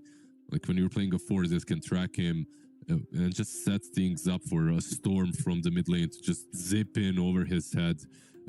As MP, it's much harder to do what you usually tend to do if you're playing into a bounty. Might not be a pick that should be a first phase pick, of course, for a game, and I believe there are more valuable heroes left in the pool. Weaver as well is pretty good, by the way, and he's one of those. What about a Spirit Breaker? When are we gonna see him when the NP is being picked? I think we've seen a single game of Spirit Breaker recently. Not the two of us. We haven't been casting it, but in this tournament there was a Spirit Breaker. It's also one of those cool heroes into a bounty hunter into an NP, but still might be a little bit undertuned for the current patch. His bash is still 17%, right? Well, it can double. It doesn't have to be only 17 anymore. I'd always leave it. I'm just trying to find those games if somebody played the Spirit Breaker and I can't find it. So maybe it wasn't even this tournament. Maybe it was Valachia or something else that I've seen. But maybe it was even a pub game, to be honest, at this point. Maybe I was watching, but yeah, whenever Bounty and Weaver are popular, I feel like Spirit Breakers should be too. Unfortunately, right now for the hero, he is not. They ban out a Dawnbreaker. I feel like Dawnbreaker activates a lot of teams in a different way. Like you can play the game so much faster when you have an offlaner that can just globally show up wherever you are. And it's another hero that kind of works similarly versus Prophet. If you have like some Invis 4 that can find him, like your Weavers, your Bounties, then Dawnbreaker can just follow up, and that's most of the time an easy kill. It completely breaks the way you want to globally play the map. Like it's much harder. What do you think for Team Spirit? Who's going to be picking up the Prophet? Is it Laurel hero? Is it? It's hard to say. You know, they're a classic team who can flex it, but if I'd have to guess, I'd say Yatoro. just because he's kind of the most flexible out of the 3 cores that they have. So that's why I'm kind of looking at him as the biggest potential to pick up this hero. The beauty of the hero, right? Like you can play it almost anywhere. So far, it has like 70% win rate in this tournament. Team Spirit did quite well against it, I believe, in all of their games. When they played against it, that is. I'm not sure if they played it once so far. I don't think they have. I don't think they've played it once in this tournament, at least. They did win against it, though. Yeah. So Gaming doesn't want to be playing versus their blade. I get it, right? If there's Illusion shoving the waves, Nature's Prophet shoving the waves, you won't get to play. Better off just not allowing anything like that. Dude, I love that all these gamers are starting to become swole. Look at Ace, like flexing a little bit. I've He seen has strong forearms. He has yeah. very strong forearms. If you'd arm wrestle him, that would be problematic. How did this guy make it to the second phase? I'm not sure. Dazzle definitely going through is a weird one. Maybe they have a plan for it. 5 seconds remaining. I love that you shut me down just as I was about to mention Quinn's recent pictures, by the way, and him becoming swole as well, but we'll keep it for some podcast later on. What combo is it going to be? Coddle and Storm, maybe? Laurel Storm? Whatever you get, it is kind of iffy to play into Dazzle, because Dazzle is also flex, can be mid, right? So all of these good combos with Coddle might not be that great. But what they could do as well is just put Coddle mid. I feel like just seeing these 2 cores, it's really not a bad Coddle core game. It's actually amazing, right? You pick up a support or a flex. I mean, we saw Collapse play it. And now you can decide what you're going to be doing with the Keeper of Light. But yeah, as you mentioned, this might just be the 3 cores of Team Spirit. It's not impossible. Yeah, for sure. We'll see. Let's see what game and go for. Seeing these 3 on Team Spirit, I'd really like to see an Invis Bounty or the Weaver. Like, I just love these heroes that can get behind the Prophet and the Coddle. First and foremost, we do get a Bristle, probably some Snot Rocket, and we get the Tofu Mirana instead. I know there's a lot of haters. He does make this hero work though. It's mostly the Starfall max, and he plays around it. It's not even the arrow that's important. It's just the Starfall with a Starstruck facet. And he buys Aghanims. It's kind of cool from what I've seen. I know there isn't a lot of fours that play it, but there was one on the mainstream today with B-Cup and Lacoste casting it. So we already saw one Mirana today. I think it was Boom and that they lost. Yeah, they lost. It was Boom. They also lost. Boom played it twice, and they played it also versus Team Spirit, and they lost with it. So far, I believe the only team that won with it, actually one win and game in one with it. So, but that was the Huskar game too. So I'm not sure how much Mirana was to.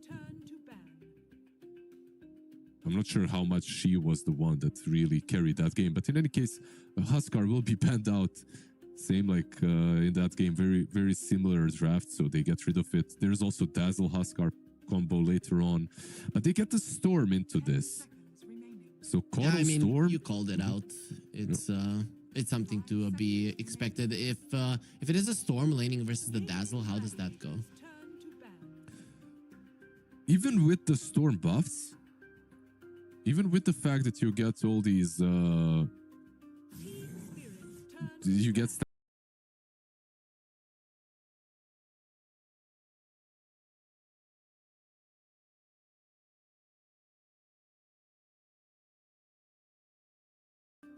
but of course, the moment you get 6, everything changes because you have Coddle behind you and he can feed you mana. there's just so much global presence here, right? Like you have Caudal Storm, and then on top of that, you have Prophet. So you can basically show up with like 4 heroes in one place in an instant, Yep. right? Because you can recall yourself and someone to a hero, and then Prophet can TP there. That's 4 heroes instantly being in one place on the map. Team spirit. You know what Collapse plays a lot of, and it's good in this game? A Primal Beast.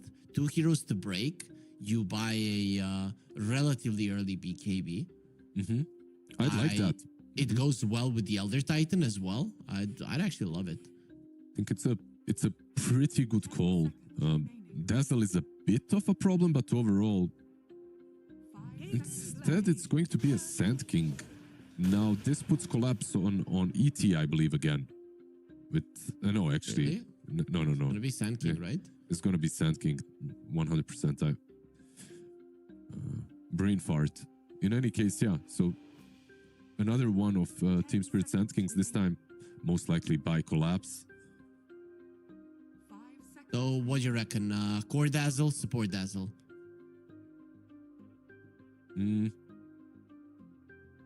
I think still core, but like Dazzle plus Mirana seems like not the best lane.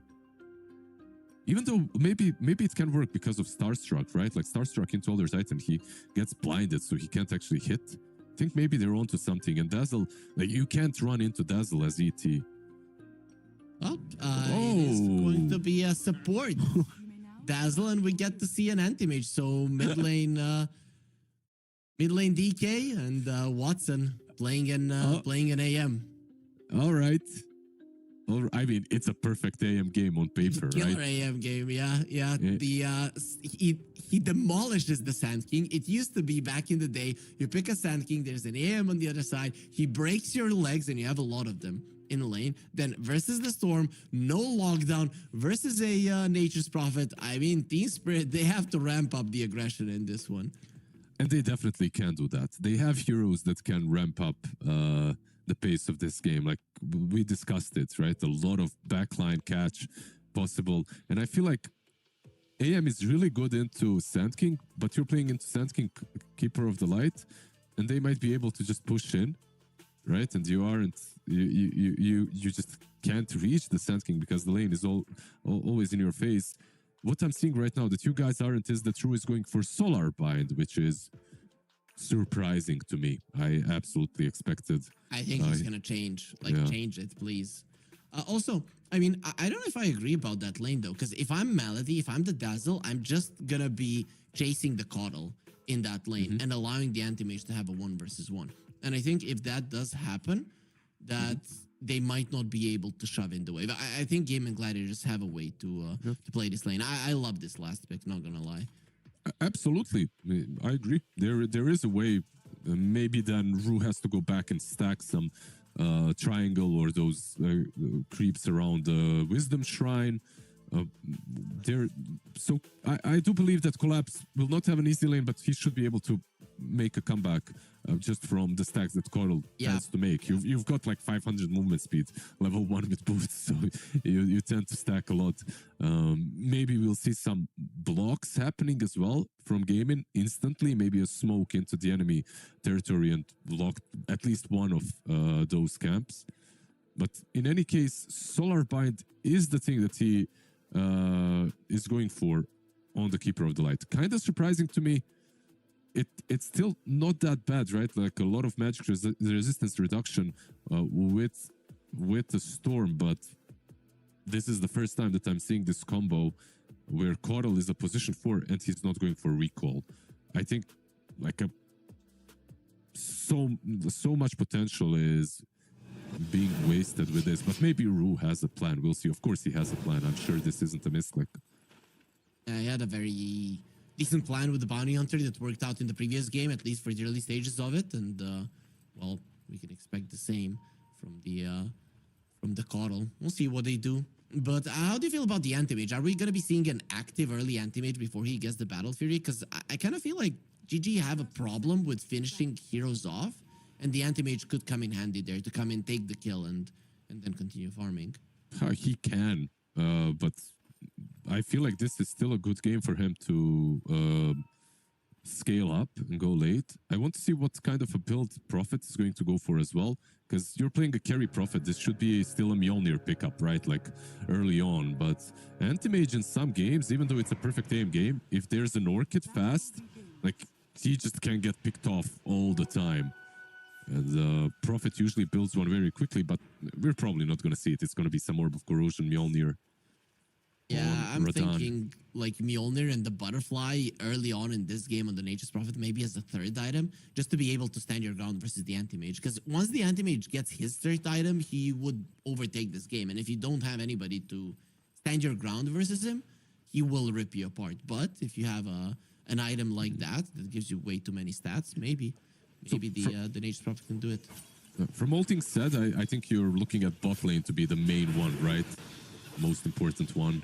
Yep, Collapse is having a really bad time, and lucky for him that Malady did miss that one. And Rue is actually putting a lot of pain onto these Gaming Gladiators heroes. Nicely done. They just decide to fight them, and you would assume that Anti-Mage comes out on top there, but not really. Yeah, I think the problem was not luck, but top lane Miposhka. By Armor and Ace in a bit of trouble. One more hit will be needed. And what was that? The Stout Shield coming into play, the built-in on the melee heroes? I think so. See, he should have gotten that kill. Yeah, that was pretty damn cool that he managed to survive. Oh, he missed. Radahn missed because of the Starstorm. The Starstruck? Yep, that's why he missed 60%. It's actually quite high. Yeah, that's fortunate, I would say, for the Bristleback. Unfortunate for Radahn, but 60% is you should expect to go well for you. Collapse gonna be getting his mana back. Sometimes versus an Anti-Mage this isn't good because you're gonna be taking more damage, but he still does threaten them.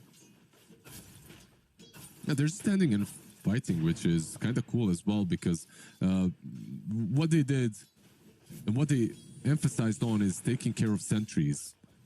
And Collapse is always able to pop, whenever he has mana, that is, he's able to pop Sandstorm and move out of vision. So Rue invested a lot into detection. Preventing Maledich as well from de-warding was crucial in this lane. A lane that's usually considered pretty damn bad for Sand King. It's good. Radahn gonna get slowed down. Tofu coming forward, but he's taking a lot of damage from Miposhka. This lane, strong on both sides, really. If you look at it, both Team Spirit and Gaming Gladiators have a very strong lane here in the top. Yeah, just the Starstorm is a game changer. This top lane usually is pretty damn... It's not that bad for Mirana and Bristol, but you aren't winning it. But because of the Starstruck facet, it's a bit different. They're doing much better. Still though, no CS on Ace, by the way, 7 CS on the Bristol. Yeah, that hurts. That hurts. I mean, it is the power of the Elder Titan versus the Bristleback. You only do physical damage, and he gets so much armor from his Astral Spirit that he can run forward.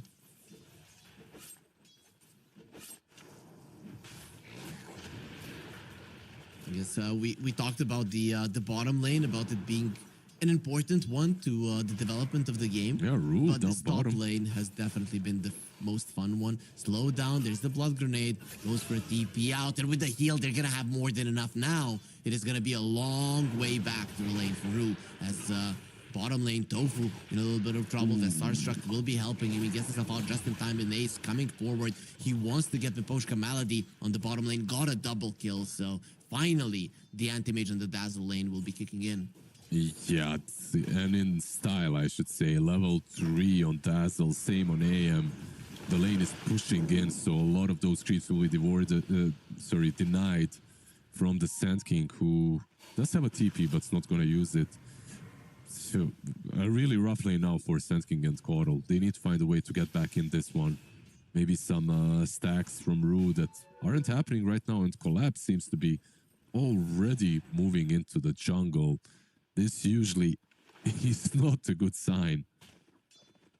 Yeah, the Anti-Mage is just gonna be completely free to do whatever the hell he wants in that in the bottom lane. But you have no choice. really, if you're collapsed right now, going onto the bottom lane would just be a disaster. Absolutely. This is basically the only thing that you can do. But Maledic has played out of his mind this lane. This Dazzle did so much work. Okay, his sentries got dewarded early on, which wasn't fantastic, but he never allowed a single pull to happen, and he planted a lot of good sentries afterwards that helped him kill off Collapse. Ace. Collapse did go back to the lane. Ace is dropping low, not low enough to take his life. I think Watson... Okay, I was about to say we'll finish the Vanguard, and he does. So Watson has a Vanguard, so is probably going to be going for those early fights. I mean, why not? He's very hard to kill now. Yeah, actually queuing up a full halberd on the AM even. Kind of cool. Let's see what he can do with it. Is this what people do now? I saw Yarrow play a couple of anti-mage games, and yeah, that is the build. People go for a halberd, rush, and then they go for a harpoon. So it's basically like the offlane anti-mage from a few patches ago. Yep. Vanguard, harpoon, maybe Vlad's. That was the build. Remember in Dota 1 when Russian players would play so many of the Vanguard anti-mage just running at you. That was a long time ago. It did happen quite often back then. Mr. Dunn will be eating a double star storm. Needs to get out of this one fast. And oh, what a play from Tofu. Jumping over the creep to Redan. Was blocking. He's going to try to get out. Not going to be happening. And GG this time around looking much better in the laning stage. Absolutely every lane went well for them. Even this mid lane DK into Storm. Okay, now that I say it, Larl should get the kill here, and he does. Collapse. One more hit is going to be needed. The blink is there. He tries to dodge it, and his own creeps blocking him, making sure that Watson does run him down. Now it's going to be a Miposhka versus Tofu fight that Miposhka doesn't want to take, running away from a girl. Mirana will be the one protecting her triangle. Yeah, protecting the triangle, taking the Wisdom Shrine as well. Luckily for Team Spirit, Watson did not go for this Wisdom Shrine. Didn't want to contest it. His lane is too good to ruin by some unnecessary moves like that one. But it was only Coddle defending the Shrine. Collapse will be farming up a fat, juicy Ancient stack. Maybe making a small comeback. His score is not amazing at the moment, but he's finding some farm. Look at the AM. 4,000 net worth. He already has the full halberd. Halfway there towards the power treads. Rotating towards the top lane. Wants to make something happen, Watson. And Radan is in a lot of trouble. Yeah. I was just about to say, the way you usually slam dunk on an AM is you bring rotations to him, but he's the one rotating instead. He's stealing those ancients. Radan gets himself out, pops the ulti just to shove out the waves. So nice read coming out from him. But still, they can't do anything. They're just sitting here waiting to die. Okay, Larl coming in with an invis.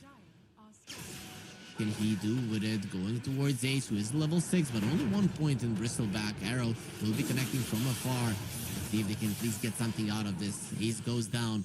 Tofu has one more leaf charge, but Quinn is here. Losing the dragon form will make sure that he's not that big of a deal. Watson needs to cut through the trees, but only to escape for now. It's still a pretty good kill, I would say, for Team Spirit, and nice little defense of their own area. Like, they defend the jungle. Storm Spirit doesn't lose a lot of resources, of course. He has Coddle. Prophet doesn't die. And most importantly, I would say Sand King is farming bottom. He's finally getting some good recovery going for himself. How do you feel about his Vanguard? I thought he was just going to be rushing the Blink. I feel like this item is just too good on a lot of offlaners right now. So it's kind of value. It's just good value. Even going Halberd. And it was about time, right? Yeah. Vanguard was completely forgotten for too long. Well, it was a silly item, right? On a lot of heroes. Looks like a silly item again. Another Wrath of Nature will be flying out. Now Spirit are just farming. And when you know that you're not playing versus a Battle Fury anti-mage, then you don't feel like that much you're that much on a timer, right? Yeah, probably not as pressured. If anything, maybe the anti-mage is the one that feels maybe a bit pressured to make moves. Mid lane Storm farms. Has one more leap. There will be a stun. Arrow, a little bit too late. Tofu, he canceled the animation once, and the second time it just wasn't there in time. Melody tries to TP out. The Echo Stomp will not allow it. And Team Spirit, they do get the kill on the top lane, coming back after a pretty bad laning stage. Absolutely. I'm waiting to see as well what Miposhka goes for on level 5. He's still keeping a point. It will kind of tell us a story of how he feels the game is going to go. If he goes another level in Astral Spirit, he'll be maybe making a bit more aggressive moves. Echo Stomp, more defensive, of course. And it also tells the story about what his item build will be. 2 levels in natural order, of course, as well. Pretty good with the Storm Spirit plus Solar Bind. Boschka getting some stacks off.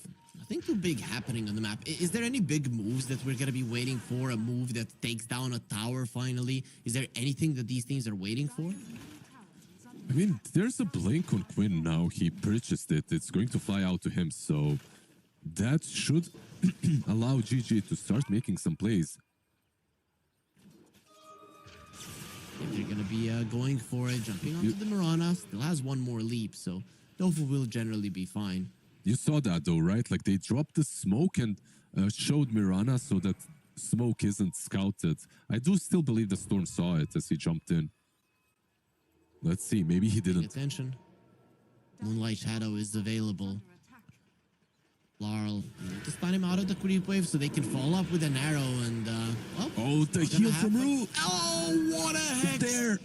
Still not enough. They can maybe deny him. No need. Larl is out.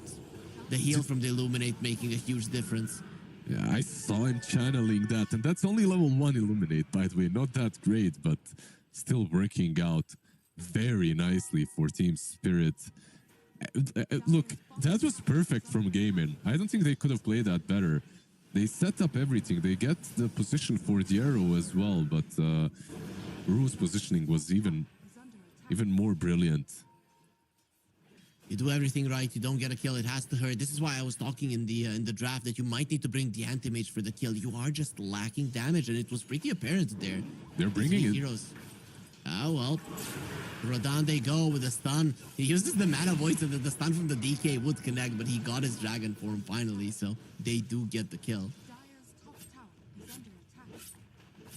Yeah, they don't get the storm kill, but they get the prophet kill. So your wish, Meister, has been granted. Anthony joining the fights. Rana, get caught. Tofu, he still has a leap. If need be, arrow into the face of the Storm Spirit, but the blinding light is there. Laurel, you better go back, my friend. He does have the Polywog Charm shield there. Some of his mana being given back to Watson. A bit low in that department, but he has a great healing Lotus. That pretty much gives him his whole mana pull back. They're playing this game very fast on game, and it all stems from Watson's item build, basically. Allows them to make these plays, and there is a smoke on Miposhka, and I'm expecting it to maybe be used.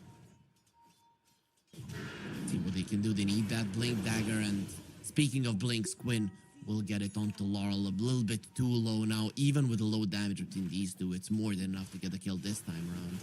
They need to start making a play, right? Like, you can be as reactive as you want to, but Dragonite plus Mirana, and that's it. That's all they need to get these kills. Mirana has maxed out Starstorm, Blink, stun from DK, and you almost always have enough damage. It might be time for Collapse to start moving into these fights. Somebody's getting married, it seems, right next to me right now, so they're hopefully they do pass. I don't know if you can hear it, Lizard. I can't. But well, is it like honking? Yeah, all the honking. Okay. Okay, it's good. It's good. It's not going through. That's good, but the smoke will break. They did go for it. Blink Dagger on the Sand King will be used, and they miss on Tofu. He has one more leap charge if he wants to go for it. Nice grave from afar. He might not even need it. Gets out just in time. Radon is there waiting for him onto the high ground. Malady, now you don't have a grave for yourself, but we're gonna dig one for you, Spirit. Beautiful reveal of the Blink Dagger of Collapse. Press H to honk in the chat for the newlyweds in Serbia here. Where Harry Freak is, but nice. Finally, we get the fight from Team Spirit on their own terms, right? Like the Prophet actually joining in and doing some extra work that was needed in the damage department. Under attack. And, you know, there is also another letter close to the H. That is F, exclamation mark F in the chat to get the link to follow all of our socials, guys. Do it now. We have tournaments ready for you. In this year, next one, and the one afterwards, and who knows what kind of announcements will be there in the future as well. It's still a 2K goal lead for GG, but it does feel like Spirit still have a lot to fight back with.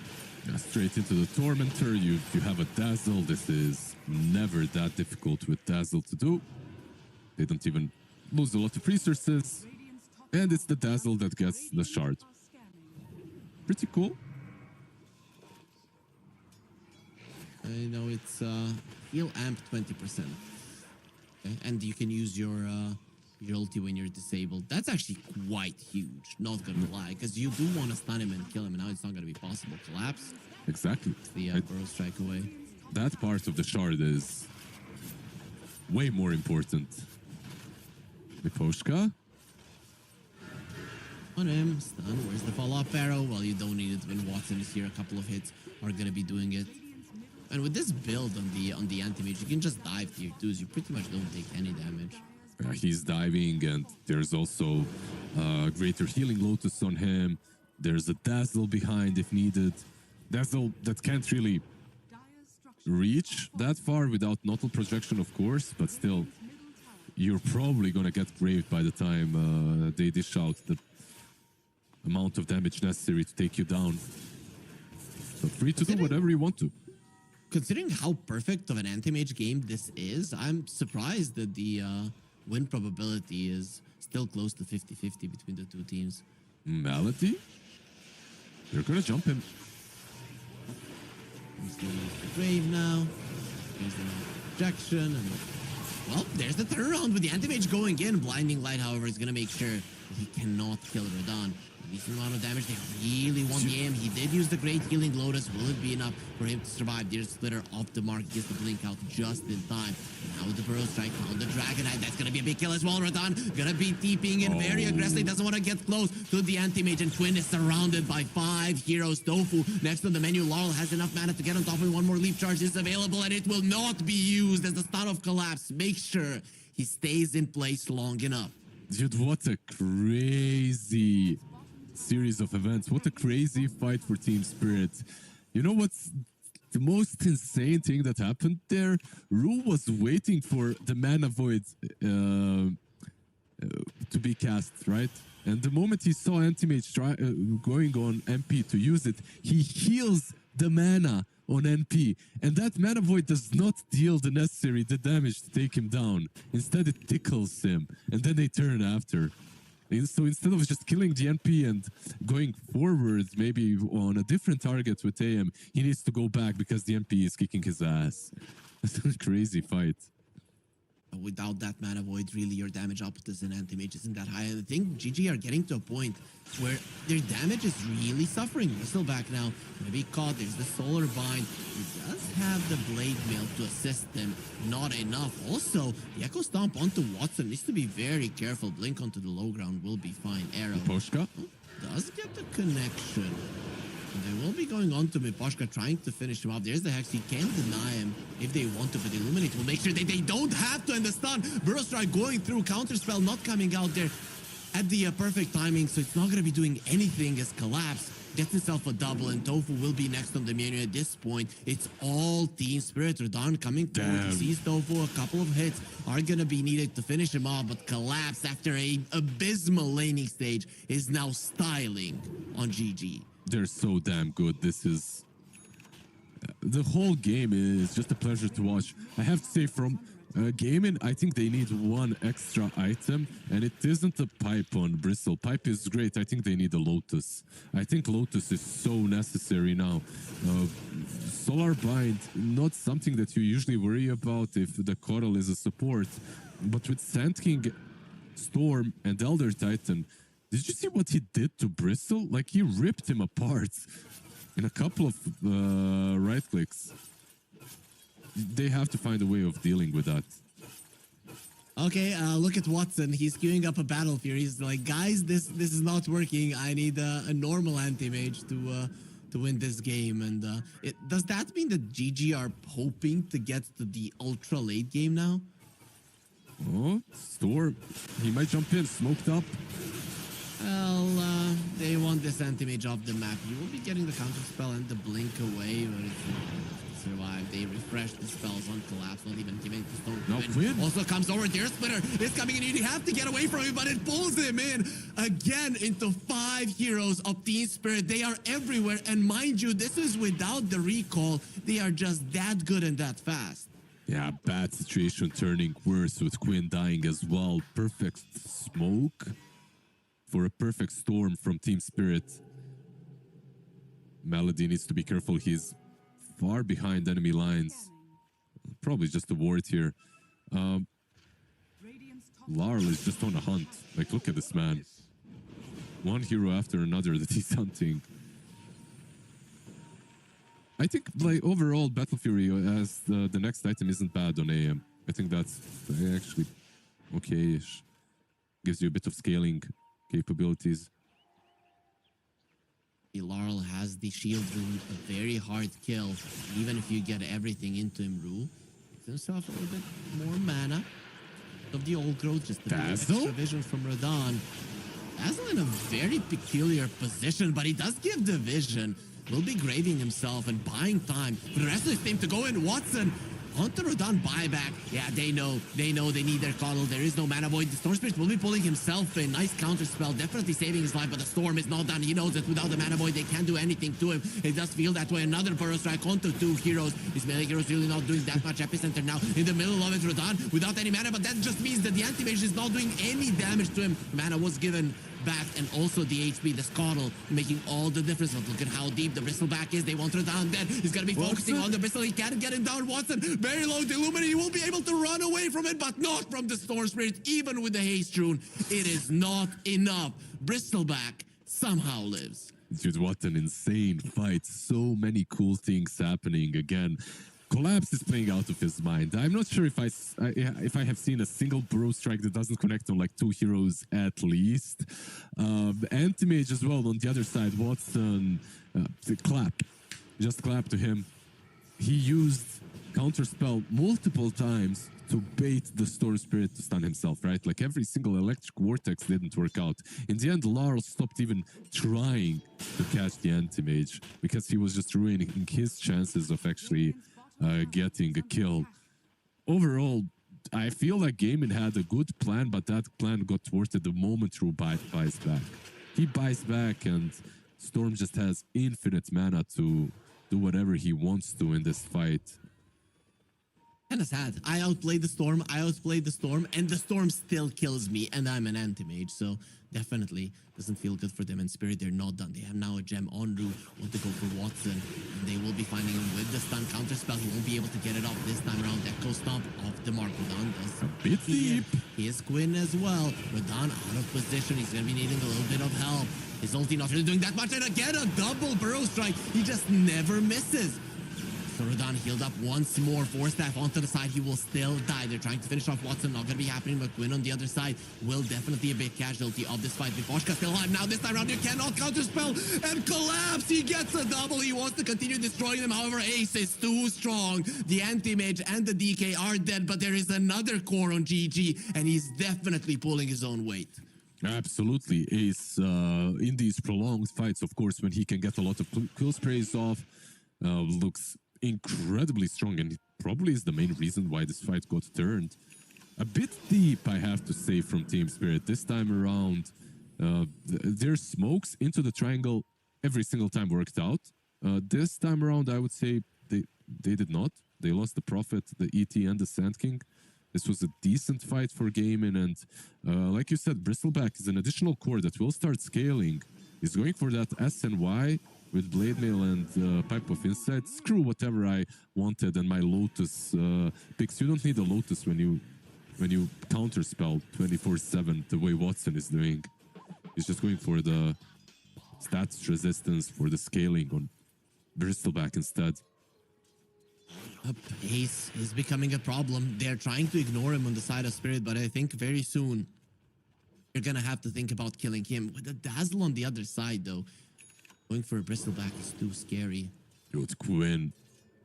Sixth sense right there. Deeping out. Knew that there was something up, and they're preparing for a smoke. Thinking about the Roche, though, with the Bristleback, he most definitely can get it with the Snot Rocket. A Bristle, Basil, right? Like this should be very quick. They don't really have a single hero to even scout it. Would you give it to Watson? He's preparing, it seems, and he will be getting it. Ace probably feels like he cannot die anyways. Yeah, probably the best carrier anyway, right? Dragonite, a form hero, not great on him. Bristle, really difficult to take down. Even Anti-Mage, I would say, is really hard to kill, but out of these three cores, probably Quinn is the easiest one to kill at this point, I would say. It feels weird to say considering that he's a Dragonite, but I mean, his net worth is reflecting that really hasn't been having a good game. 1 and 5 on the DK. Yeah, just 10k at the moment, doesn't have a BKB, and has no way of actually getting out, right? If they go on him with Third Splitter, he already loses half of his HP. I don't see how he comes back into this game. He has no farming items, and with the Corrosive Dragon, you're definitely just going to be a blink stun for the majority of it. Yeah, usually it tends to go that way if your Corrosive Dragon game doesn't go well early on. But he's got 2 other cores to share the load and maybe carry him to greener pastures where he can actually get that farm. Where is the gem at? Spirit lose it? Or did they leave it in the base? Oh, they left it in the base. So probably thinking, okay, guys, we're not winning this one at the moment as much as we would want to just continue to run in with the gem. Yeah, you take the gem on special dates, you know, take it for a ride, show it the map, Devoured, and then you bring it back home by 9. Radiant's top tower is under attack. Sounds like Gem has a strict father, right? But overall, the game will slow down. Our Spirit don't seem to want to fight versus the Aegis, even though this is the team that usually finds some plays with it. Doesn't seem like it will be the case this time around.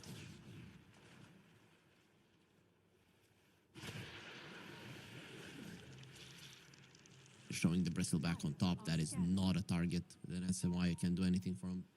Does it? But Collapse did steal the shrine, so quite nice for him. Level 20 now on the Sand King already.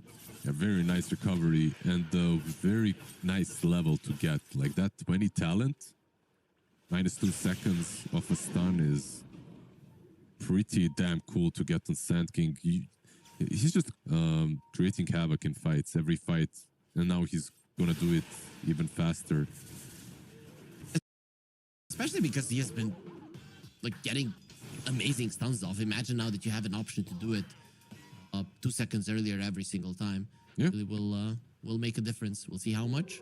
and he's queuing up Octarine, by the way, too. So What's it gonna make it like 6 seconds, 6.5? I believe your serve math. Yeah, It wasn't great yesterday, but I'm sure today is pretty Yeah, good. I improved it. I went and repeated all the things I learned in school. Which is multiplication, addition, And reading, that's it. yeah. Yeah, likewise. Mid lane, the tier 2 tower is slowly being chipped down. It looks like it might live for now. Elder Titan, of course, one of the best heroes when it comes to defending your objectives. Look at how hard they're splitting the map. Like Collapse on one side, hugging the wall, and on the other, it's Coddle and Storm Spirit doing I think kind they of need the a same. gem, right? On GG, you have to buy a gem. You cannot allow these deep wards to be protecting Spirit so much. That's definitely the case right now. The lane is pushing down bottom, but they're setting up a trap. I wonder if... Is there a hero... Like, Bristol is probably not the kill, right? With Pipe and SNY. Maybe they can try. Solar Bind with the epicenter is not to be underestimated. Okay, they are they are not gonna be trying at all.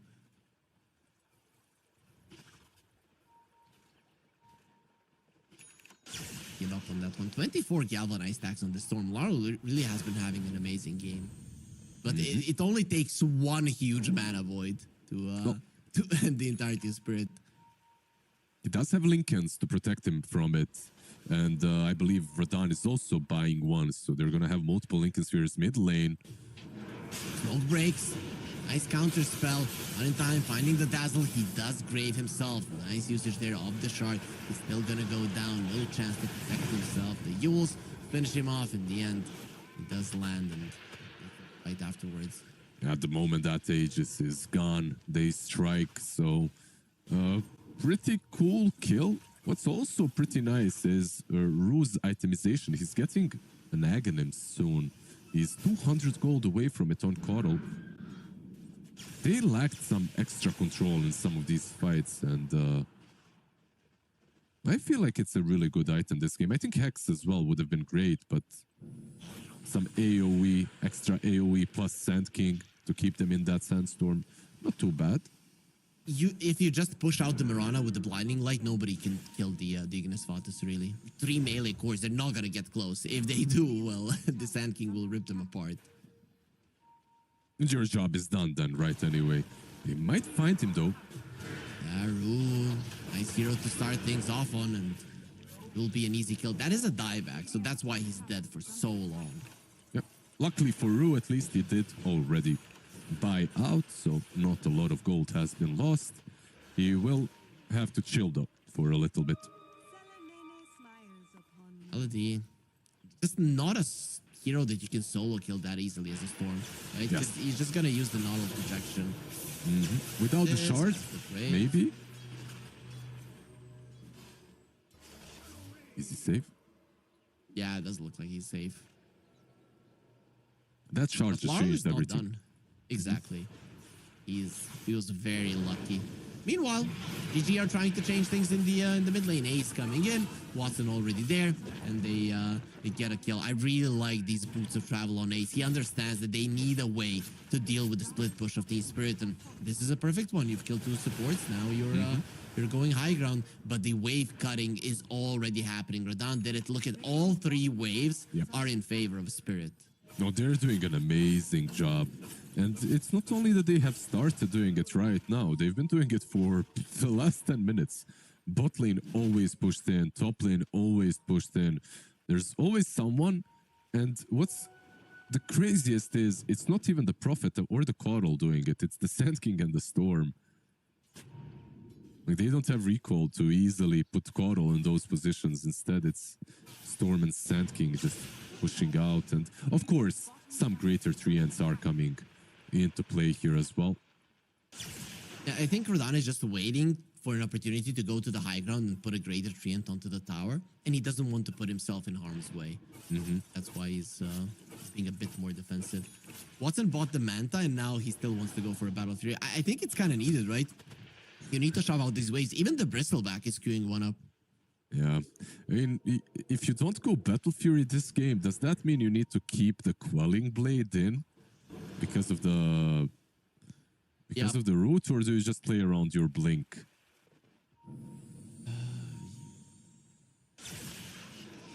Yeah, you do need it still, right? It's because you blink forward. There's gonna be a but it feels so bad now. It's minute 34. You know, it's like if he bought it as the 3rd item, maybe. But he's queuing up in Aghanims, though. Yeah. like at this point, buying it almost feels like. At this point, usually players think about selling it and buying something else, not buying Battle Fury. With an Aghanim Scepter, the Chakra Magic will be useless in terms of preventing the damage from the Quinn. magic. They want him. They have an epicenter if they need it. Well, they won't need it. Storm does more than enough damage there with the help of Collapse. Yeah, he has Regen as well. They Mirana ulted, but they can't really get anything without the DK. If you look at Quinn and what he's queuing up, I love the build. Like he's going for a Hex next. Meanwhile, it's the Bristle that has the Battle Fury, by the way. If you're not gonna buy it, I'm gonna buy it. I'll show you who's the real carry here. Yeah, but I still don't see how GG played this game. Spirit are doing just an amazing job at shoving out the ways that when you're GG, you can't do anything. Even though in a fight, they have decent chances of winning despite the gold lead on the other side. That fight, I don't know how you force it. Yeah, I'm not quite sure as well. I get the Battle Fury on Bristleback, by the way. It's not like he needs it for farming, but he needs it for the Sprout. He doesn't want to be absolutely controlled. I feel like this Rosh right here will respawn kinda soonish. Why is Larl in a stone? Is he stuck there? I wonder. Can he move out of there, or does he need to ball lightning? You know, there's like some really crazy spots in the pit. Especially when, you know, the pits are moved and then they want to change something. Melody, no, run.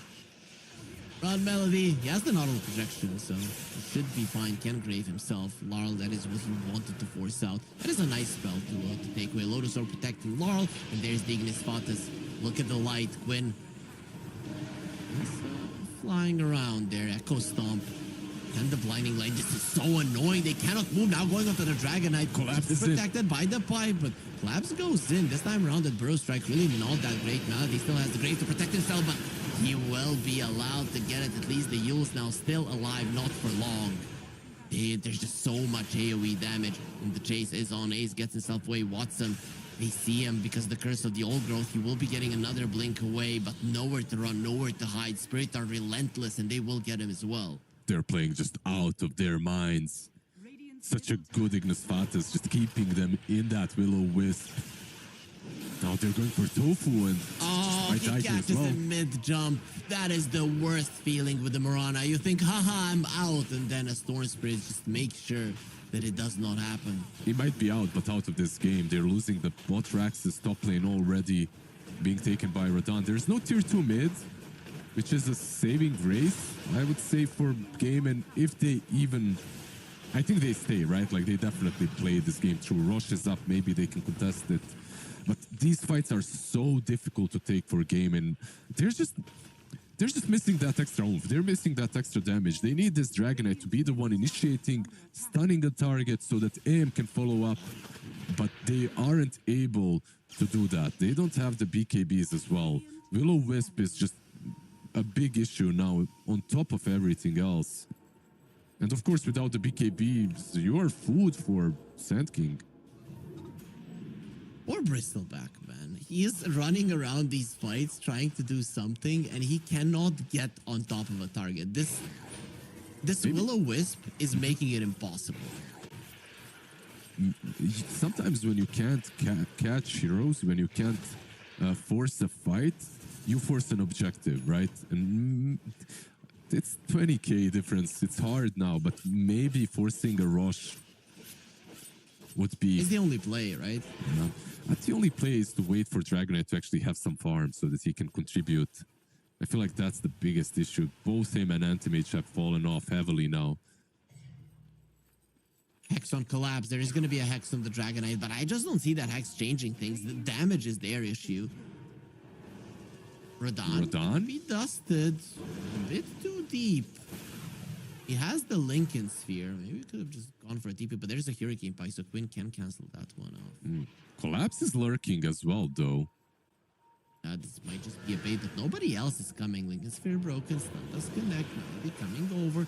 gonna get the Hex there with the Poison Touch. He needs Collapse to assist him, and well, doesn't really. Just with the Crimson Guard, but even without it, Mid? Radon would have been fine. Well, mid lane, Ignis Spot is being used, but it doesn't protect the Coddle. Maybe thinking about going for this one, going on to Ace. The break is there. A couple of hits now from the Storm is going to be enough. Finally, they found an opening. They brought down the big one. Hex onto the Mirana. Storm going in. Laurel continuing his onslaught, but there will be a grave from the high ground. Tofu stays alive for now. Stun on Laurel. Mana Void is available, but there are so many Lincoln spheres. You have to be careful how you're using those. Collabs being pulled back in. Has the Crimson Guard once again. Very hard hero to take down, but losing mana rapidly. Laurel going in. Lincoln still broken. The Yules protecting him for a second, not enough. Watson gets a double, and he wants to go for more. Road bought back. This time around, I don't think it's going to be as impactful as last time when he went for it, as Watson still going forward. This time, he will stop. What's That's Rodan Rodan. cooking?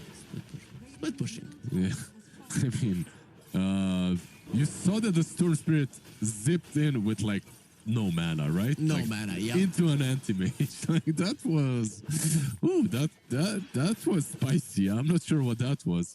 But they have so many of these small little things, small little ways of dodging everyone. It's like a ghost on Elder Titan, Crimson, Hex, Lotuses, so many different ways to escape the fights. But if you go in with no mana, you're gonna lose them no matter what. Nicely done by Gaimin to get a really big kill. It's 1,000 gold that goes to Watson.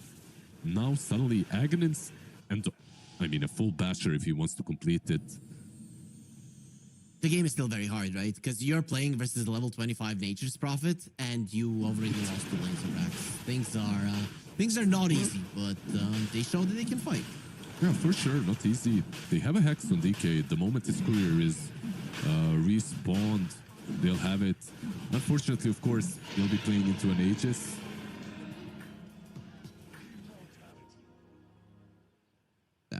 Look at that damage of the Nature's Prophet when he's fighting. When he was hitting Grosh, he had like 600 damage. Even dropping the Manta now for the Aegis. Spirit, let's see if they're gonna go for the Hail Mary push. I don't think they need to. They can still shove in the waves and find an opportunity. They don't really need to force it. Yeah, absolutely. They don't need any prayers, I would say. No Hail Marys for them. They can just chill.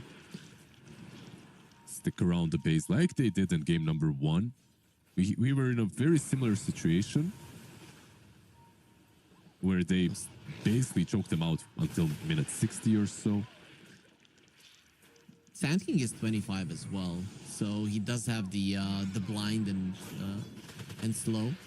He's going in, it seems. Gonna go in onto the Bristleback, trying to finish him off. Ace gonna get Grave, so for now he's gonna be okay. Radon, they want this Aegis. It's not doing any damage to him. With the Mana Void, he gets close to finishing him, but it's just not enough, especially with Laurel being able to run down the Anti-Mage, and he's not gonna have a Mana Void for a minute, so even with the buyback, he's not as strong. God, they were so close. That damage was insane. Anti-Mage. Oh, pull that out, Storm. Bring him. He's gonna be pulling them together. Laurel still being a little bit hesitant about continuing this fight. The buyback of the Anti-Mage seems to be enough for Spirit for now. Still have an Aegis. Radon gonna get turned on. It's gonna be a huge one onto the two of them. Now they want the DK. Gonna get graved up and pulled in together. I don't know how. He lives through this with Posh calls so deep into the fight, and Quinn still alive, but Illuminate goes through, healing everybody on Spirit and making sure that the two cores of GG are dead. Spirit, they look like the first team that are gonna be going into the playoffs of Fissure Universe Episode 4. And in what style, looking untouchable throughout this group stage. Yeah, man, absolutely nothing to take away from Gaming Gladiators. They played this game very well from the get-go. It's so hard to win against Team Spirit when they're in this sort of a form, though. Like, their moves were crisp, clean on the map. They made maybe 1 or 2 bad smokes. Everything else was perfect, even though the lanes weren't that great. It's just... they're playing out of their minds. Game number 1, game number 2, I loved what Gaimin were doing, but it just didn't work against Team Spirit. I feel like if they recreate the same drafts, the same game style against most teams, they would probably win. Yeah, I really liked how Spirit in this game in particular recognized at one point, guys, they don't have damage, so let's just run circles around them, and they played so aggressively, and it worked out. And I think that is in itself a mistake versus Team Spirit, because this team just has such a good idea how to fight and great communication inside of that fight, that if you cannot blow up the hero at the start of the fight, they're probably just gonna outmaneuver you. Yeah, just way too many ways to outmaneuver heroes, right? Like the Ogre Seal Totem, the Ghost Scepters, the Crimson Guards, the Force Staffs, Willow Wisp, of course, from Caudal eventually coming into play as well. Just a crazy cool draft and crazy cool gameplay from Team Spirit. I wouldn't say this was like an outdraft from them, but it definitely did look that way in the end. Anti-Mage was a pretty cool pick. I wonder, would it have been better if he went for a normal build with the Battle Fury? Probably not. This is the build on AM, and it was strong early on. I think they had one big problem, and that might be the Dragon Knight on the mid lane. Quinn ending the game 1-8-11. Not very characteristic for him, but it's just, I feel like the nature of that hero when he's playing with two greedier cores. Right? This isn't Duracho that's going to create all the space for you. You need to move around the map, do it yourself, and when you're a DK with Corrosive Dragon, I feel like most of the time you end up with having the lowest net worth out of all the cores in the game. There definitely were chances to play the game differently.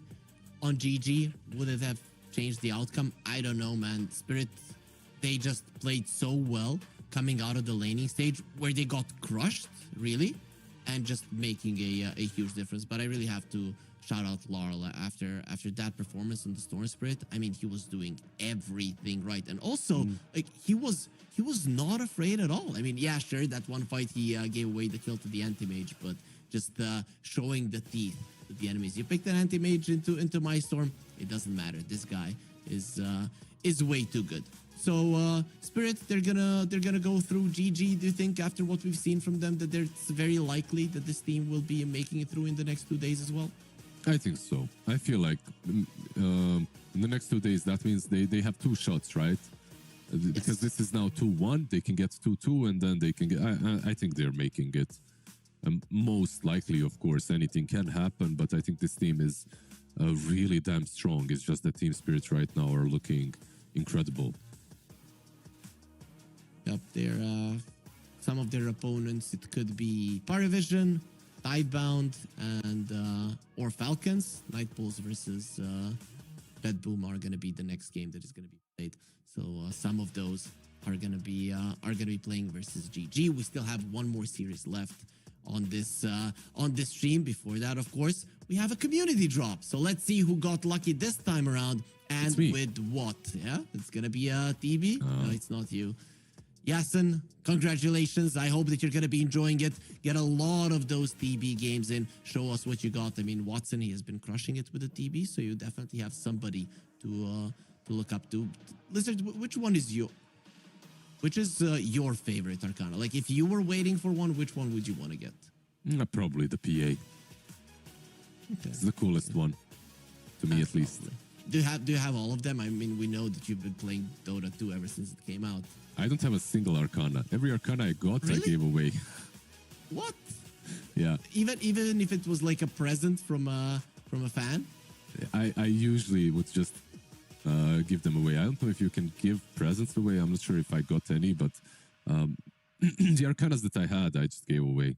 I don't care that much about items. Sorry, but they are cool, of course. I think I actually gave the PA and the TB one a long time ago. Let me check. I got a lot of, yeah, you're the same. I got a lot of crap that my profile hasn't been modified at all in Dota.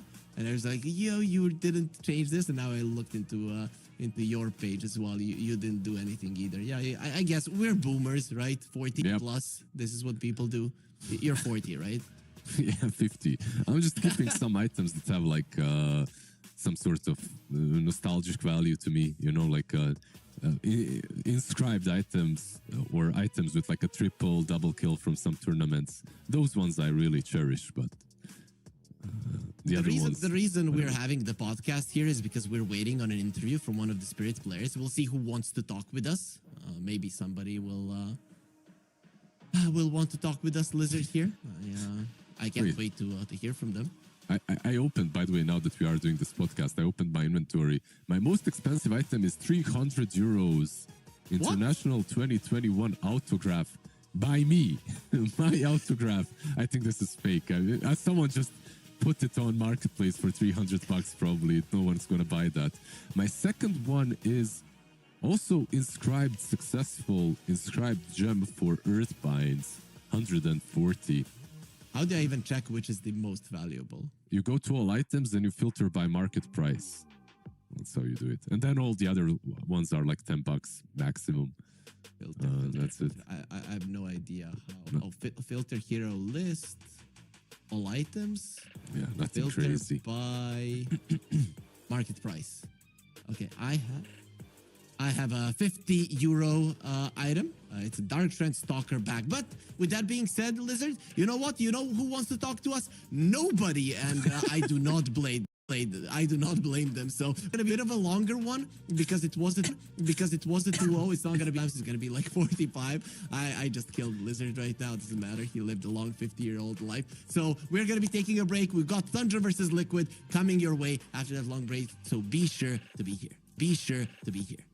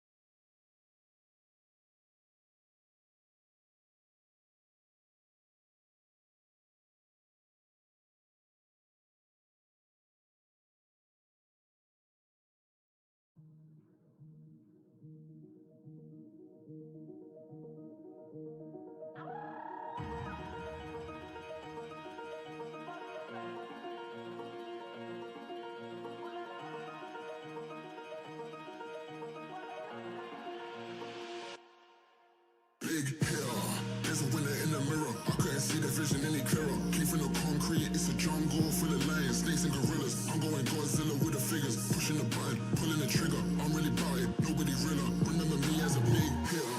There's a winner in the mirror. I couldn't see the vision any clearer. Came from the concrete, it's a jungle full of lions, snakes and gorillas. I'm going Godzilla with the figures, pushing the button, pulling the trigger. I'm really about it, nobody realer. Remember me as a big hitter.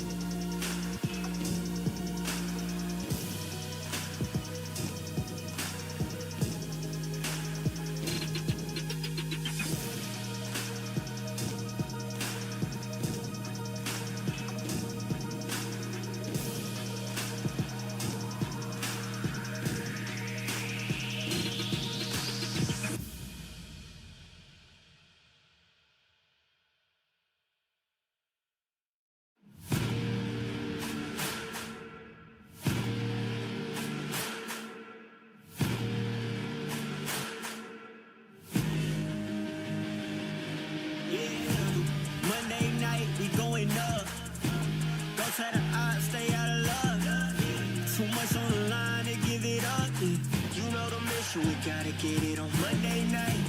Monday night, we going up. Go tell the odds, stay out of luck. Too much on the line to give it up. You know the mission, we gotta get it on Monday night.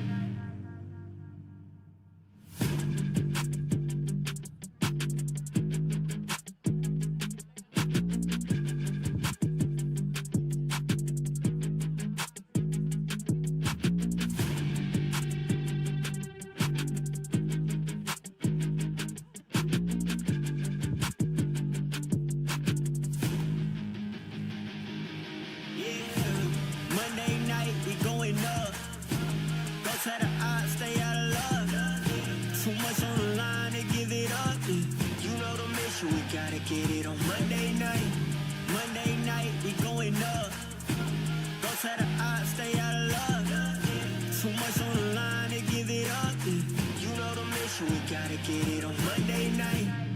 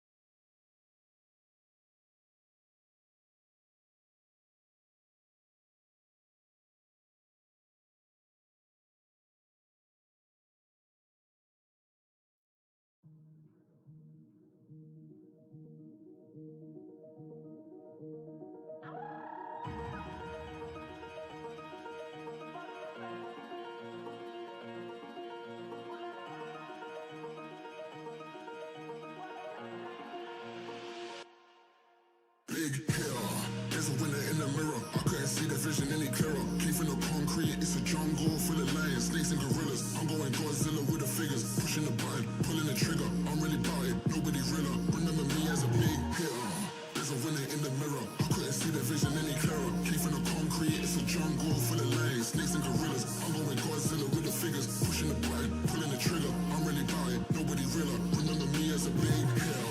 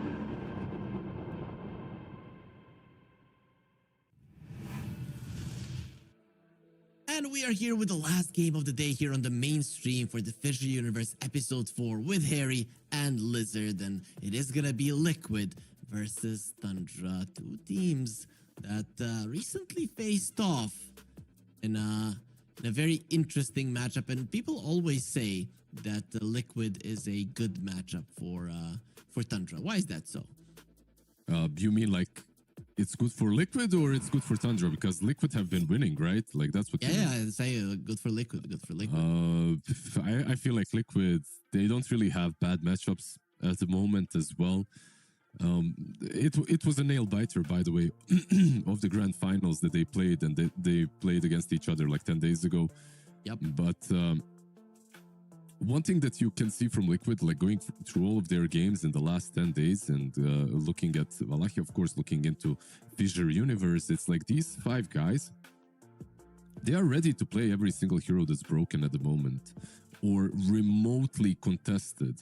So their openers, if they have first pick, are going to go and very wildly. Like it will be your Night Stalkers, your Tinies, your Magnuses, your Dazzle, Stinkers, Terror Blades, like whatever is considered remotely good, if it's left in the pool, they will pick it up. They won't shy away from that hero and pick something that's in full comfort zone. Meanwhile, on the other side, on Tundra, I feel like that's their one weakness, which can also be their strength if they bring it to perfection. But right now, they rely mostly on a set of strategies that they need to execute well to win. And if you take one or two pieces out of that set, they look a little bit weaker. And I don't think that's only between Tundra and Liquid. That's between Tundra and everyone else. Like, whoever they face, I feel like the greatest enemy is themselves and the hero pool that needs to be perhaps in the future and right now improved. But these guys came second. I mean, nothing to take away from them. They're still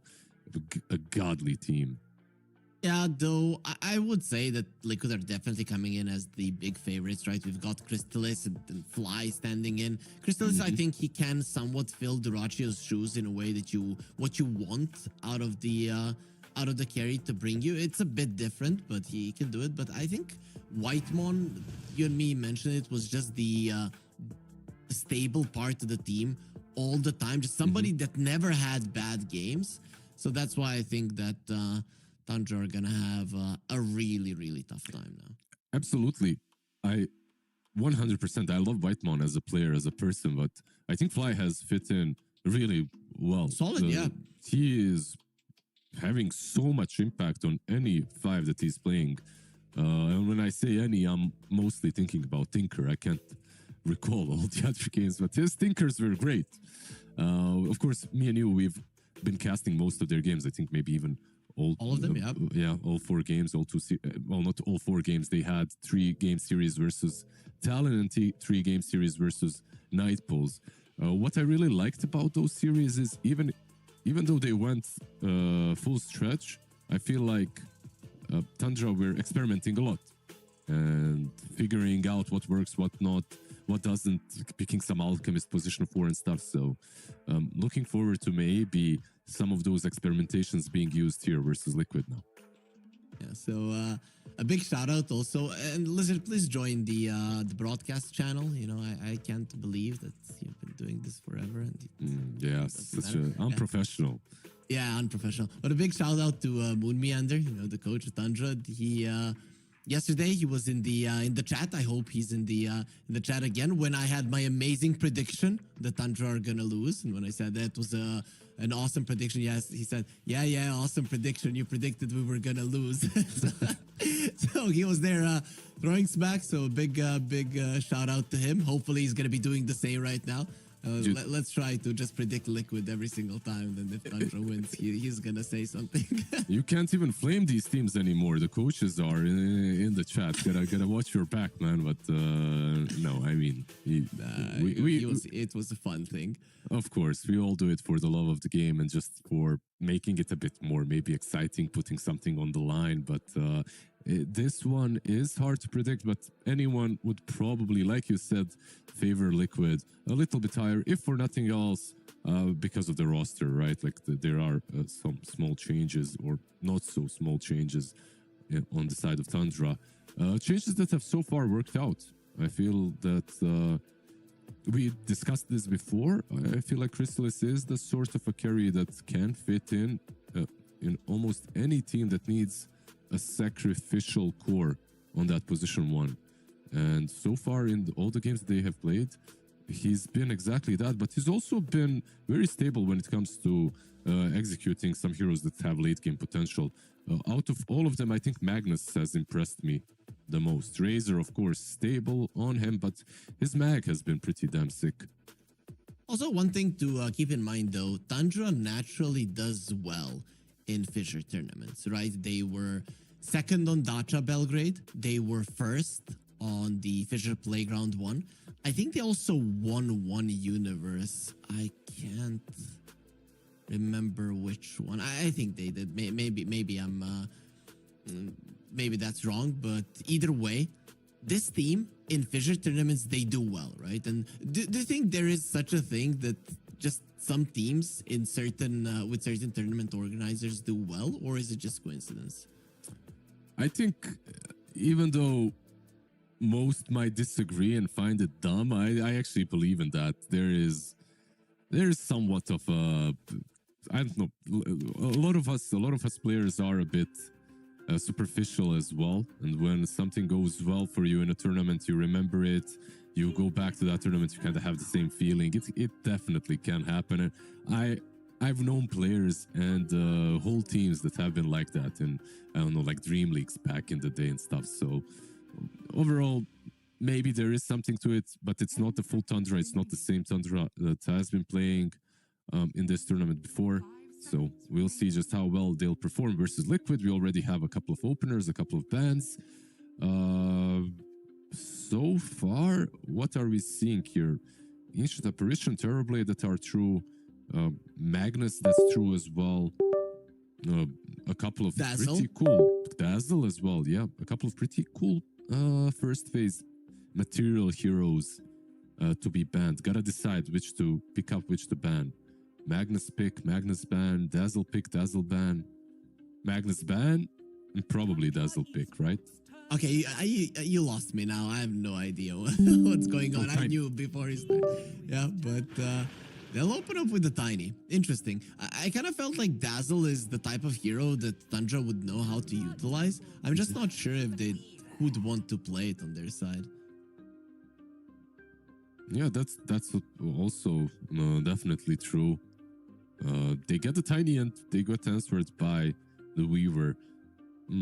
I wonder if we'll see, of course, but I wonder if Dazzle is going to be banned now. 2 bans, of course, for Tundra, 1 for Liquid, and with Liquid having that first pick. Weaver 4 plus Dazzle, is it the best lane? Not really. You'd rather have some sort of a brawler if your Dazzle is on the off lane. We just saw how well, or how poorly I should say, Dazzle can do. Even Melody played a good Dazzle, it's just that the game was really hard for them.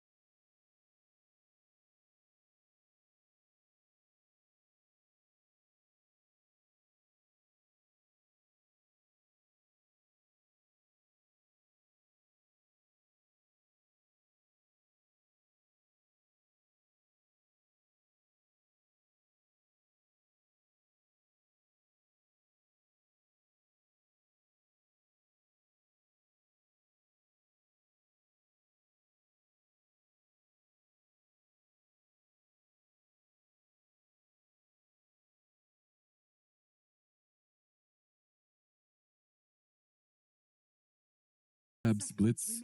I know Blitz looks like he's very in chill mode in the back, but they did some good homework here.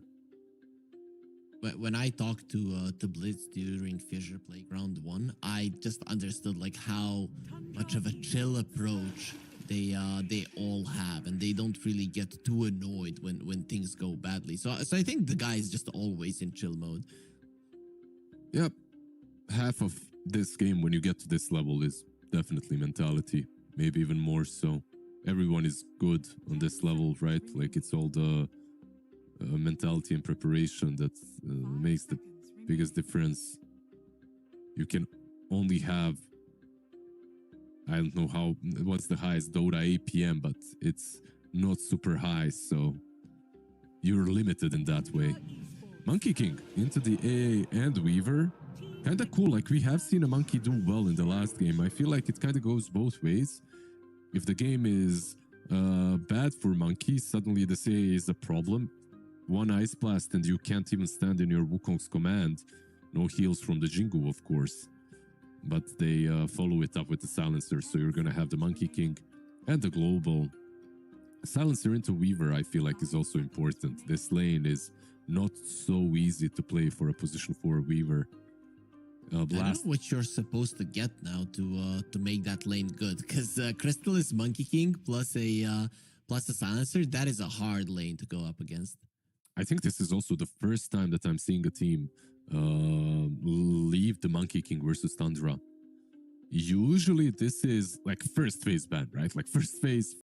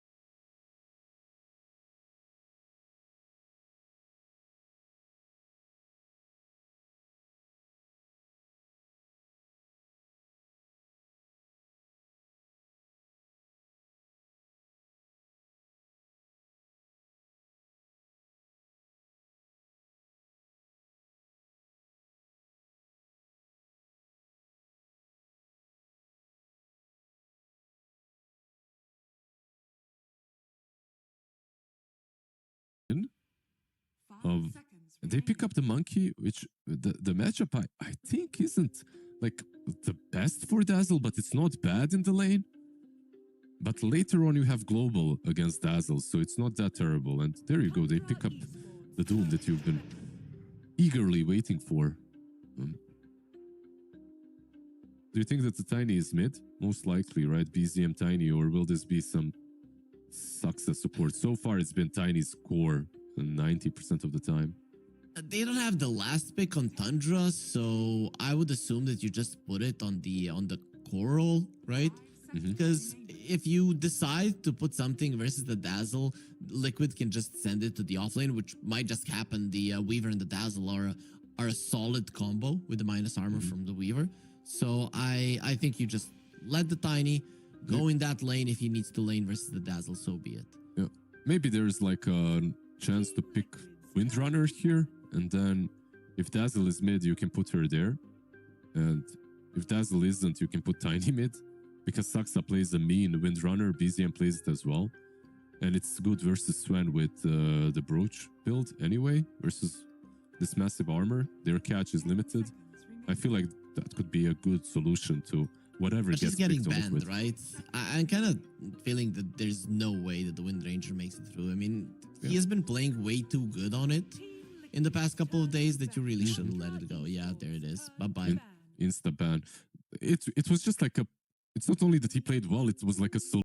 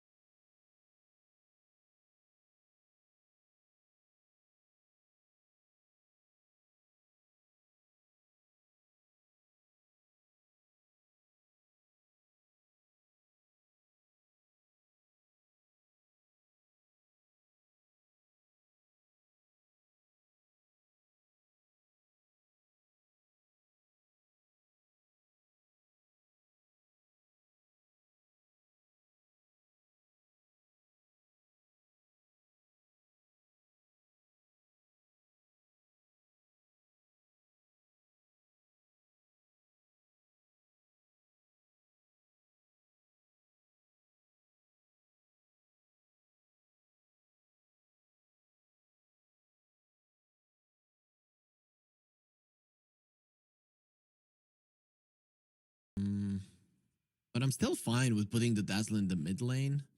and then just get something like a Mars that you mentioned earlier. I know versus the Silencer that it can be annoying sometimes, but maybe that Sand King that we've been seeing something with the stun in the offlane.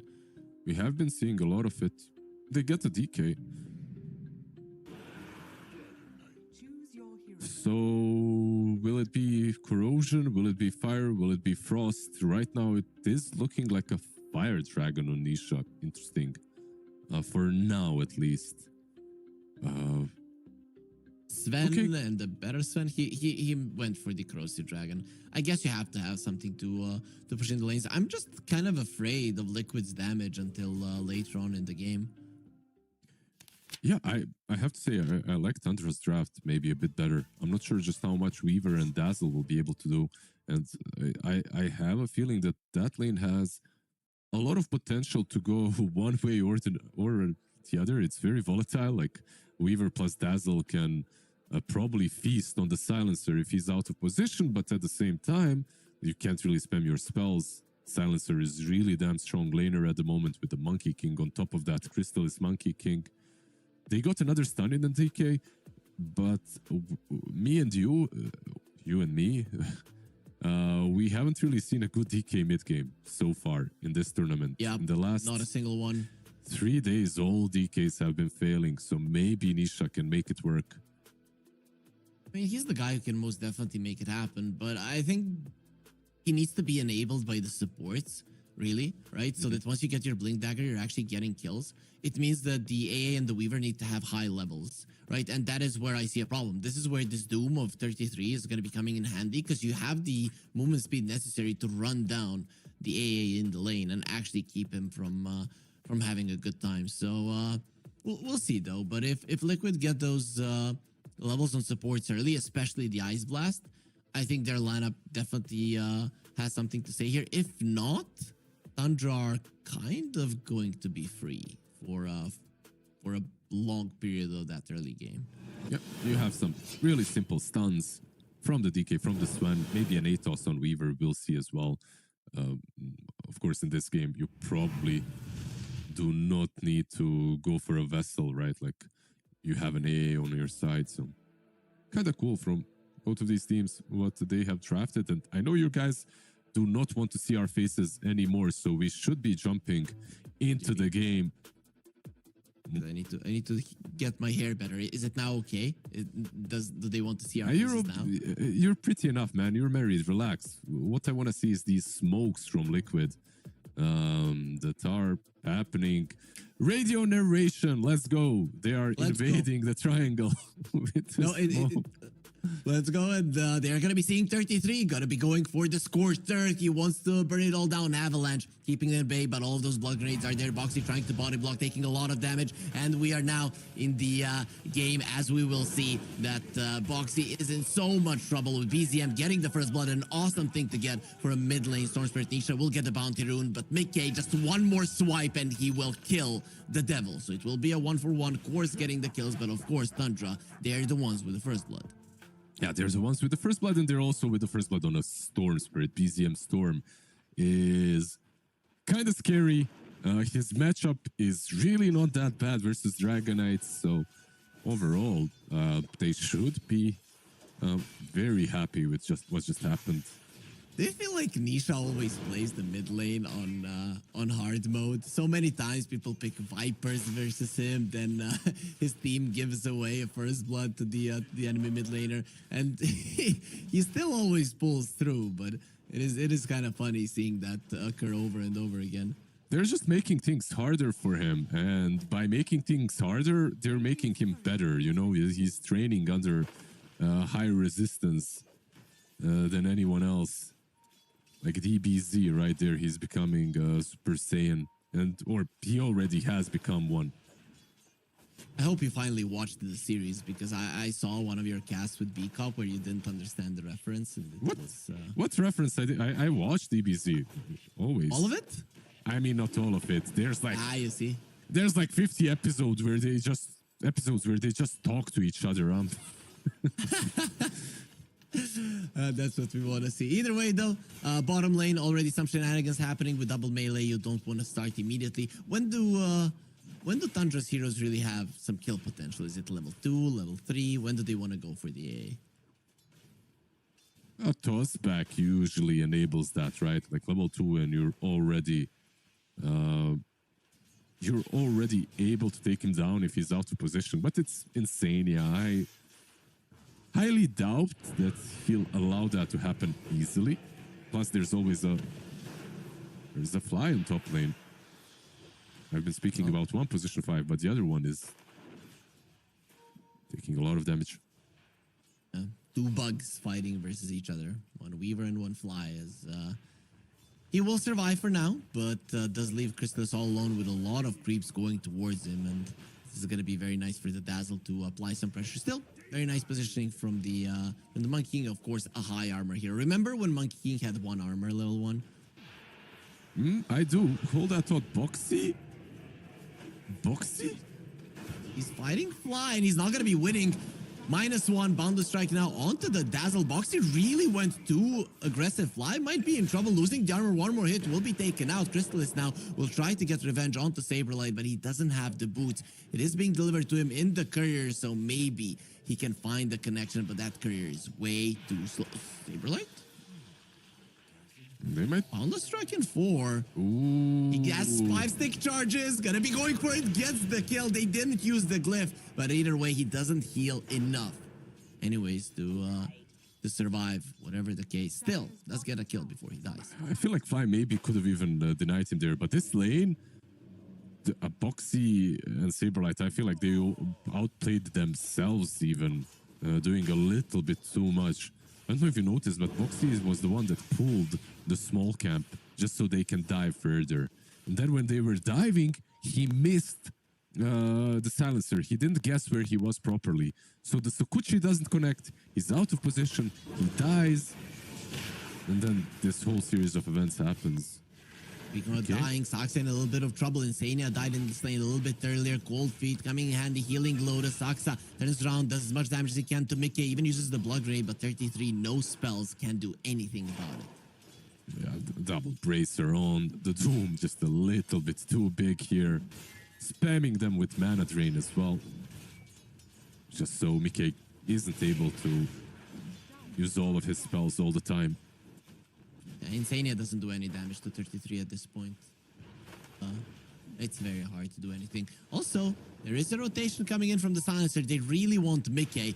And, well, he might get some help. Avalanche into the trees. The bugs will be revealing 33, but after that reveal, they instantly lose their carry. Saksa will die as 0 armor hero versus the Weaver. Never easy.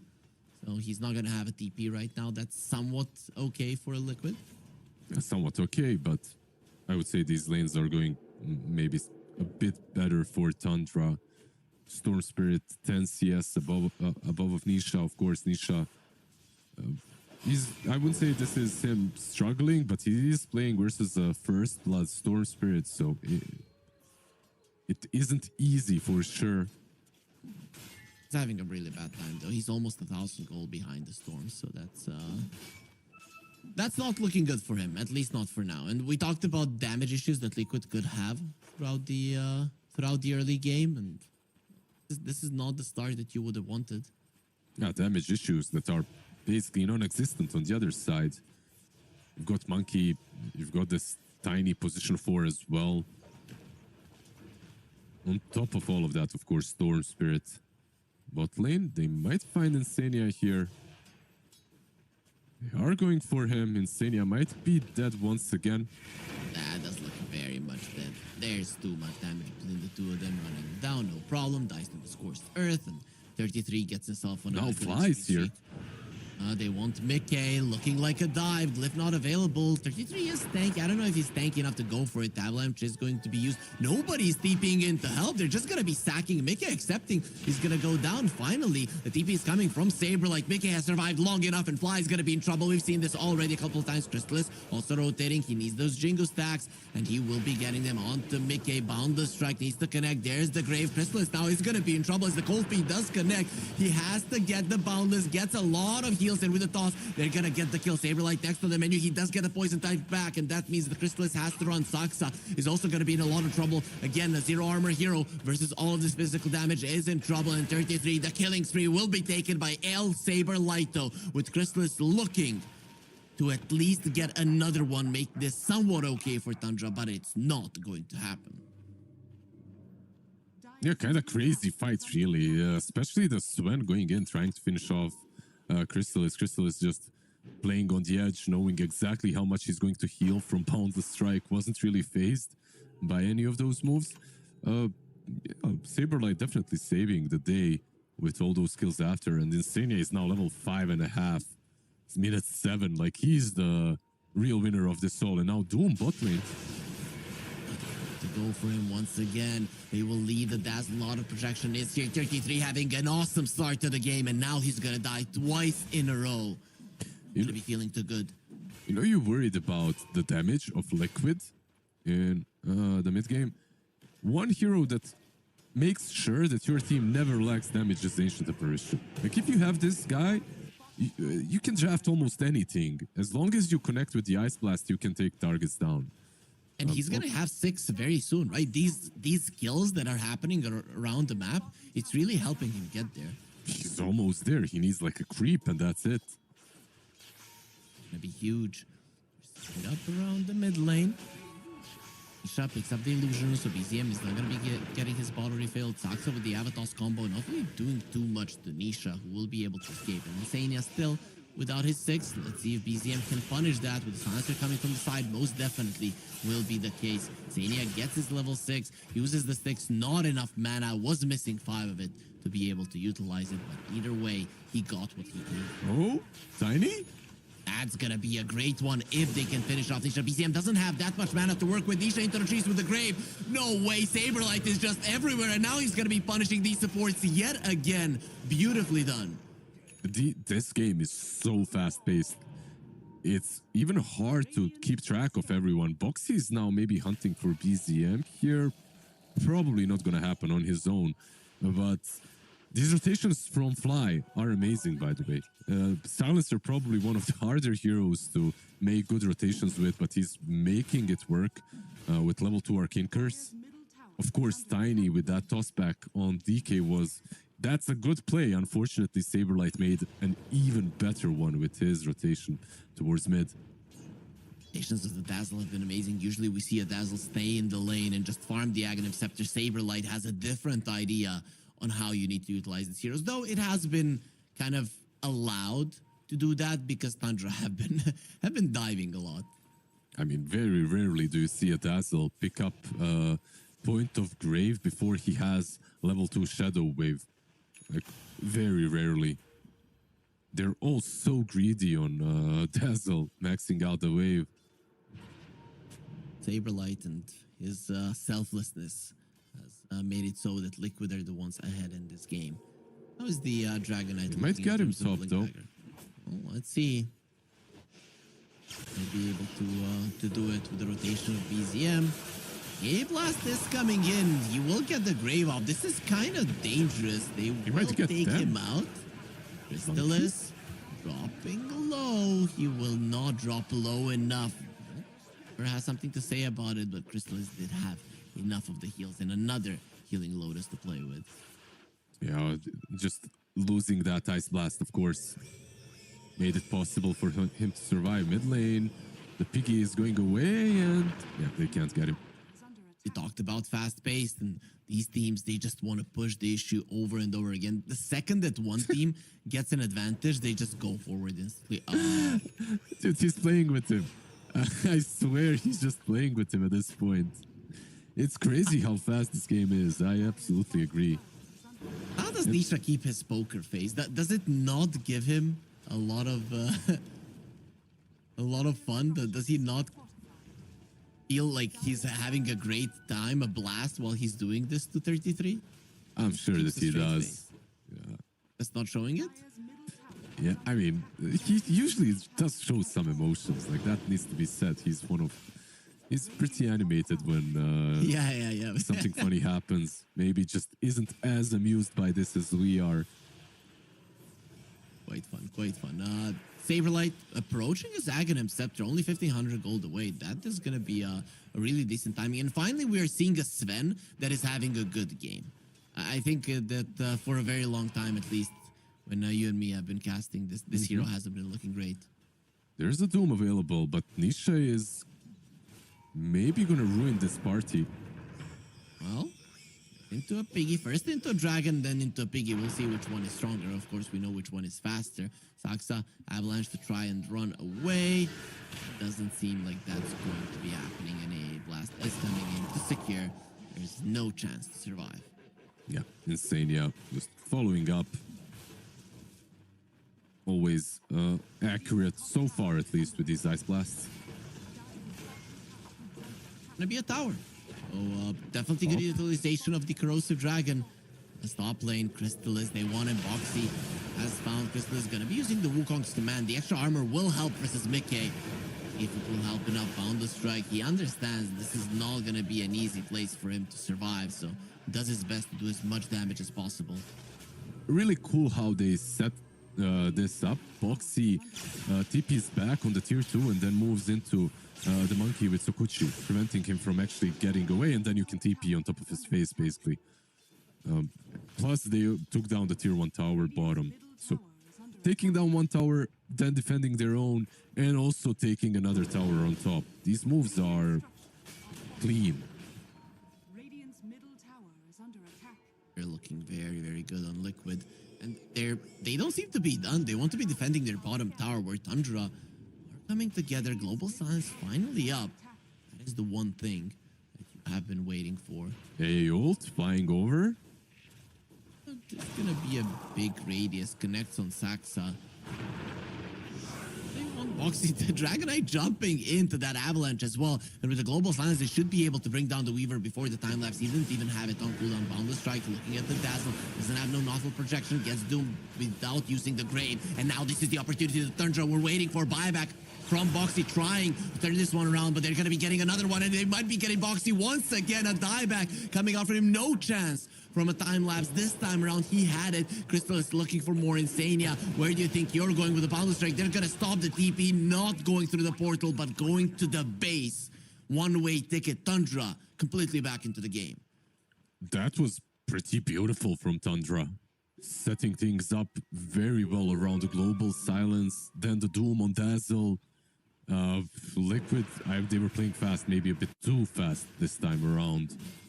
Using that Ice Blast to set things up. They didn't have any follow-up, so it was kind of wasted. And they also didn't have Sven to join them in that fight. Probably for the best. Mickey continues farming, keeping that net worth up. These Storm Spirits today have been looking amazing.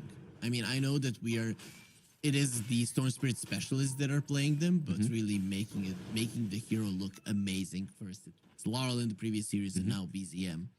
I really think Storm, like, at least in all of our games, like, he's in a good place in general in meta.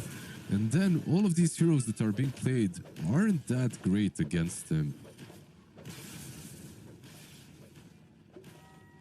Like a meta in which an H's Prophet is almost first phased every game warrants a good Storm Spirit, right? Like, if he wasn't picked as much, I'd be worried.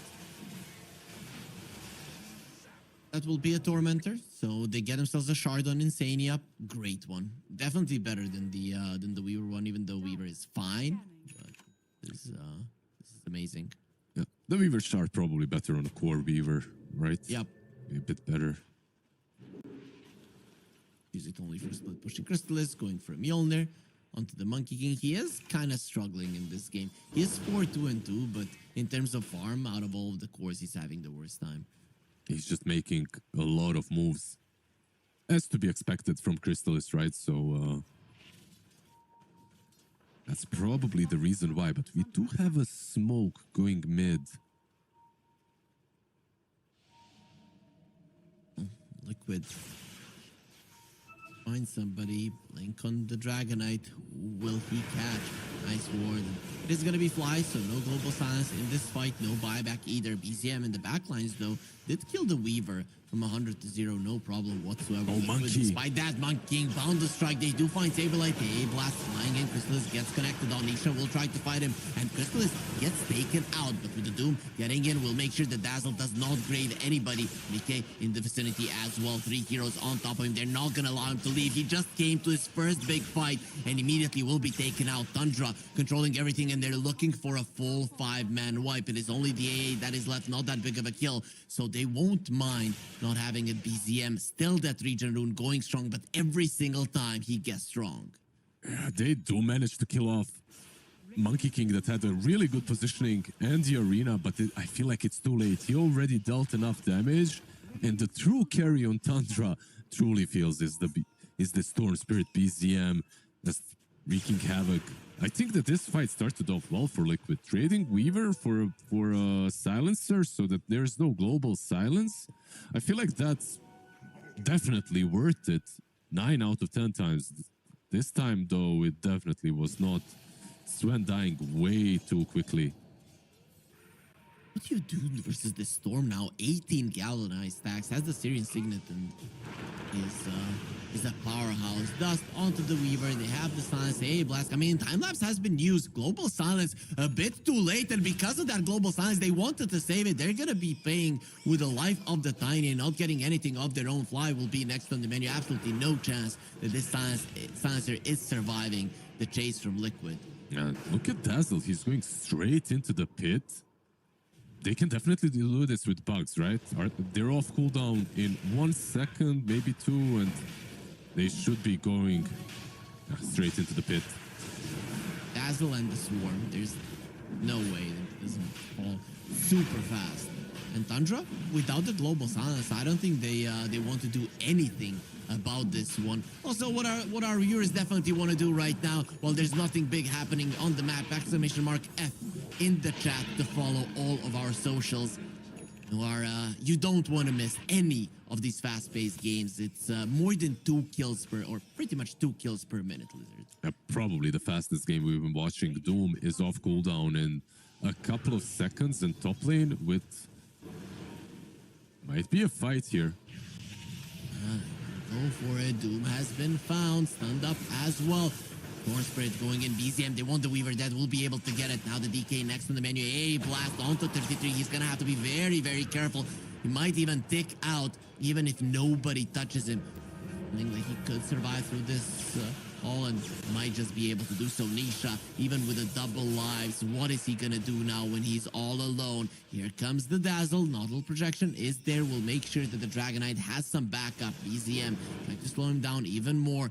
Applying the Witchblade, stopping the potential for a blink there. Here comes 33 with the Doom. He did survive the AA blast, and now he's gonna be making sure that the enemy mid laner goes down. Saberlight has been found in the backlines. Chrysalis is there. The Grave TP not going to happen, as there's just way too many stuns that Tundra are working with, and they annihilate Liquid in this fight. The AA blast was next to perfect, but unfortunately for Liquid, I believe he survived on the last tick. Like 1 extra tick from the Ice Blast and Doom is dead. And then maybe this fight isn't as easy because you don't have Doom for the Dragonite afterwards. This game is very fast, and like there isn't really a huge difference, even though there's a 6k advantage on Tundra. If they're winning these fights, they're barely winning them. Talk to me about Mickey, right? He's approaching his BKB. Once he does get it, yeah, how much does that change in the game? Of course, it changes a lot, right? And suddenly your carry is activated. Right now, if he joins the fight, he probably dies. But with that BKB, he's able to go in, freely attack someone and go out. Of course, there's global silence, there's Doom that you have to worry about, but as a Sven, you're a transformation, more or less, of a hero, so all you have to do is pop your ulti and you're ready to go. And keep in mind that every single one of these fights, Tundra's heroes, they almost die, but they never do, right? They lack that extra damage on Liquid from the Sven. Once he gets in, those cleaves could kill everybody. Saksa Oh, the Croaker. Nice to see. Yeah, he does get the stun on him. Minus armor is there, no chance to blink out. They will be finding the storm, no follow-up, global silence. Will help BZM escape. Saksa will have no sense. Probably the better kill escapes, right? Like Storm still keeping his huge score, 609. This is what you get when you feed BZM First Blood. So don't do it. It was Boxy that did with the Weaver. It just happens so often that Weavers give away First Blood. You just feel unkillable, and then the second that the Shikuchi ends, you're a goner. Especially in this patch where people go 2-1, 2 levels of Swarm and 1 of Sukuchi, just putting yourself in harm's way without that extra cooldown to work with. Smoke from Tundra. Doesn't seem like it's gonna be bearing some fruit for them. They're just gonna be pushing Liquid back, but while that is happening, Mickey is maximizing his farm even more. There's his BKB SNY, obviously, versus the Doom, versus the Silencer. You'd want to have something like that. But, he is definitely battle ready. Yeah, you can have both, right? Like he is queuing up SNY next, getting that level 18 as well. Very soon. They go, toss back, Boundless Strike. The A-Blast is going to be getting in onto the Monkey, and with DP out, Nisha will be fine. They lose the AA, but Insania, he did a great job there, making sure that his Dragonite does survive. Yeah, one hero that has been kind of struggling in these last few fights was Saberlight. Struggling to position himself so that Storm can't jump him. Let's see, they're smoking up again. Maybe with the smoke he can do it. He got a Blink Dagger now, so it's going to be different boxes. He's going to be finding Fly, no Global Silence just yet. And we did see a jump from the Svenas. It will be the Dazzle caught. His Blink Dagger is not going to be doing anything. Doom onto the Sven changes absolutely nothing in this fight. He's just going forward, as you mentioned. Transformation, hero, pop your ulti, and you're going to be fine. BZM low on the mana, still has the Lincoln Sphere. Let it go. He's caught though. Killing Insania. You shouldn't have done that, being slowed down and then stunned by the cold feet.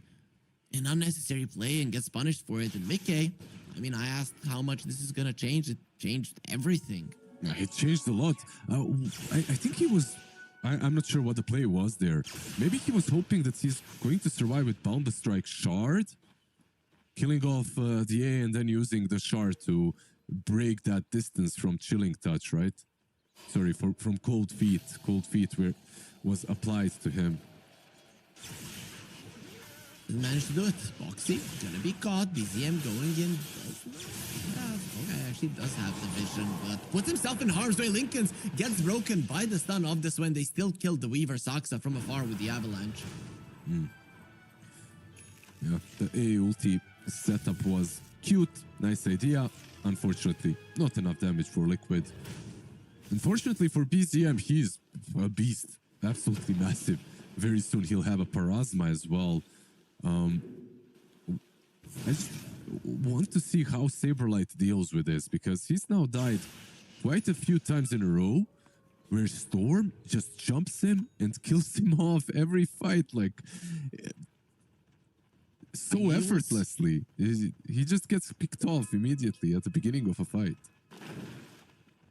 I think it has to be this Yules, because Shard doesn't help you versus the Global Silence, so it has to be the Yule Scepter. Yeah, he is going for it. Maybe that will be enough. They're pinging out the Weaver in the mid lane. Want him again. Boxy has really been stacking up those Galvanized stacks for the Storm. Yeah, he's been doing Lord's work for Tundra, but he's also been doing something nice. Let's see. dusted, jump in, onto Doom they go. Global Silence there to protect him, but Sven already got his spells off. Glimmer Cape, nicely done by Sox, like he's going to be using the Avalanche in the backlines. They already lost an AA, so damage is definitely going to be an issue. BZM going in, his Linkens has been broken. Nice grave on Tanisha. He's going to be surviving a little bit longer. Now, the Sven is doomed without the BKB. It's going to be a problem. BZM dropping low. The overtime damage of the Dazzle being alive in the fight. When you don't kill him with a Storm, it is a huge problem. A Saberlight just showing how powerful and useful he can be in these fights. Absolutely powerful and absolutely useful when the fight is on the low ground and he is somewhere hidden on the high ground, unable to be reached by even the Storm Spirit. Crazy how Doom, by the way, survived. It looks like 33's job this game is just to Doom the Sven, even after he uses the God Strength. Interesting. At least he negates the heals, right? Like you can't really heal on the Sven Insania. And get the blast stun onto BZM enough to dissuade them from going forward, really. Him getting this shard feels like, I don't know, countlessly better, so much better than if Boxy got it.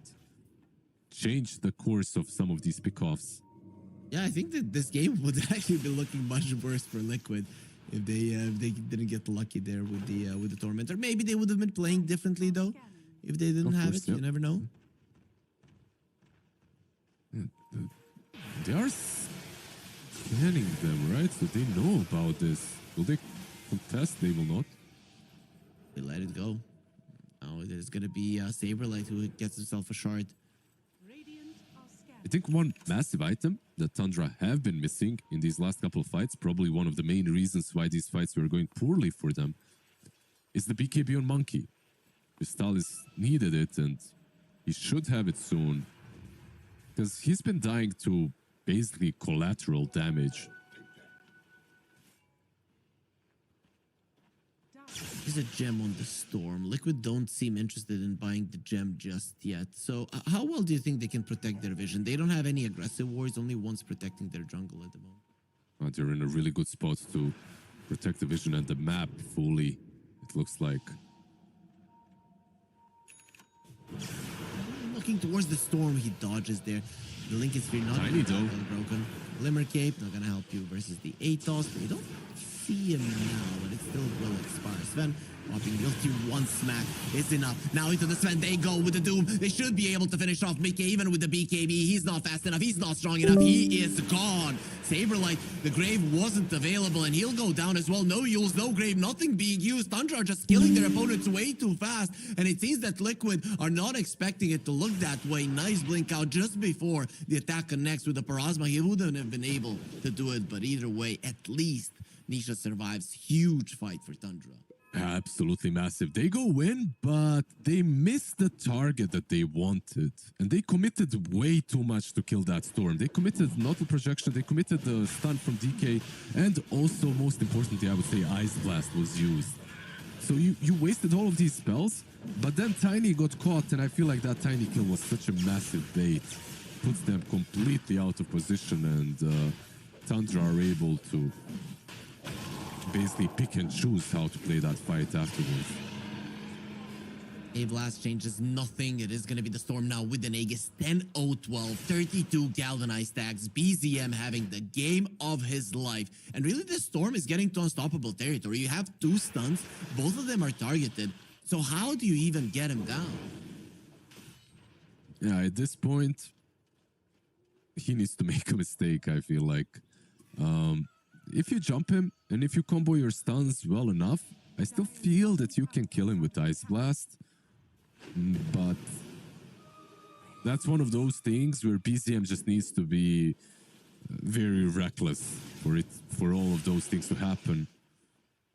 Maybe a Hex down the line on someone, maybe even a Dragon Knight, Weaver, but right now they're pretty much very far away from a Hex on anyone. Even has the gunpowder gauntlet on the Storm, so he just wants to be able to, when he jumps on a target, to make sure that they die fast, and has been quite successful in doing that throughout the game. I can imagine Storm as a boxer type, you know? Yeah, somehow. does have the build. What's the guy that won versus Anthony Joshua? A bit bigger dude. I feel like he's like him. The Tyson Fury? BZM? Style BZM, he does have the Aegis though, so they did take him down once, but you're gonna have to do it again. It's out of the Wukong's command, fighting versus the Monkey, not gonna go too well. 33, trying to escape. The Sven won't do it, but that does leave Mickey all alone without this BKB. Let's see, maybe he's gonna be swinging his sword strong enough with the Grave. They cannot kill him, and now they're looking towards the Storm. He does dodge the attack from the Dazzle, so he's still gonna have the Lincolns here, but he's all alone. That is a gem you can take away. Stands his ground, fights. Lincolns has been broken. BCM really has to be careful. Tiny can't do anything to help him without any mana. Yeah. Would you, with Saxa falling here, would you consider that a reckless play from Storm that we were talking about? Maybe a little bit, right? He had an Aegis, I guess, so. But, Yeah. Oh no, you mean here at the end? I know, when he had the Aegis. Oh, okay, I mean, you have an then it was Aegis, fine. but you are baiting your whole team in a kind of a difficult position. And I wasn't thinking about Tyson Fury. I was thinking about that Mexican dude. I think he's Mexican. Don't quote me on this. I don't know. I feel like I look at the Storm's body, and then he looks like Tyson Fury. You know, the famous Of course, yeah. sentence: "You got beat by a fat man," right? That's how it went. Trust me, Andy Ruiz, 100% more of a Storm Spirit. 100%. That's the other one that won against him. Not as famous, of course, but just check it. You'll know why later on. Way, yeah. The gold lead is 5K. 33 minutes into the game means absolutely nothing. Storm Spirit still seems like a huge problem.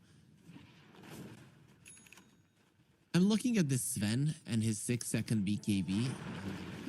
He's gonna be in trouble because of that. Yep, it's definitely a game where long BKB is needed on him, but he is also reaching the state of the game in which he can one-punch most heroes. He's going for Satanic as well, which is kind of peculiar, but because he's playing into Doom, right? One of the heroes that prevents him from healing. Still good though. A lot of damage, HP. One thing, it's kind of late maybe to mention this, but with this exposure facet, Ancient Apparition is can do so much work once the Gleipnir is completed. He's moving very slowly towards it, but it's a pretty good item, even into Linken's. And then on top of that, you've got exposure and your ulti. Like the AoE setup, just that the Ancient Apparition can do.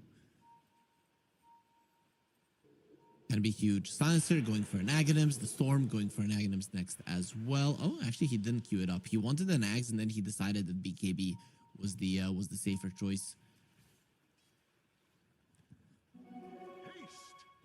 Yeah, absolutely is right. Like his kill streak alone warrants a BKB at this point because they are. How much is he worth? How much is he worth if they kill him? About 1,200, I would say, something like that. Yeah. Do you agree? Yeah, I do. About 1,000 at least. I think minimum. Yeah, for the whole team, yes. Yeah. It will be a smoke from Liquid, so go somewhere on the map. They don't really have good aggressive vision, so definitely aren't sure exactly where their enemies are at. Storm, Lincoln's in the BKB and doesn't need to use any of it. You just can't. These stuns, I think the way I phrased it earlier was they're very simple on Liquid's side. And simple isn't always nice because they're very simple to dodge as well. If you're a Storm Spirit, you're probably not getting caught by a Dragonite or a Sven stun. Especially with the Lincoln Sphere. It's just I mean, that's the main reason. Usually Dragonite can catch you, right? But with the Lincolns, definitely not. And speaking about those targeted stuns and targeted spells in general, the Tiny is going for a Lotus Orb, and actually Saxa does have the full thing. So that is another item that's really going to change a lot, right? Dragon Tail, Storm Hammer, and Storm Hammer you can return very easily. You can see it's flying, and also removing some of the Dazzle spells and the minus armor from one of the targets is a big deal. Absolutely. Mid lane, Saksa. He's gonna be fine. There's the Lotus Orb coming in handy, looking towards the Weaver. Gonna get grades, still saving that Global Silence. A Blast connects onto the two supports, and with an all projection, they want to kill Saksa. Not gonna be capable of doing so. So Tundra, they keep their cool, and all of them survive. And there you go, that Lotus Orb instantly helping out Tundra move back into perhaps a better position to take a fight. They have the level 18 on Silencer. Of course, Global is almost always up when necessary. Sven got the stun duration increase on the Stormhammer, and Storm Spirit now is level 25, so his bounces are going to be doing so much damage. Did he queue up Ags again? He did, right? Like Yes. he's got it in what 1,200? Sorry, about 200 gold, and BZM has Ags as well. Saksa. Foxy found. He has the Yules. Can he get the time lapse off? No. Crystallis just waits for the hit, and the animation of the time lapse is just way too long. It is the Global used for a support. At least Rosh is dead, right? Like it cannot respawn very quickly. So I mean, it can respawn in 20 seconds, right? So Oh, that's if true. Liquid get lucky, they might just be able to utilize this Global Silence being down. Top tower is under attack. E3, they have vision here, yeah. see him. Very careful. See, there's the stun. A Blast flying in. Will be connecting. Goodbye, 33. Huge kill. Now, if you're Tundra, you're praying that the Roach doesn't spawn. Yeah, Nietzsche tried to go for more, and he might still do it. There's the blink. Stun on fly. Lotus Orb will be returning that one. Very nicely done by Saksa. Buyback from the Doom, and it's time to bail. But what is the case here? You have to leave. Mickey gonna go for a TP out. The Doom is on him. He will die in the fountain. Nowhere to hide from the Doom. And now it is gonna be Liquid that are gonna be praying that the Roche does not Nisha? spawn early. They're still chasing him. He has the shield rune though, so you have to go through so much. BKB TP out is still an option for the Dragonite if he wants to do it, and they're gonna do their best to force it out. Nicely done by Tundra. Beacon's broken. Nisha overstaying his welcome. We do have the Dazzle in the vicinity with an auto projection. The BTM is going to be focusing on him. Boundless Strike, want them dead. He does have the Grave. 33 joining in on the fight. Crystal is dropping low. Saberlight is just doing so much, but not enough to keep this storm in check. BZM is just too strong, beyond godlike, overtaking this game by a storm and annihilating Liquid over and over again. 13-0-16. They're just not respecting the chase that this hero can bring to the table. Of course, Monkey King following through as well, dying in the process, but making sure that they have a very comfortable 11k lead now. Dragonite falling in that fight. Of course, he will have a buyback soon. Yep, it's back off cooldown. That whole fight realistically started with Mickey stunning himself. No reason to, right? I feel like he could have killed the Silencer even without the stun, with just the harpoon being used. And the Dragonite stunned himself, right? Or was it? And both then of the them? Sven stunned Oh, both himself of them. as well. Yeah. Because Dragonite stunned himself with the Lotus that just got popped, right? Like it just went on him. But Sven had no reason to. He could have maybe even BKB'd and then stunned. But Mickey stuns himself, then he gets tossed, then he gets the Doom, and he's just dead even with the TP base. Can't heal up. EZM now has Negative Scepter, Refresher Shard, a Regen Rune in the bottle. And his BKB, it says 9 seconds in the backpack, but I think that's a bug. He did use it. It's 8. To me at least, maybe some visual bug. Okay, now it's 8. No, Yep. now it's 9, now it's 8. I have no idea what's happening with Dola right Top now. tower is under attack. Yeah, we're in a really good spot where observers are, I don't know, like Radiant structures it's some sort of a practical joke from Gabe and Devs. tower is under Weaver mid, Boxy. Find him, and once again, in a lot of trouble. Has the time lapse. Grave will allow for that to happen. Now they turn it around onto 33, who has the A on this. Nullifier, a little bit too late. They pull him in once again. BCM going into the back lines. Very nice positioning of the Wukong's command. Finding the Dazzle. Without the Dazzle, you're just helpless. Look at the damage that is coming up from the Storm. The bouncing attacks from his level 25. And the Doom is there on the Dragonite, securing that he is going to be the next casualty game, as maybe. well. A full wipe, and Liquid got nothing else left to give in game one. Dude, this was a crazy game. Tundra, very nicely done. 15-0-18 on that BZM Storm Spirit. 11-7 on Crystallis. Just did wonders. Like every single player there just had to press button M, and then on the Storm Spirit follow him around. And that was basically it. Marvelous play. I think they let the Dazzle go through, and they did show us why. They already had the Silencer prepared for him, preventing him from using any spells early on, and then on top of that you get the Monkey King and the Storm. Saberlight had a really good start. He was everywhere, saving all sorts of heroes on all different kinds of the map, TPing in, craving, healing. But later on he just couldn't find the right positioning. I'm just like looking at the Dazzle because it's not only about the Saberlight, it's about the hero itself. You need to be static somewhere and cast your Naughtal Projection. And Storm Spirit and Monkey are very capable of finding where you are and killing you off. Every single fight more or less started with Dazzle dying first. Pretty cool game. Tundra Esports just outplaying Team Liquid. Left, right, and center, mid lane, the most important one. I would say Storm Spirit getting that first blood and snowballing to the bitter end. Yeah, I mean, I'm impressed by BZM. There's no other way to put it. But also, it's interesting that Crystallis did 40,000 damage. I mean, considering that he died 7 times, it just goes to show how deeply he understands this Monkey King hero. Mm-hmm. Yeah, absolutely. It's probably his best hero, right? Like the Monkey King is one of the main reasons why he got into the pro scene, and probably the hero that he has achieved the most with. You could see it once again.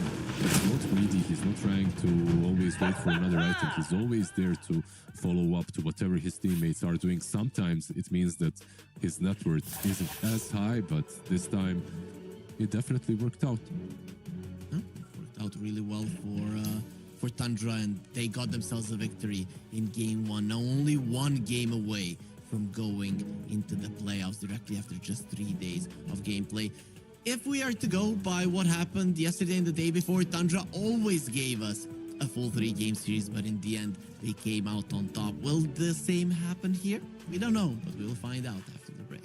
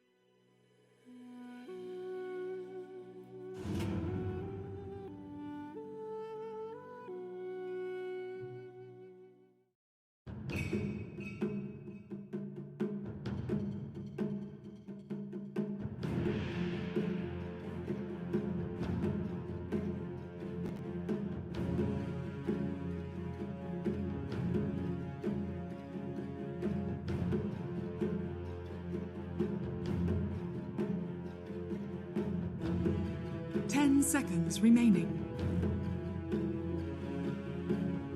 5 seconds remaining.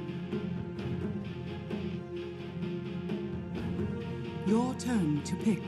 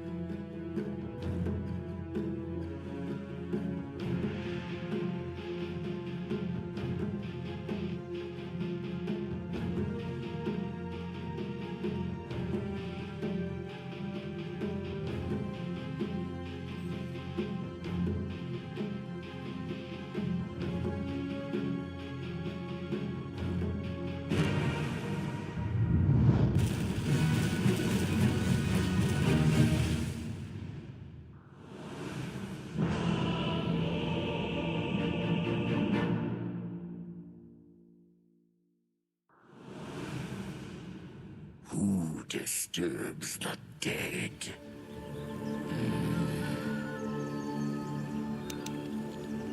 Prepare for battle.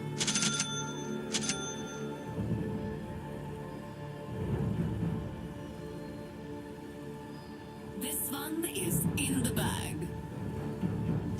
The vile dead.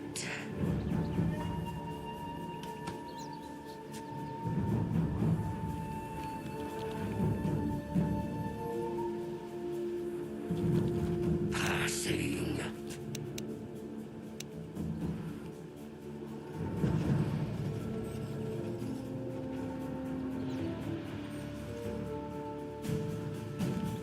The dirge goes on.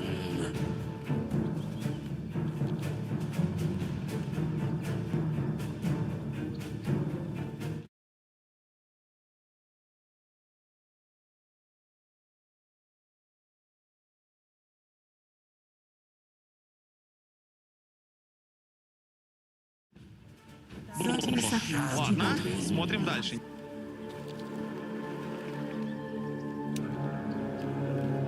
Death!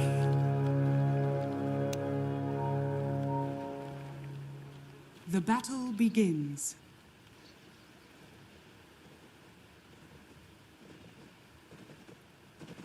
My will.